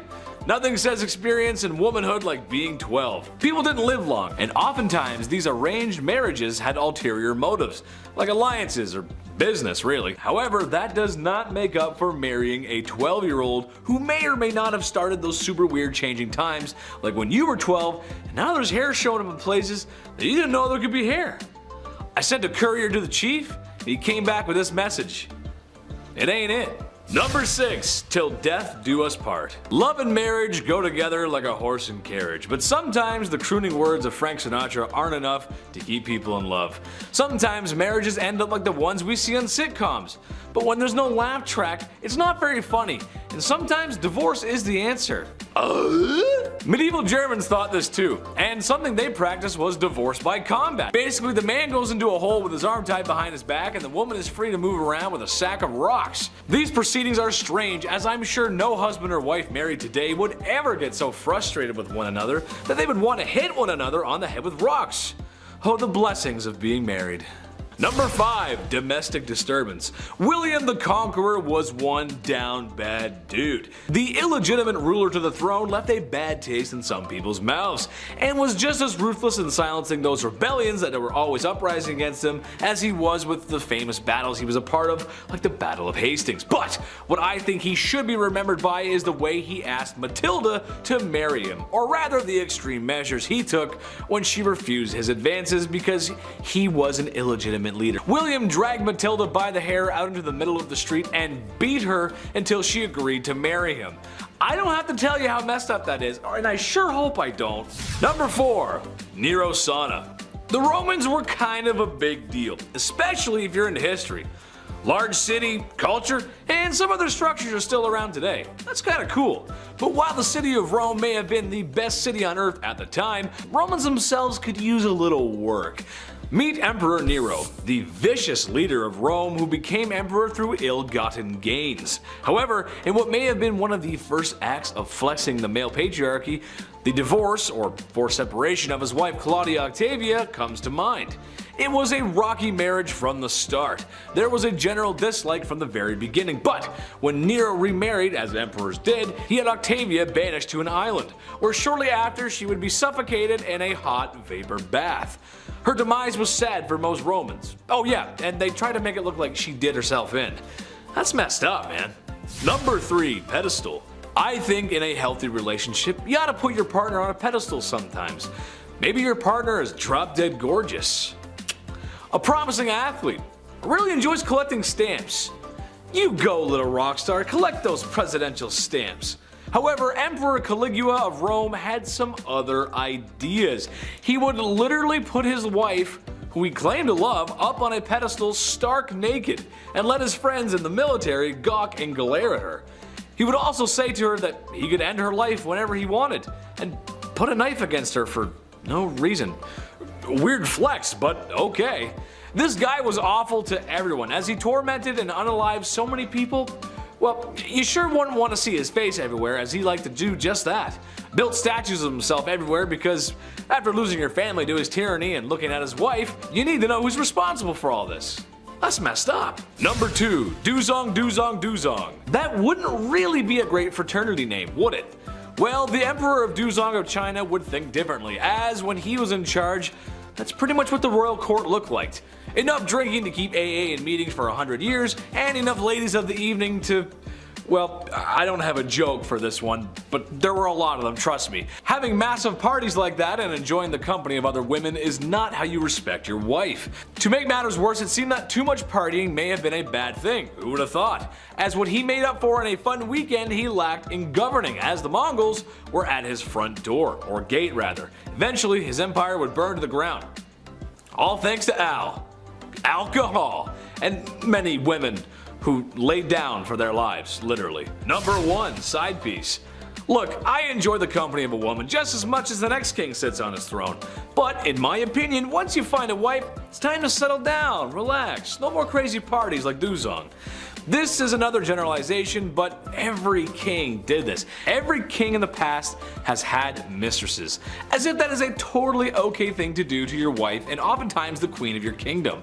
I'm a reasonable guy, so maybe I can see having your side piece waiting in the wings to be stage center, but it's never one, is it? It's always multiple. Ladies of the past, all I can say is make sure you give birth to a boy and watch your back. They're coming for you. Number 10.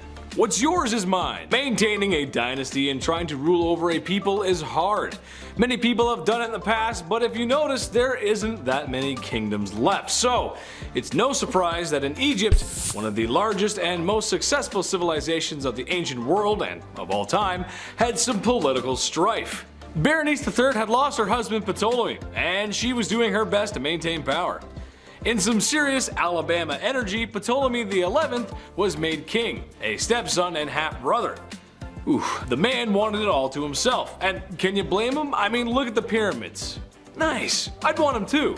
He promptly unalived his new queen because power moves. Some people didn't like this, and in some form of poetic justice, he was unalived by the people. What's the lesson in this one? Maybe that you can't trust your strange, closely knit inbred family members? I'm not sure, honestly, but it's just messed up. Number 9, Double Trouble. This one isn't exactly about a king removing a queen like his wife, but it is about kings ceasing the life of their queen, more specifically their mother. Clyricus and Oxythris were the sons of Amistris, a woman handed off in marriage by the mad lad Macedonian himself, Alexander the Great. Well, like a lot of ye olde history, there was some power struggles. A power vacuum had been created in the death of Dionysus. You'd think that wouldn't happen over and over again, but you'll find that a lot in history. The power struggle was solved, and eventually Amistris retired and remarried. Named a town after herself. Things were okay for Amistris. Things were good. But one day her sons came to visit and noticed the Mon looked a little thirsty. So they drowned her in a river in a power grab that pretty much immediately backfired, as they too were unalived by the next guy in line. Pretty similar to the last story, but that's history, isn't it? Number 8, one too many. Sometimes when you're king, you're gonna have more than one wife that's 6 feet under. It's just how it goes sometimes. However, I believe there is no better example of this than Afzal Khan, whose actions were so egregious that I did a literal double take after learning about what this king had done. See, Afzal didn't just unalive one wife or a couple like history's favorite King Henry VIII. No, my busy bees. He is responsible for the termination of 63 wives, not wives. I'm not sure what kind of guy would make that kind of mistake. In fear of losing them to an invader who treated women slightly better, he had his soldiers give them a tall glass of drowning. Those who tried to escape were cut down without mercy. Yeah, I lived next door to the chief. He invited me in for a cup of tea. I sat down and he said, "That ain't it." You know something's messed up if I'm overusing that joke. Number 7, 20 years of therapy. Elizabeth of Bosnia was a very unpopular queen and unfortunately had to often defend her throne with violence. As it turns out, this did not bode well. Many people wanted revenge and honestly just to take her position of power. Elizabeth, understanding perhaps her times might be numbered, was going to try everything she could to keep her bloodline in power. The passing of her king husband only made things worse. In her attempts to escape the impending doom, she was captured and imprisoned by her new owners. She was eventually released. Oh, did I say released? I meant as punishment she was strangled in front of her daughter. Now, I'm not a psychiatrist, I'm more of a bumbling fool, but that just can't be healthy for you. Emotional damage. Number 6, bad divorce. Pedro of Castile was doing as the European monarchs do.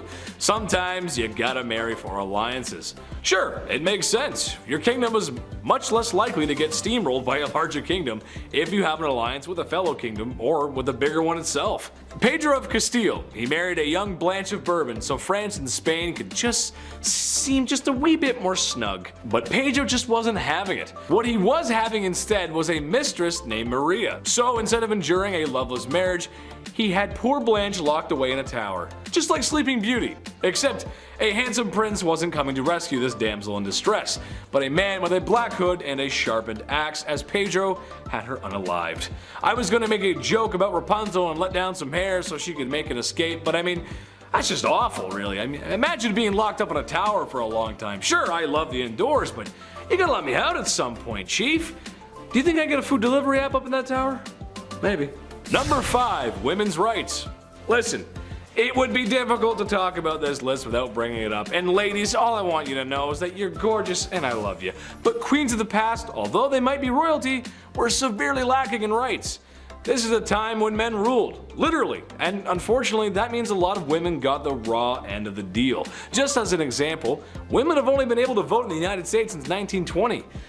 There was a lot of work that had to be done, which sounds like a long time, but it really isn't. Women of the past, and especially the medieval world, basically needed a man to walk through their life, whether they liked it or not. Can't own property, business, can't sign contracts, basically everything they need to do has to go through their husbands first. Sure, royals had it easier, but I'd argue if someone could just unalive you or lock you away in a tower without consequence, do you really have rights at all to begin with? I don't know, I don't think so, that's not right. We're gonna do better, we'll do better. Number 4. Herod the Not So Great. Herod the Great was the king of Judea in 37 BC. Herod the Great was also a monster. I know I've given Henry VIII grief for Anne Boleyn, but Buddy here, he just throws out wives like it's his business. Well, it kinda was, actually. He was a busy man, having an estimated 14 children with different wives. There's also a good chance that there was more, being since that female births were just not recorded. He also unalived a lot of other people too. This guy was just so much of a tyrant that both Jewish and Christian faiths depict him as a tyrant. Way to go, dude. Nice. Number 3, the mayor's alibi. Alright, here's a modern one for you. Yes, I know the mayor is not a king. I understand that. But they still hold a decent amount of power, and this happened in the 90s, which I hate to bring up because that was a really long time ago. Yeah, I know, right? I know, I remember that too. Mayor Barry Waite and his wife were just as comfy as peas and carrots when one day his wife was mysteriously unalived. Barry was not a suspect at first, but slowly as time went on, his alibi began to unravel, and he seemed less and less trustworthy. As multiple financial-based scandals were beginning to rear their heads, it later became understood that his wife was going to seek legal aid after learning about Barry's doings, strangling her in a fit of rage. Years later, he was convicted and sentenced to 40 years in prison. So maybe we haven't learned much from our historical past. A man in power in fear of losing it to a woman has removed her from the equation. I guess we'll never change. Number 2, one last ride. King Philip V was down bad. The CEO of Naughty Time. This man liked to get down and to be a certain kind of dirty. He could not get enough of women. He loved them, his wives and mistresses included. Reported to try and get the deed done at least 3 times a day. Now you might be saying to yourself, but Big Ched, what's so wrong with that? Everyone likes a little mooey mooey once in a while. Hey, I hear you. A little toe curling once in a while, it's a great thing, if you catch my drift. But Philip may have enjoyed it just a little too much, as when his beloved wife was on her deathbed, he tried to squeeze in one more D appointment. Your wife is dying and all you can think about is a little afternoon delight? A bouquet of flowers and I love you would have been fine, but who am I to judge? You go ahead. Weirdo. Number 1. The last Tsar. Nicholas II of the Romanovs was the last Tsar of Russia. What did he do to his wife? Well, not much, actually, and that's the issue at hand. It's his inaction that hurt her and the family the most. You see, Russia was an interesting nation in the early 1900s. As most nations were modernizing, Russia was still somewhat stuck in the past. A lack of rights for anyone, no industry, and the monarch was kind of oppressive. Well, Nicholas the Tsar was going to change it. At some point, maybe. Okay, well, he didn't. It would take a whole history class to break down what actually happened during those crucial years, but in a nutshell, there was this new fun idea called communism. And with the lack of the Tsar's support to the people, this is serious neglect we're talking about here, the people revolted. The monarchy was overthrown, and in an event that's actually quite sad, the Tsar and his whole family were unalived by the new government. His inaction got his wife done in. Way to go, Nikki. Kicking off the list at number 10, a fool. While ancient kings have all the riches one man can possibly have, it's still somehow never enough.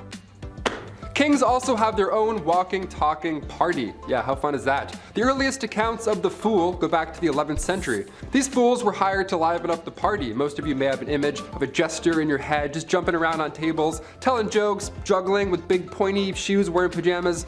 Yeah, that's pretty accurate. It was pretty fun. One of the best jobs to have was the title of a minstrel, or a fool. It was an honor to have, really, and the fool's payment was no joke.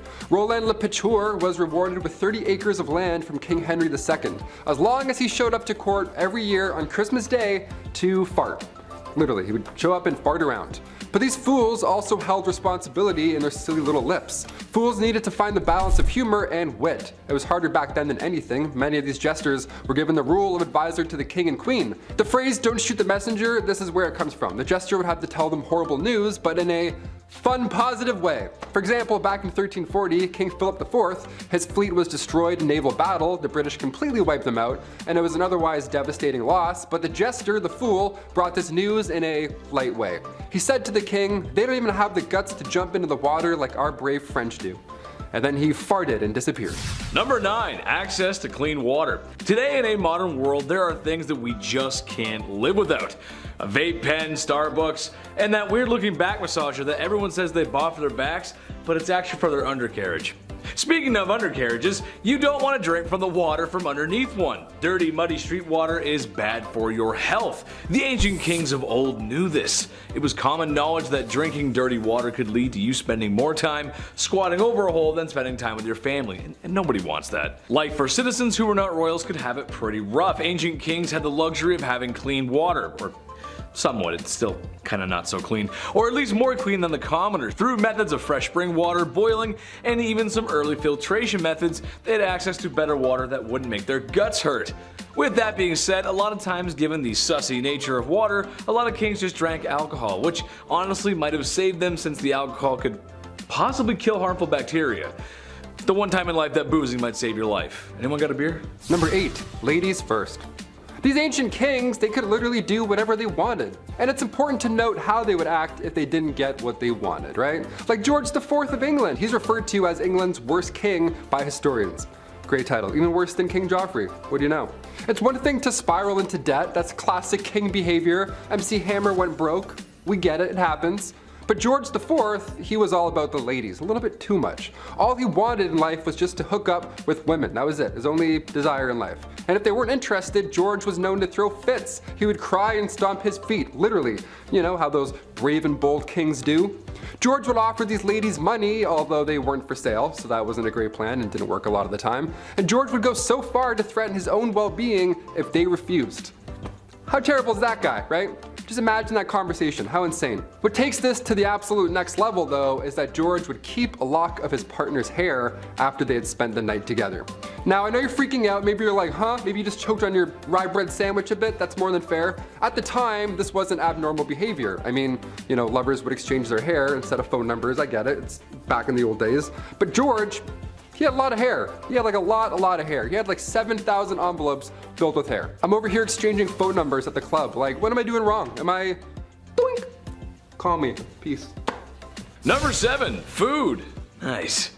Whether you like it or not, at some point in your life you're gonna have to eat, and if you're like me, that means all the time. Steaks, ribs, beer, Burger King, pizza, pasta, ham, and chicken wings. Nice. It should be no surprise that I like beer and barbecue, and to answer your question, yes, I am the most fun guy to be around at the barbecue. Why? I just like to have fun and I like to eat good food, man. That's just it. Imagine a world, however, where there is no pizza and chicken wings. I know, it's horrible, right?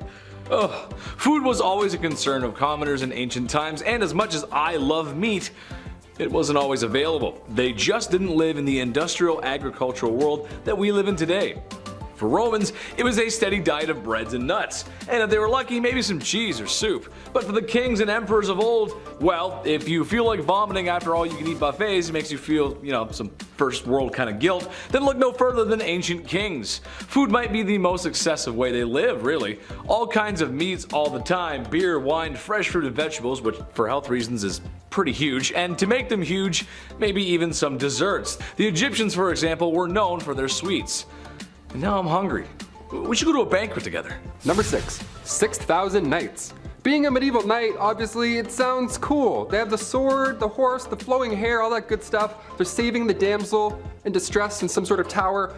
Well, no, it actually sucked being a knight at all. First of all, chainmail. You know how heavy chainmail is alone by itself? It's like 55 pounds.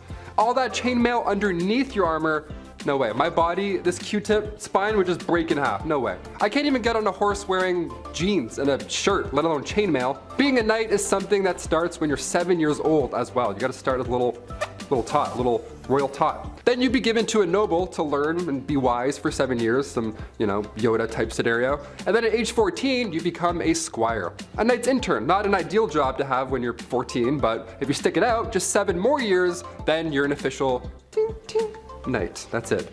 But then what? Do kings have 2 knights? Do they have 4 each? Is it like a breakdance squad? Is it like 8s? Groups of 8s? Like, how do we do this? Henry II of England could call up to 6,000 knights. This was back in the late 12th century. That's a lot of backup. That's a lot of shiny, majestical backup. My favorite knight, still to this day, I don't care, Martin Lawrence. Jamal, Scott, Walker. FBI, what's up? What's happening, y'all? Number 5, big money. This is no surprise to anyone, I'm sure, but back in the day, I'd argue the division between wealth and poor was larger than today. Kings had it all. I mean, if you listen to what Taylor's saying, he knows what he's talking about. Food, water, power, what else is there? Well, how about the coinage to make it all happen? The bread, the guap, the dosh, and my favorite, the cheddar. Yes, that's right, the ancient king's wealth. Whatever they didn't already possess, they could take by force, or simply just bought with incalculable riches. With uncalculable riches. So much money. They had so much money. I can't make it clear. They had a lot of money. A great example of this was Mansa Musa, a very wealthy king from the Mali Empire. It's speculated he might have been the wealthiest person to ever walk the face of the earth.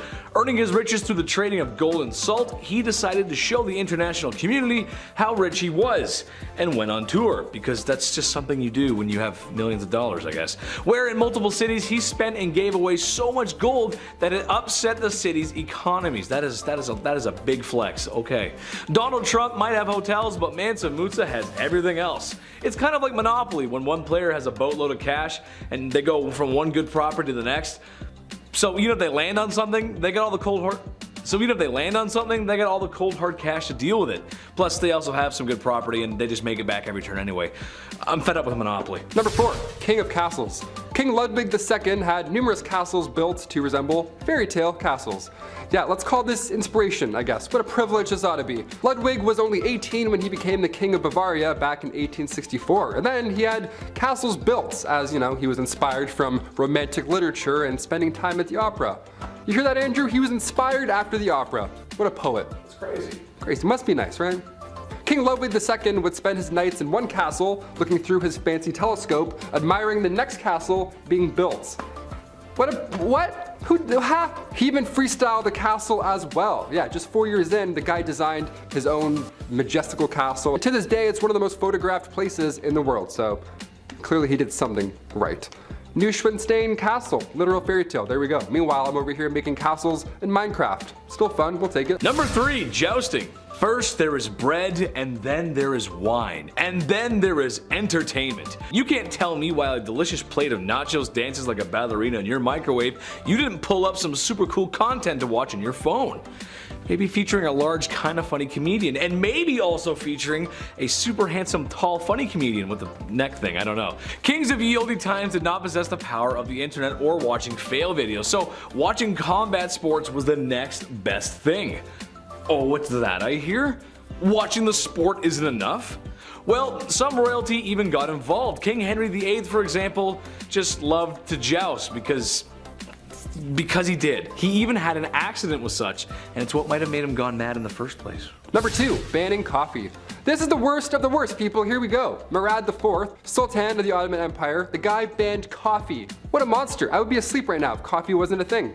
He was born in 1612, and for the most part his mother was ruling through him because he was so young and all. But when he got a little older, he got a little wiser, he put forth these laws, punishable by death, may I add, in order to get things back on track. That was the key. The guy banned coffee, tobacco, and alcohol. What a fun guy.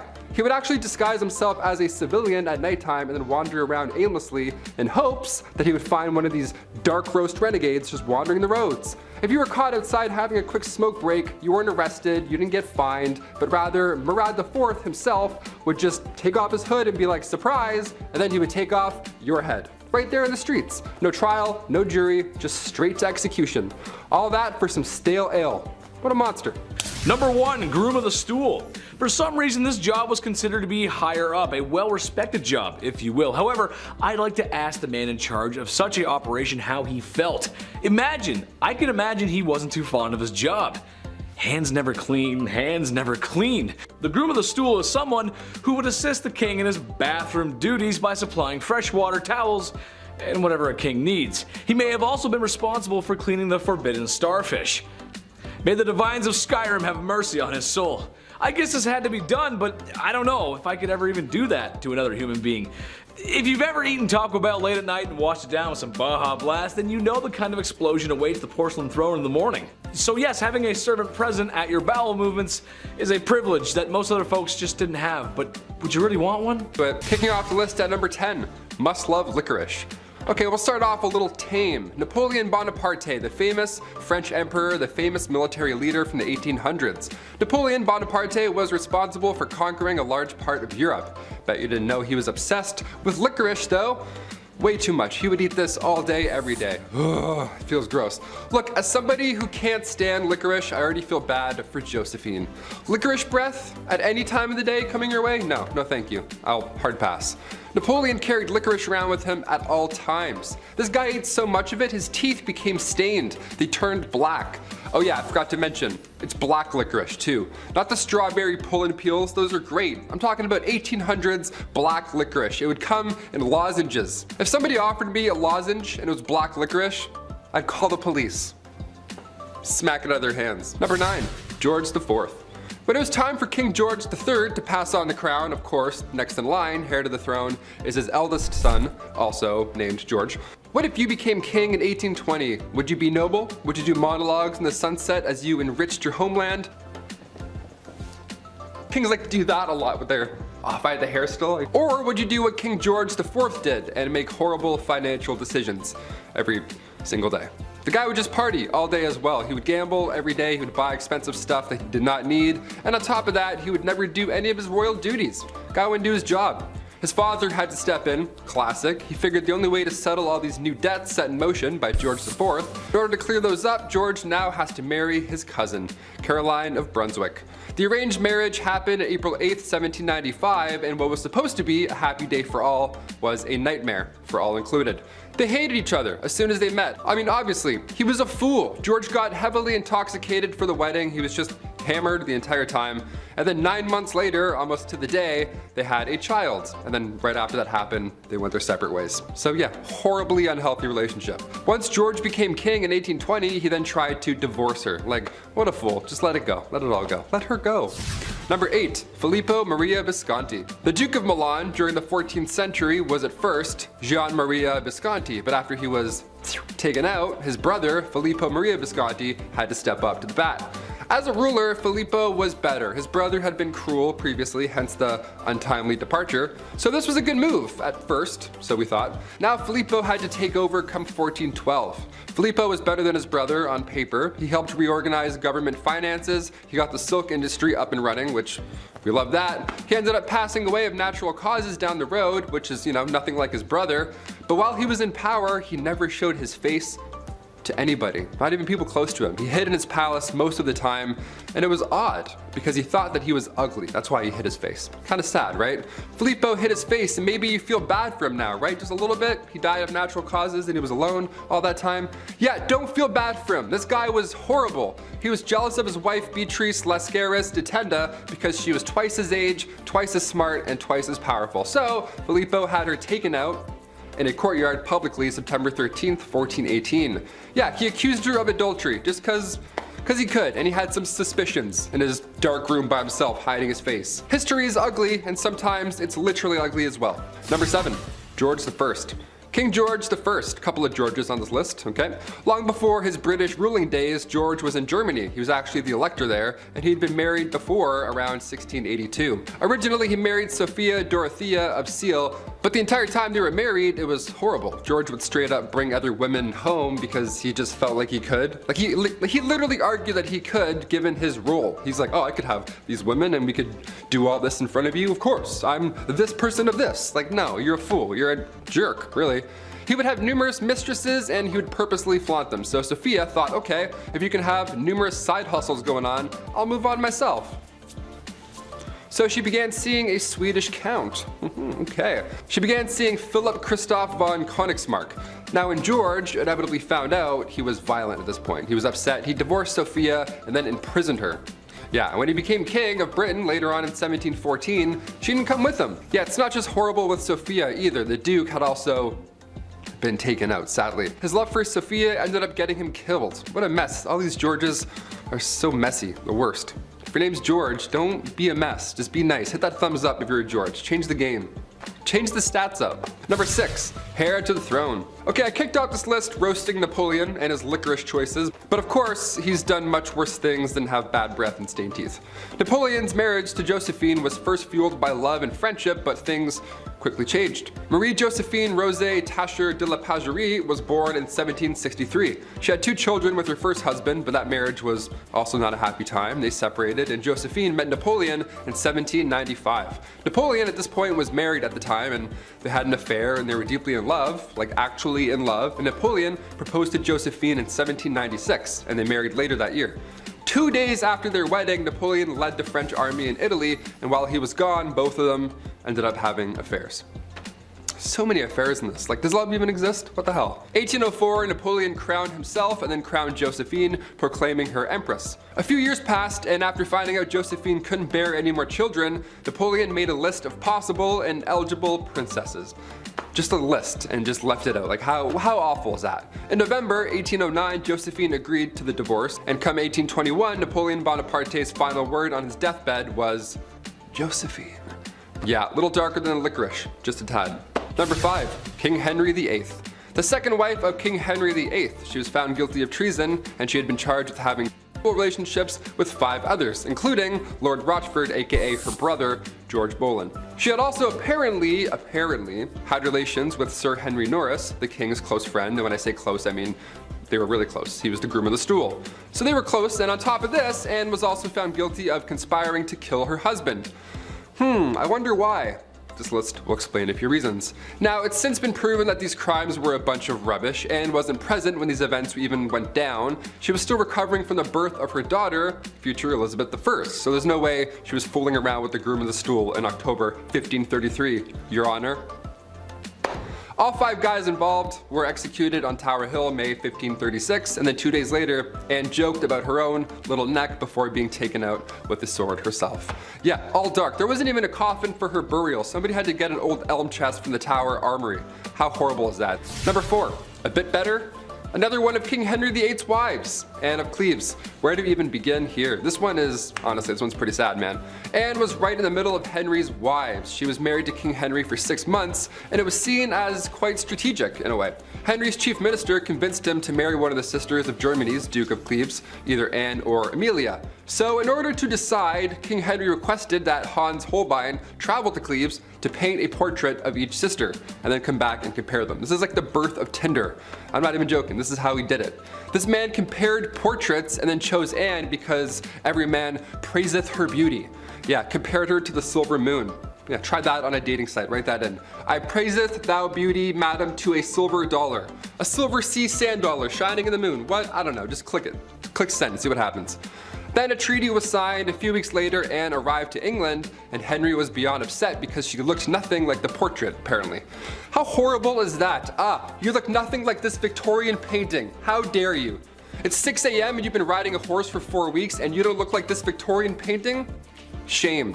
He tried to stop the wedding, but it was too late at that point, so they had to follow through. And on January 6, 1540, their marriage was official. You can't unswipe this marriage, rich boy. Anne later accepted the divorce gladly and then lived as the king's sister peacefully until her death in 1557. Number 3, Christian VII. Christian, there's an ironic name for what I'm about to tell you. The prince that couldn't keep his hands out of his pants. I don't know how else to say it. Here we go. Christian VII of Denmark. He was a young lad. He was spoiled. He was a little comfortable with his body, maybe too comfortable. And he would often just have his hands in his pants hanging out. He was like one of those, rich king. He was kind of like Joffrey from Game of Thrones. He would just sit back and like suck on candy and stuff and just, fool around. I don't know, it was gross. Middle of dinner, this guy would pass around food to his family with those gross hands. He would alternate hands and pants to handing out food.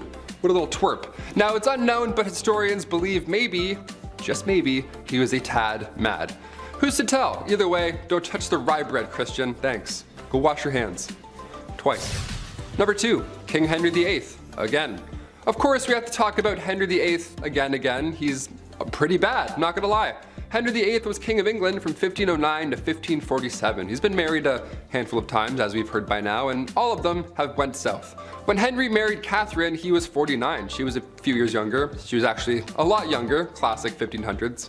Way too young. And when they got married, Henry was not the same as he was when they had met. He had received a nasty jousting wound, so now he was gravely overweight. He didn't do anything. He just laid around all day and complained. So Catherine, of course, just wanted some, shred of a life, and being again quite young, too young, she decided to look for love.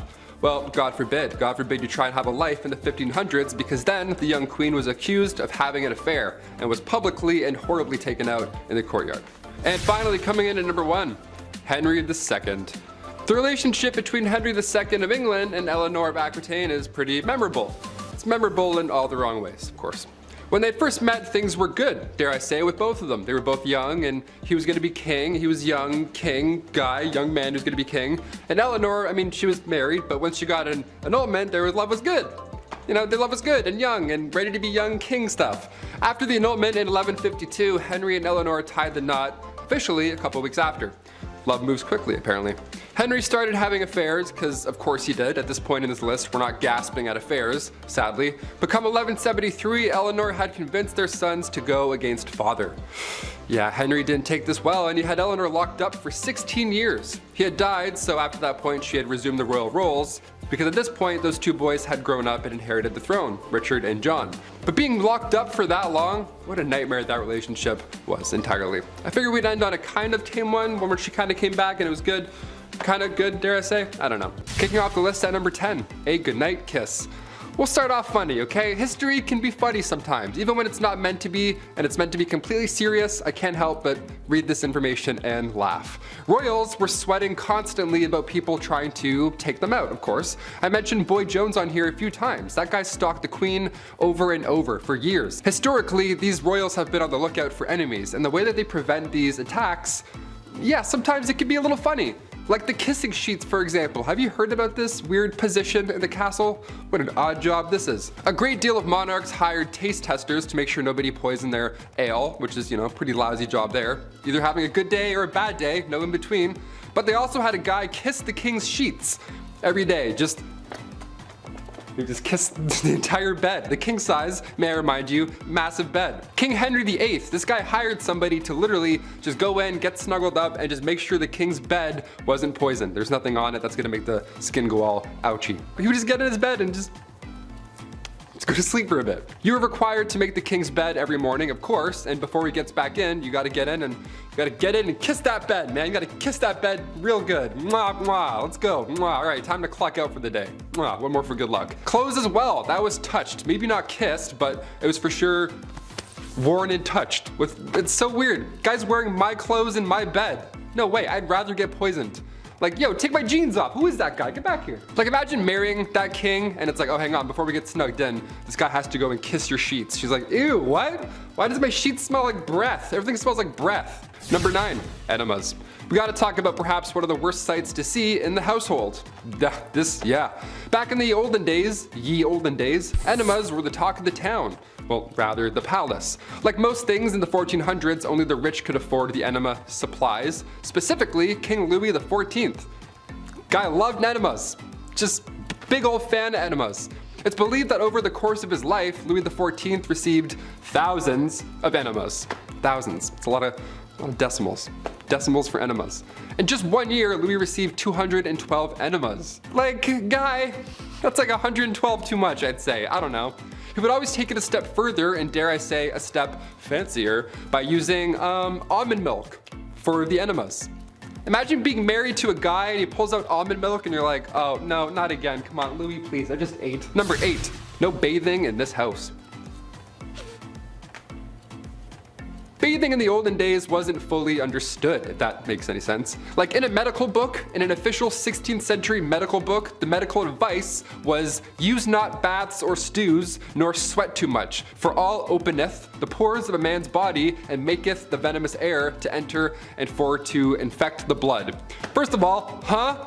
What? What does it even mean? Why is every shred of medical knowledge always written in riddles? God forbid you have bronchitis in the 16th century. A doctor would just be like, ah yes, just a drop of ale and a witch's flick and you'll be on your way. Like, what? Do you have any halls? Help me. Help me, dude. And I'm just mad. I just like, bro, I have pneumonia. I need medicine. So of course they thought that taking a bath would make you sick.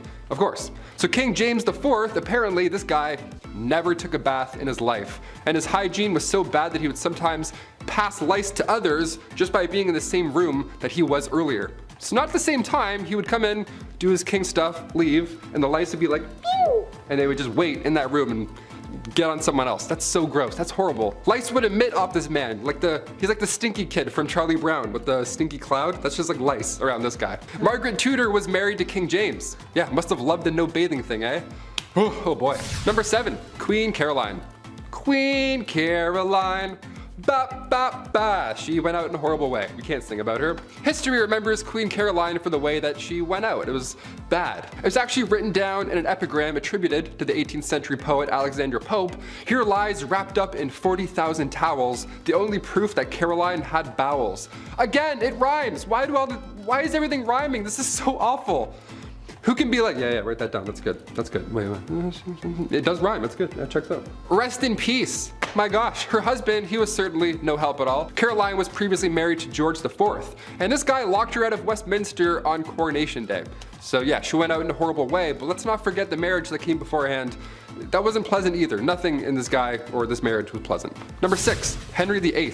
Of course he's back. He had 6 wives and it was pretty much entirely bad for all of them, yeah. It was the late 1400s. Henry took the throne in 1509. This guy was only 17 years old when all this madness began to unfold. Only days after the execution of Anne, who I mentioned on part 1 of this list, so days after he married his 3rd wife, Jane Seymour. Anne Boleyn and Jane Seymour's mothers were first cousins, so they were close, and during all of this, they of course went head to head more than once. Jane died shortly after giving birth to Edward VI on October 12, 1537. I can't mention King Henry's wives and leave a couple out. This is just a history channel. We have to mention all of them, okay? Number 5, George V. Turned out this guy loved stamps. Maybe a bit too much though, I'd say. It was almost distracting. It was taking up many hours of his day. Like, you know, focus on other things, like say maybe, I don't know, the war. King George V continued to collect stamps during World War I. Everyone's trying to stay alive. George is just in the background like,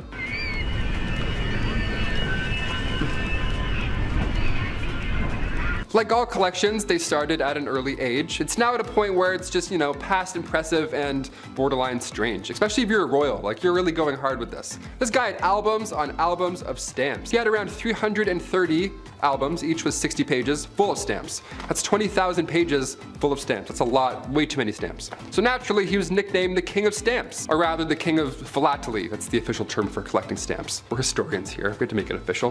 Back in 1905, he set an all-time stamp record. Ho ho! The most money ever spent on a stamp. This guy dropped like 220,000 on one single stamp. Somebody even asked the prince down the road if he had heard about the fool who had spent 1,400 pounds on a stamp. And he was proud. He was like, oh, that fool? It was I. Number 4. Rudolph II, the Holy Roman Emperor from 1552. He was known as a collector. Yeah, some princes collected stamps, others collect zoo animals. We're all different. Yeah, his castle was home to lions, tigers, and not bears, but orangutans, so good luck getting your 8 hours. He also collected human artifacts, like body parts after they've been, you know, so that's watch your step, I guess. Welcome to MTV Cribs, don't mind the jar of eyes, watch out for the lion's tail, careful, what a mess. He's quite important in history though, I guess. He supported the scientific revolution, and he also poured tons of money into astrology, so next time you read your horoscope, remember it's Bones in the Jar Benny that's responsible for that one. And also, in case you're wondering, yeah, he didn't pay attention to any of his wives or anything like that. He was just, no, jars for me, jars animals, I'm all set. Number 3, Don Carlos. Spanish Crown Prince, the guy who just enjoyed being the worst human alive. Let's talk about him. Back in the mid-1500s, the eldest son to King Philip II of Spain was, yeah, I want to say worse things, but he was just a really bad person. YouTube, he was just a bad guy. Now, it's been noted that he was born with a hunchback and one leg was shorter than the other. Historians like to bring that up first, and how maybe he had the odds against him with these disabilities growing up, and people often feel bad for him a little. To that I say, don't. Nah, don't do it. Don Carlos was made hero of the opera by his dad. Dude was fine. Philip II of Spain? Yeah, he would hurt a lot of people. He would hurt animals and people just for fun. According to historians, Don Carlos once made a cobbler eat a pair of boots because he didn't like how the pair of boots looked. He made somebody eat boots. We're not gonna feel bad for him on BumbleBee today. That's not what we're gonna do. He was also set up to marry Queen Elizabeth of Valois, the eldest daughter of King Henry II, but after a few hours, she was like, no, that's not gonna happen, no way. So she married his father instead. That's what happens. That's what happens when you're In 1564, a few brides were lined up for Don Carlos. Mary, Queen of Scots, was one of them. Margaret of Valois, we know what happened with her, and Anna of Austria. But his mental conditions grew worse and it went south. Shocker. Number 2, Heart of Glass. King Charles VI, once nicknamed the Beloved and then quickly nicknamed the Mad. What happened? After he became King of France in 1380, he would have these episodes, let's call them. He would believe he was made of glass and he didn't want anybody to touch him. He had this glass delusion, which was surprisingly not uncommon, believe it or not, for this time period. Believing you were made out of glass in some way, shape, or form, be it in your head, butt, shoulders, or back, really spiked around the mid-1400s, and Charles VI, aka Charles the Mad, he wouldn't let anybody, not even his wife, near him at all. I'm not making fun of somebody for having a fear like that. I mean, most likely historians believe he was schizophrenic, so obviously I'm not ripping on that. But Alexandria of Bavaria, another royal who had this glass delusion, she too believed she had swallowed a grand piano made of glass, so she had to enter rooms sideways to avoid it shattering. I don't know what's going on with this glass delusion, but I'm glad it went away. I don't know. And finally, number 1, King George IV. Voted as England's worst king by historians, so that should already tell you a good amount of this guy. George was another one of those monarchs who was a little too invested in his, you know, intimate side quests, if you know what I'm saying here, like all these other kings we've talked about. He was a bit busy, being a stupid fool. This man was trying literally everything to get a woman to sleep with him. Although he was the king and he was already set up, he was like, nope, I'm gonna go and keep trying with strangers and random. And he would throw a tantrum if they said no, or he would threaten to end his own life if he didn't get the girl. Like, you know what I'm saying? One of those kind of monsters. He would also keep trophies, lack of a better term, of all these conquests afterwards. He would ask each people that he slept with for a little piece of hair, and then he would keep them. He would like store them. Back then it was kind of common, I guess, for lovers to keep locks of each other's hair. Weirdly enough, because you don't have phone numbers or like any sort of way to remember someone, photos, I don't know. So you kept their hair. But after the king died, his brother found 7,000 envelopes, each with a lock of hair that was, quote, enough to stuff a sofa, end quote. So yeah, I'll leave you on that note.